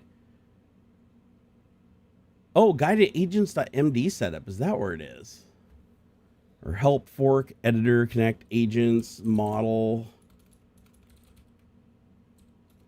Can I add a model? Oh, hold on. I found one. It's connect provider. It says I can connect to provider. Let's try that. I want to connect. Okay, Kimmy for coding. Where is it? High cap. And then, oh, suddenly got silent. Here, high cap. Excuse me.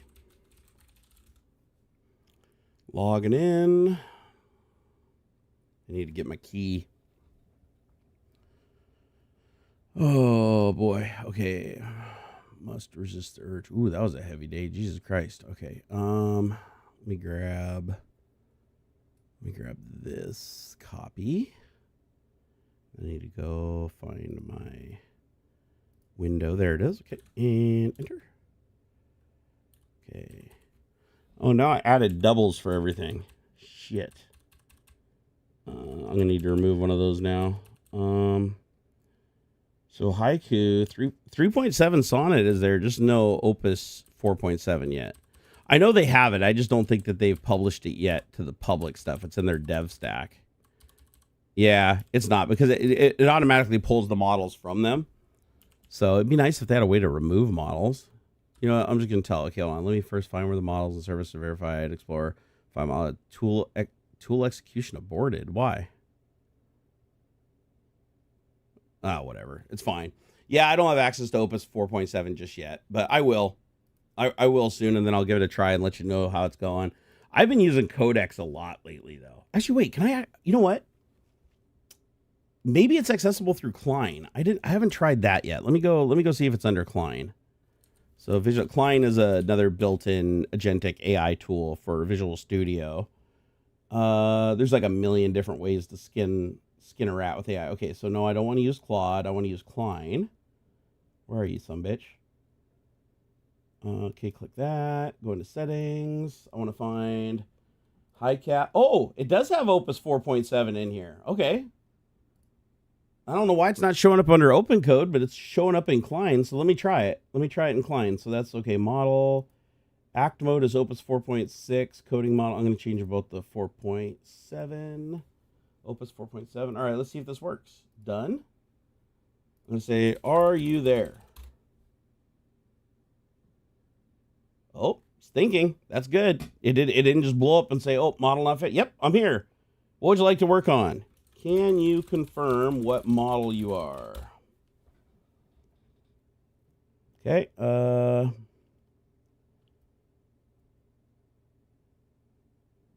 Interesting. It says, I don't have a reliable way to confirm the underlying model powering me from this environment.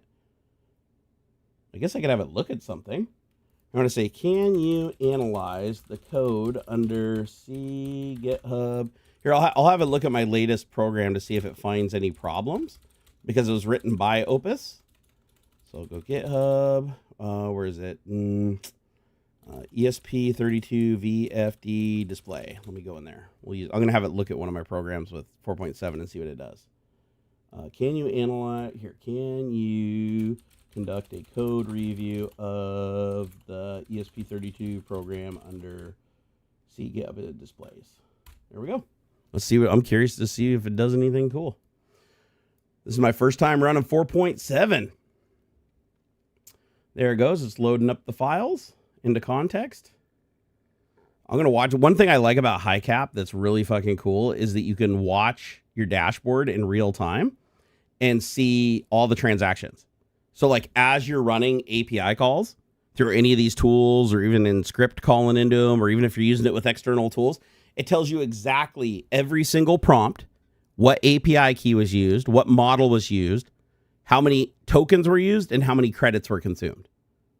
And I did confirm it is Opus 4.7. So sometimes these things will tell you it's a model and it'll be a different model. But no, I've confirmed it on the back end. It is actually hitting Opus 4.7. So it's done 3 prompts so far. First one is 19,498 tokens. Second one's 20,000 tokens. Second one's 22,000 tokens. So I can just sit here and watch as Klein is sending all these prompts. So let's see. So far it's sent only 3. So it must be like churning on something, because it hasn't sent another prompt yet, which means it's still sending stuff back. Let me move this over here so I can see it. Oh yeah, this thing's cranking away.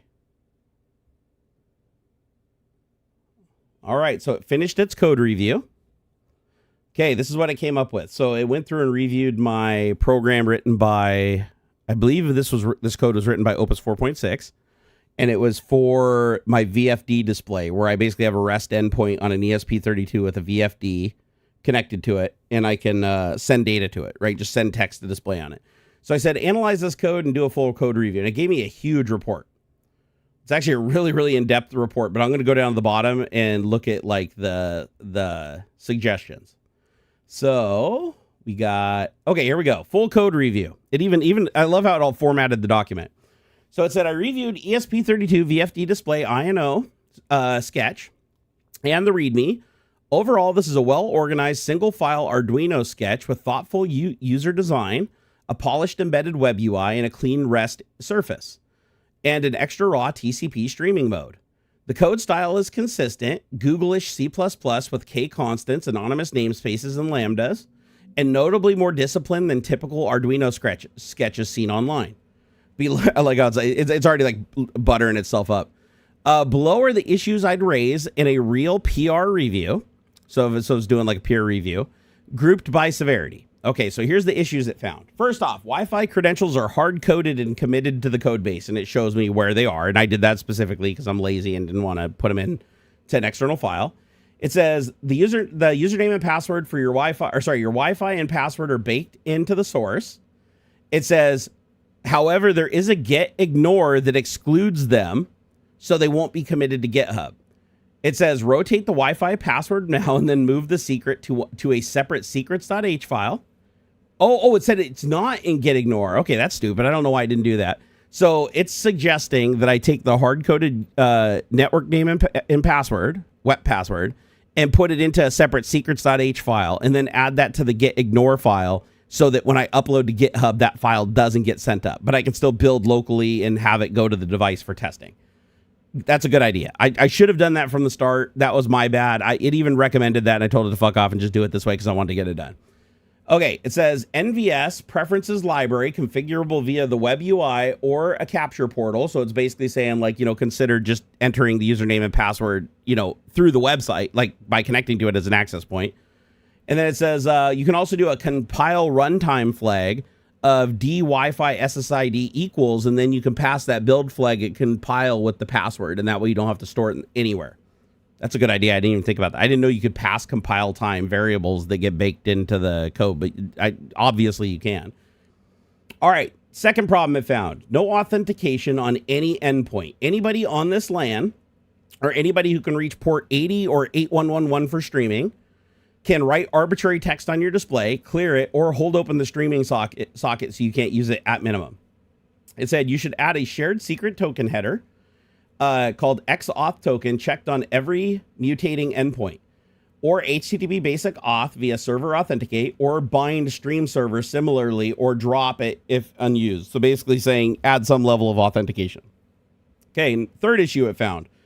CORS is wide open. Access control allow origin. I've seen CORS before. I didn't know it meant access control allow origin. It says combined with number 2, this means any web page or a browser can visit and post to your display. Tighten to the specific origin or remove CORS if you only consume the built-in UI.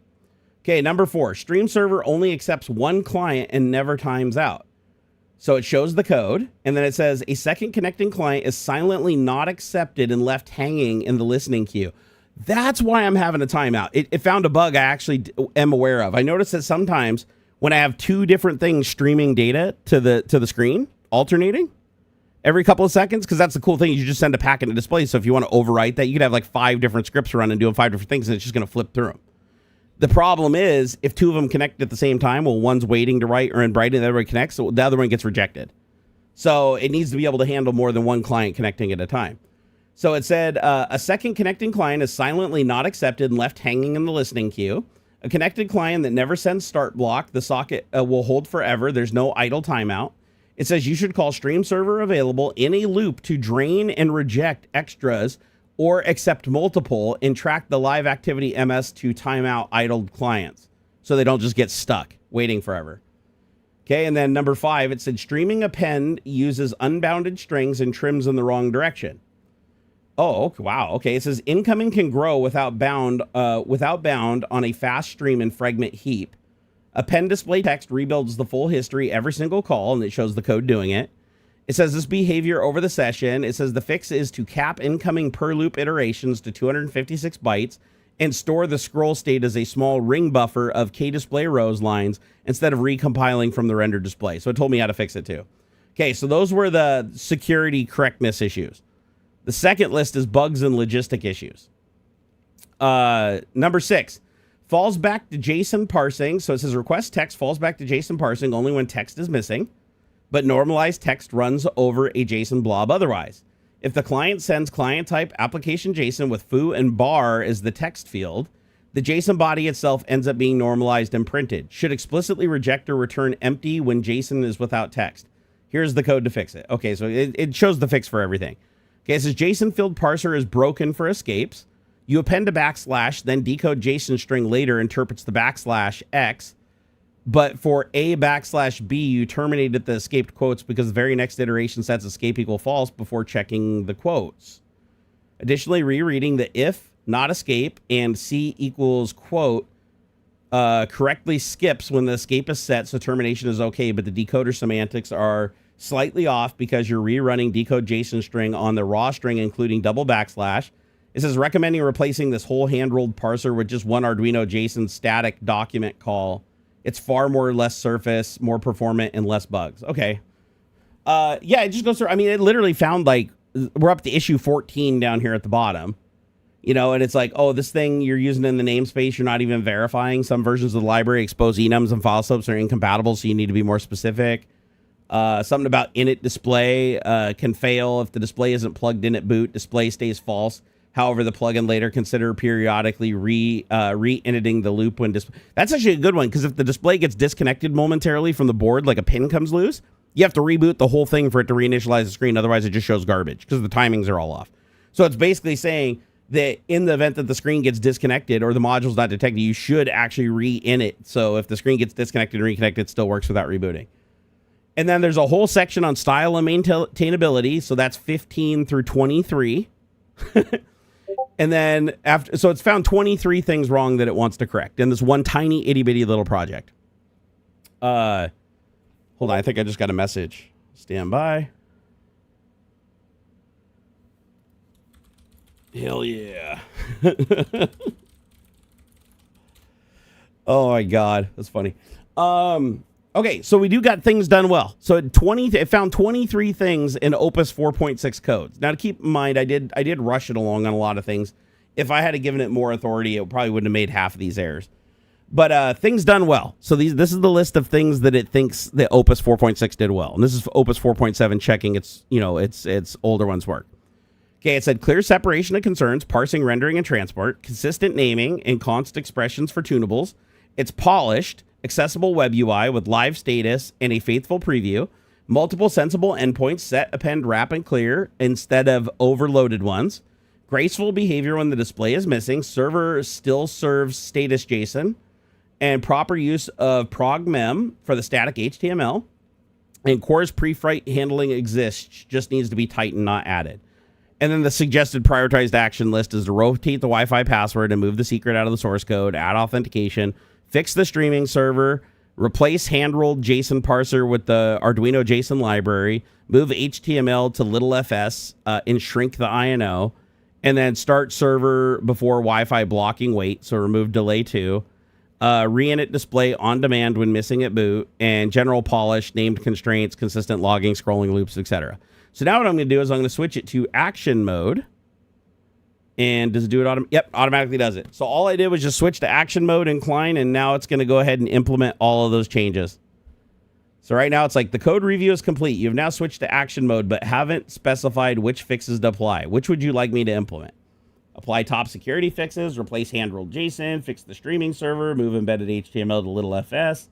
Apply all the prioritized fixes from the review. This is a large change, or just keep the review as is. I'm going to apply all prioritized fixes. There it goes. It's that easy. It's that easy, my friends. You just click and it will happen.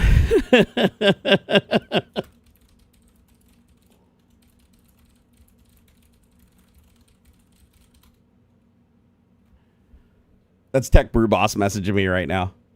The guy at High Cap that's letting me use their services. All right, so right now it's doing a full. Right now, Klein is doing a full review. It's going through using Claude Opus 4.7, and it's implementing all of these fixes right now.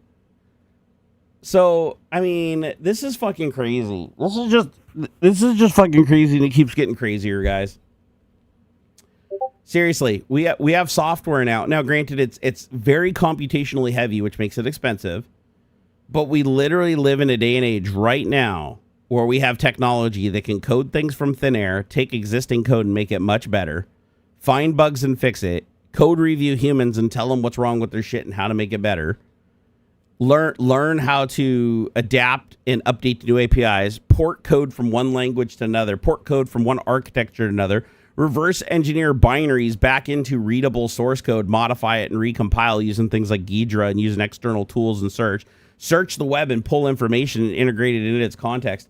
Like, this is fucking nuts. It is expensive. It is computational heavy, but it doesn't, I mean, an insane amount of shit. Guys, I have done so many projects lately with AI that just anything I can think of that pops into my head, it's like realize it within a half an hour. That's not something you do with coding. Like, developers don't just think of something and just pop it out of their ass in a half an hour. It's like, unless it's like a tiny little itty bitty script, right? This is fucking crazy.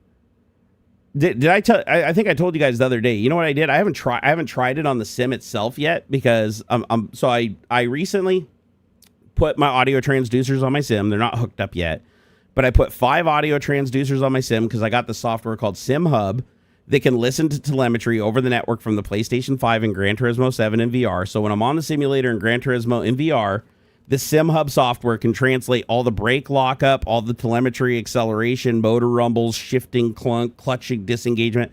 All of that can be translated into transducer vibration. And it can simulate front tire, left, right, rear tire, left, right. And then I have a transducer on the shifter next to the seat to give me rumble and engine sounds and clunking with my transmission. It feels amazing. Like, I hooked it up enough to play with it. I just haven't sat in it and actually raced in VR yet. But the one thing I was missing was wind. I want the simulation of wind. So when I race, I usually just put a fan in front of me and I turn it on and just let it blow on me to keep me cool and keep my VR from fogging up. But I wanted something cooler than that.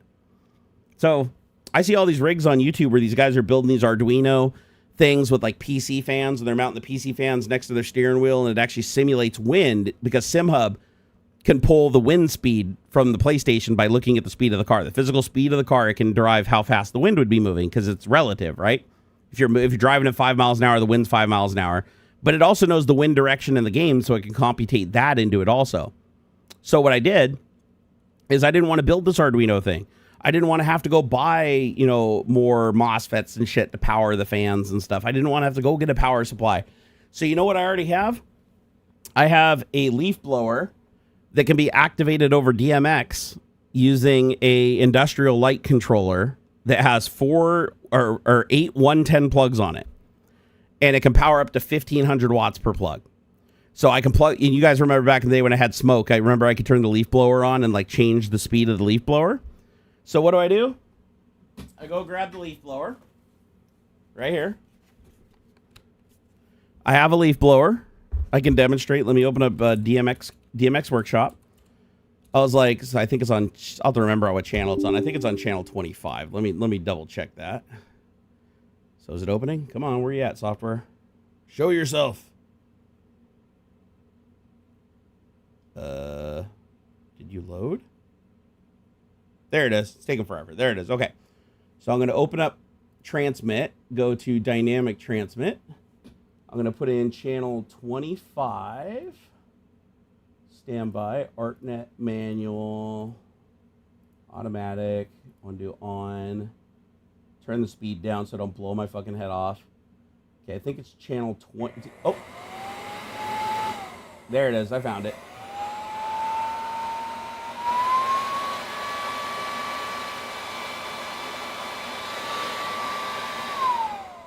Okay, there we go. So this right here, this is my leaf blower with the tip taken off of it. This is plugged into a DMX light controller on that the ports where you plug in stuff. It's designed usually for dimming lights, but I'm using it for a leaf blower. So I have a slider in DMX between 0 and 255, and I can granularly change the wind. I can do as little as a breeze. There we go. It starts spinning at about 35. But once it spins, I can bring it down a little bit. So I find the point where it's just spinning so that it doesn't overheat. So now I just get a light breeze on me. That's 34. So now I can turn it up.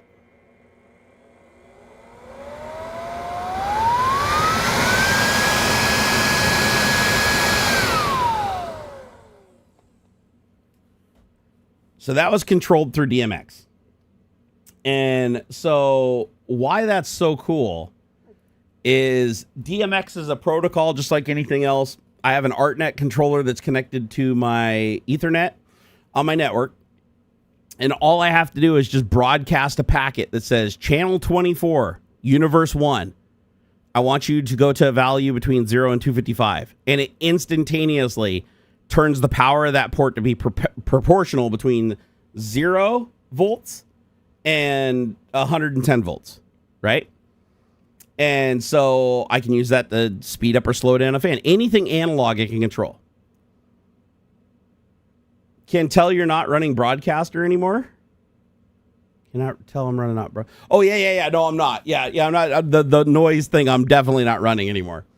So check this out. That leaf blower, I wanted that to be the wind on my simulator. I want that leaf blower to mount to my desk. So I push my simulator up to my desk. I quickly mount. I've got a C-clamp. I can just mount with the C-clamp. I can just mount this right here on the desk, pointing at my simulator. Just sitting right where the microphone is, right here. I know it's on DMX 24. So what do? I go into Visual Studio. I open up Codex. For that one, I used Codex. So I open up Codex, and I'm like, wait, what does it say? Are you there? Hold on. It might be asking me questions. Let me check. Oh, no, it's done. It already did all the fixes. Holy shit. Here. Can you check in the fixes to GitHub? Under beta branch. Then after I test them, you can move to master. Okay. I also love the AI just handles GitHub. You're just like, hey, you're already off with GitHub through the CLI. So it's like, hey, just go upload my shit, make it private or public, create the branches. It handles everything. Even if a branch doesn't exist and you tell it, it'll just go create the branch for you. So it's doing it. It's checking it in right now. I mean, okay, it says good, Git is healthy. There it is. It found the GitHub because the file's in the directory. Because I was using Codex. Now I'm using Klein. So it has to scan the directory and figure out where it puts it on GitHub. Because, of course, it doesn't have that memory that's in the other AI. They don't pass between each other. You don't have the context from this one and this one. So if you're using like multiple different tools to edit the same code base, you just have to remember that they don't pass their context between each other. You can extract the context, compact, take it out, and pass it manually if you want. But usually it just figures it out on its own by looking at the project, right? Sometimes it's better to just let it do that. Brew Chat is about to allow spicy settings on Nano Banana. Oh, you're going to open that shit to the public? Oh, shit, man. Have fun, guys. Have fun with that one. My God. All right. It pushed the beta to GitHub. Let's see here. Okay, so the beta. So it says it's up on GitHub. I'm going to say...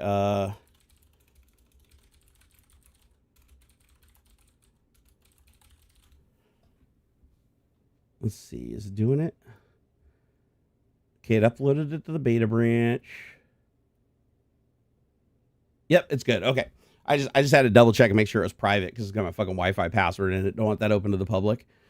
Let's see here. Yep, it did all the fixes. It's waiting for me to test. So now all I have to do is just test the new code. And the cool thing is I could even, like, right now, it's not plugged in.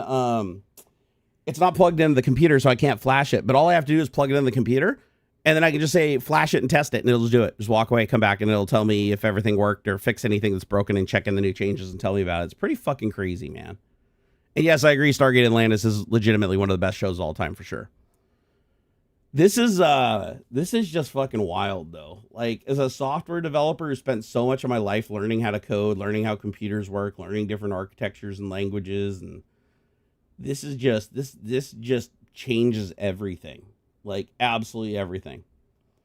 When you have somebody that knows how to do software development and they can't justify doing it manually anymore just because this mechanism is so OP, so overpowered, to not use it would be guaranteeing you fall behind. Like, completely kill. I swear, our value as developers moving forward is how we use AI. That's it. Like, we're no longer being hired because of our developer skill, because it would take too long. It would actually be more efficient for us to take our old code base and teach the AI how we think and how we write code as a high-level developer than to just do it manually ourselves, because the time spent teaching the AI automatically assimilates all of your knowledge and all of your experience to everybody else. It's like literally talent piracy that's just available to everyone on some level, but the really high-powered shit, of course, costs a premium. But it's just so powerful. It's just a wild. Oh, anyways, back to the wind story. So I'm like, I didn't want these like little fans barely breathing on me like these sim rigs I see on YouTube. I'm like, I want a fucking leaf blower blowing at me. When I do 200 miles an hour down the Mulsanne Strait at Le Mans, I want fucking 200 mile an hour leaf blower wind blowing on my face with my VR headset on, just blasting me. And it's going to be at the desk, so it'll diffuse it outward, so it'll feel like a more full wind. I already tried it. And when I'm just cruising around, I just want a gentle breeze. And when I stop, I don't want anything. I want stagnant air. So I go into Visual Studio, and I'm like, what the fuck? Let's try it. Hey, I got the SimHub program. Can you write a plugin for it that will, translate the wind from the game into DMX commands sent out over the network on ArtNet to this IP address, to this universe, and to this channel 24. And it's like, okay, I can whip something up, and it runs some testing and plays some. All of a sudden, the fucking fan turns on. I'm like, okay, so it did some testing. It figured out how to send it. It's like, okay, did the fan turn on? I'm like, yeah, it did. It's like, okay, cool. It writes it. It even opens up SimHub. It crashes SimHub. And then it goes, oh, I know why it crashed SimHub. I can see the crash through the debugger. It fixes it, opens up SimHub. Now SimHub hangs and doesn't work. I'm not doing anything. I'm just watching it. It hangs and just sits there. So then it kills it. It task kills it and says, okay, well, Hung tried to load the debug. It looks like it's this, this, and this. So it fixes it again. Again, it's just doing this iteratively. Then it finally loads SimHub. The plugin loads. I see a new plugin now in the SimHub. It's an external. It's a brand new plugin. So I say add this plugin. And when I add the plugin, now it has a new UI. I click on it, and this is the UI it created. Like, as part of the plugin, it says the IP address, the channel. It had default values, but you could change them to whatever you want. And then it knew that I had, because I told it about the switch that I had this on channel 424. I said that I had this 4-port potentiometer for lighting rigs or whatever I'm using for fans. And it's like, oh, okay, so it added all 4 of them. So the game sends left, center, and right air data. So directions. So air coming from the right, air coming from the left, air coming from the center. If the game supports it, it sends all 3. Gran Turismo only supports center. So I go down to center. I click enable the center channel. I set the values, the min and the max values, set the channel to 24, the universe to 1, and that's all I had to do. And then I just go enable there's a built-in wind plugin. You enable that, but instead of going to devices and adding the Arduino project that they support, or like one of the supported wind generators, you just don't add anything. You just enable the plugin so that you can specify when you want the wind, if you want it to simulate drafting. So when you get behind a car, it slows the wind down by 20%. So like when you get in behind a car, it slows down, and you pull out from the car and you get back into the wind flow. It's fucking crazy. It is the craziest feeling shit, man. I played it with I haven't even played it on the sim, but I was sitting here with the controller with the leaf blower sitting on the floor, pinned with my feet blowing in my face, and I'm like, it just blasted me in the face. Slam on the brakes, it slows down super duper fast. The wind is gone. I start sliding sideways. The wind starts buffeting. I was like, dude, this was fucking rad. This is like the coolest shit I've ever experienced. So I'm hoping tomorrow, if I don't feel like total shit like I have this whole fucking week, I would love to come up here. I would love to get the wires connected to the transducers for the first time ever. Have all 5 transducers connected to my Emotiva 5-channel amp that I just got working after having for like 15 years. And connected up to this 5 or 7.1 sound USB sound card. Connect that up to SimHub.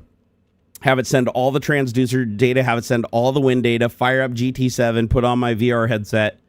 Sit in the cockpit with my force feedback steering wheel, and just experience what it's like to do a race with full feedback through the whole rig. With all the transducers acting like they're supposed to generate, like there's 20 different effects that you can actually translate through the transducers. I want to experience that all at once. I want to be in VR, wind in my face, driving wind in my face, the sound experience, the sound immersion. I don't even hear the leaf blower because I got in-ear monitors that block everything. They're they block all sound. So I'm going to sit in there and I'm going to see what it's like to be in VR with full immersive wind, including drafting and getting behind cars, feeling the rumble of the engine, the slip of the tires, everything all simulated through, missed shifts and grinding, and feeling it clunk when I drop it into gear, and feeling the clutch shake the car when I'm releasing it. I want to experience all of that tomorrow. I want to put it all together. It's not going to be all built on the sim yet, because that's going to take some doing and some 3D printed parts to get everything mounted.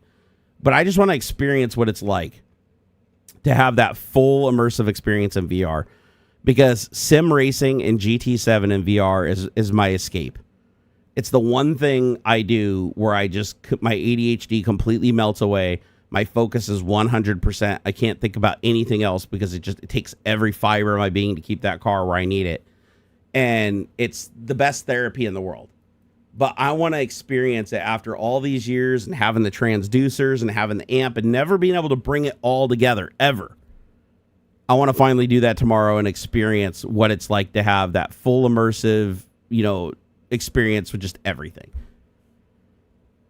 Duct tape prototyping, baby. Exactly. Oh my gosh. You guys, it's 4:00. I think I'm gonna call it. I'm feeling pretty shitty. Oh wait, hold on. I want to make sure I didn't miss that. Oh no, I got Romanian dupe. I just want to make sure I didn't miss anybody. You guys are absolutely fucking awesome. Thank you for hanging out with me today. Ox will be back next week. He just had to go do the business thing. I just want to say, guys, thank you for all the super chats. I appreciate your support. Every little bit helps. Every little bit you guys hook me up with is one less dollar I have to pull out of my 401k, buying me just a little bit more time. So I really do appreciate you guys a lot. You're the best. I'm really excited about the new mattress. It sucks that it won't be here for 9 days, but oh my gosh, to be able to sleep again. I'm really hoping that I lay on this thing and it just is life changing, because I have not gotten good sleep in forever. And the mattress topper that we have to have on the bed right now to keep me from just like falling off the side makes it hard to move, overheats me on one side. I'm too cold on one side, I'm hot on the other. I wake up stiff as a board, can't even fucking move. I'm hoping that just experiencing a good night's sleep on a good bed is going to rejuvenate me. And I'll tell you what, if that new bed, sleeping in it is life-changing as I hope it'll be, the next thing's going to be the chair. I got to get rid of this chair and get a different chair, because being in pain all the time ain't helping me. The only way I'm going to be able to function and make progress is if I can get some level of comfort, some level of sleep, some kind of rejuvenation. And that's only going to happen if I have a good bed and a good seat. Oh, Pro DVDI, thank you. Said, I hope you get that sim rig done tomorrow. Oh, I appreciate it, man. I hope so too. I found the speaker wire. So I found the speaker wire that I need to run to the transducers. So I'm just going to put the amp on the floor. I'm going to lay out everything on the floor, hook it up, and test drive it and see how everything works. And if everything works great, then I'm going to start finding a way to mount the amp onto the sim, mount the sound card onto the sim, run all the wires and tie them down so they're not dangling off so I can slide it on the floor, put some carpet sliders back on the whole rig. I'm going to focus on that like another day. But tomorrow, I just want to loosely put everything together, power it, and just go race for a couple of hours and see if I can't like have the ultimate VR racing experience that I've ever had in my entire life. Like, that's what I'm after.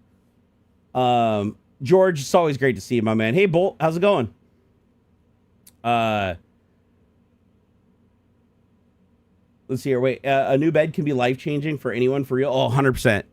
100%. By, wise words from my brother from another mother, Adam, a.k.a. Kevlar Quantum, he told me, he said, the things you should always spend the most money on is your bed, your shoes, your chair, and your car. Because the comfort in those four things determines the vast majority of your comfort through life. So if you're uncomfortable in bed and you don't get good sleep and you're uncomfortable in your chair and it hurts your back and makes it hard to move around, and your car seat hurts you and you constantly get out and have an aching back after driving around, and your shoes hurt you, so every time you walk, you fucking hurt, it ruins your life. It ruins your life. But if you can improve each one of those areas, even a little bit, cumulatively, it can change your entire life. So I always end up going back to those words he told me. And so I was like, last night, I was laying in the bed. I was hurting so bad. I just looked at my wife. I was like, could you check Costco and see what mattresses are going for? And she found one on California King on Costco. It was like $600. It had, it was like 12-inch, mostly spring with a little bit of a foam topper. It was very basic mattress. And I was like, you know what? I'm going to check Amazon just for shits and giggles. And there was a super highly rated mattress, had like 900 sales, 4.5 stars. And it was on sale for $200 off. And they only had like 9 of them left in stock.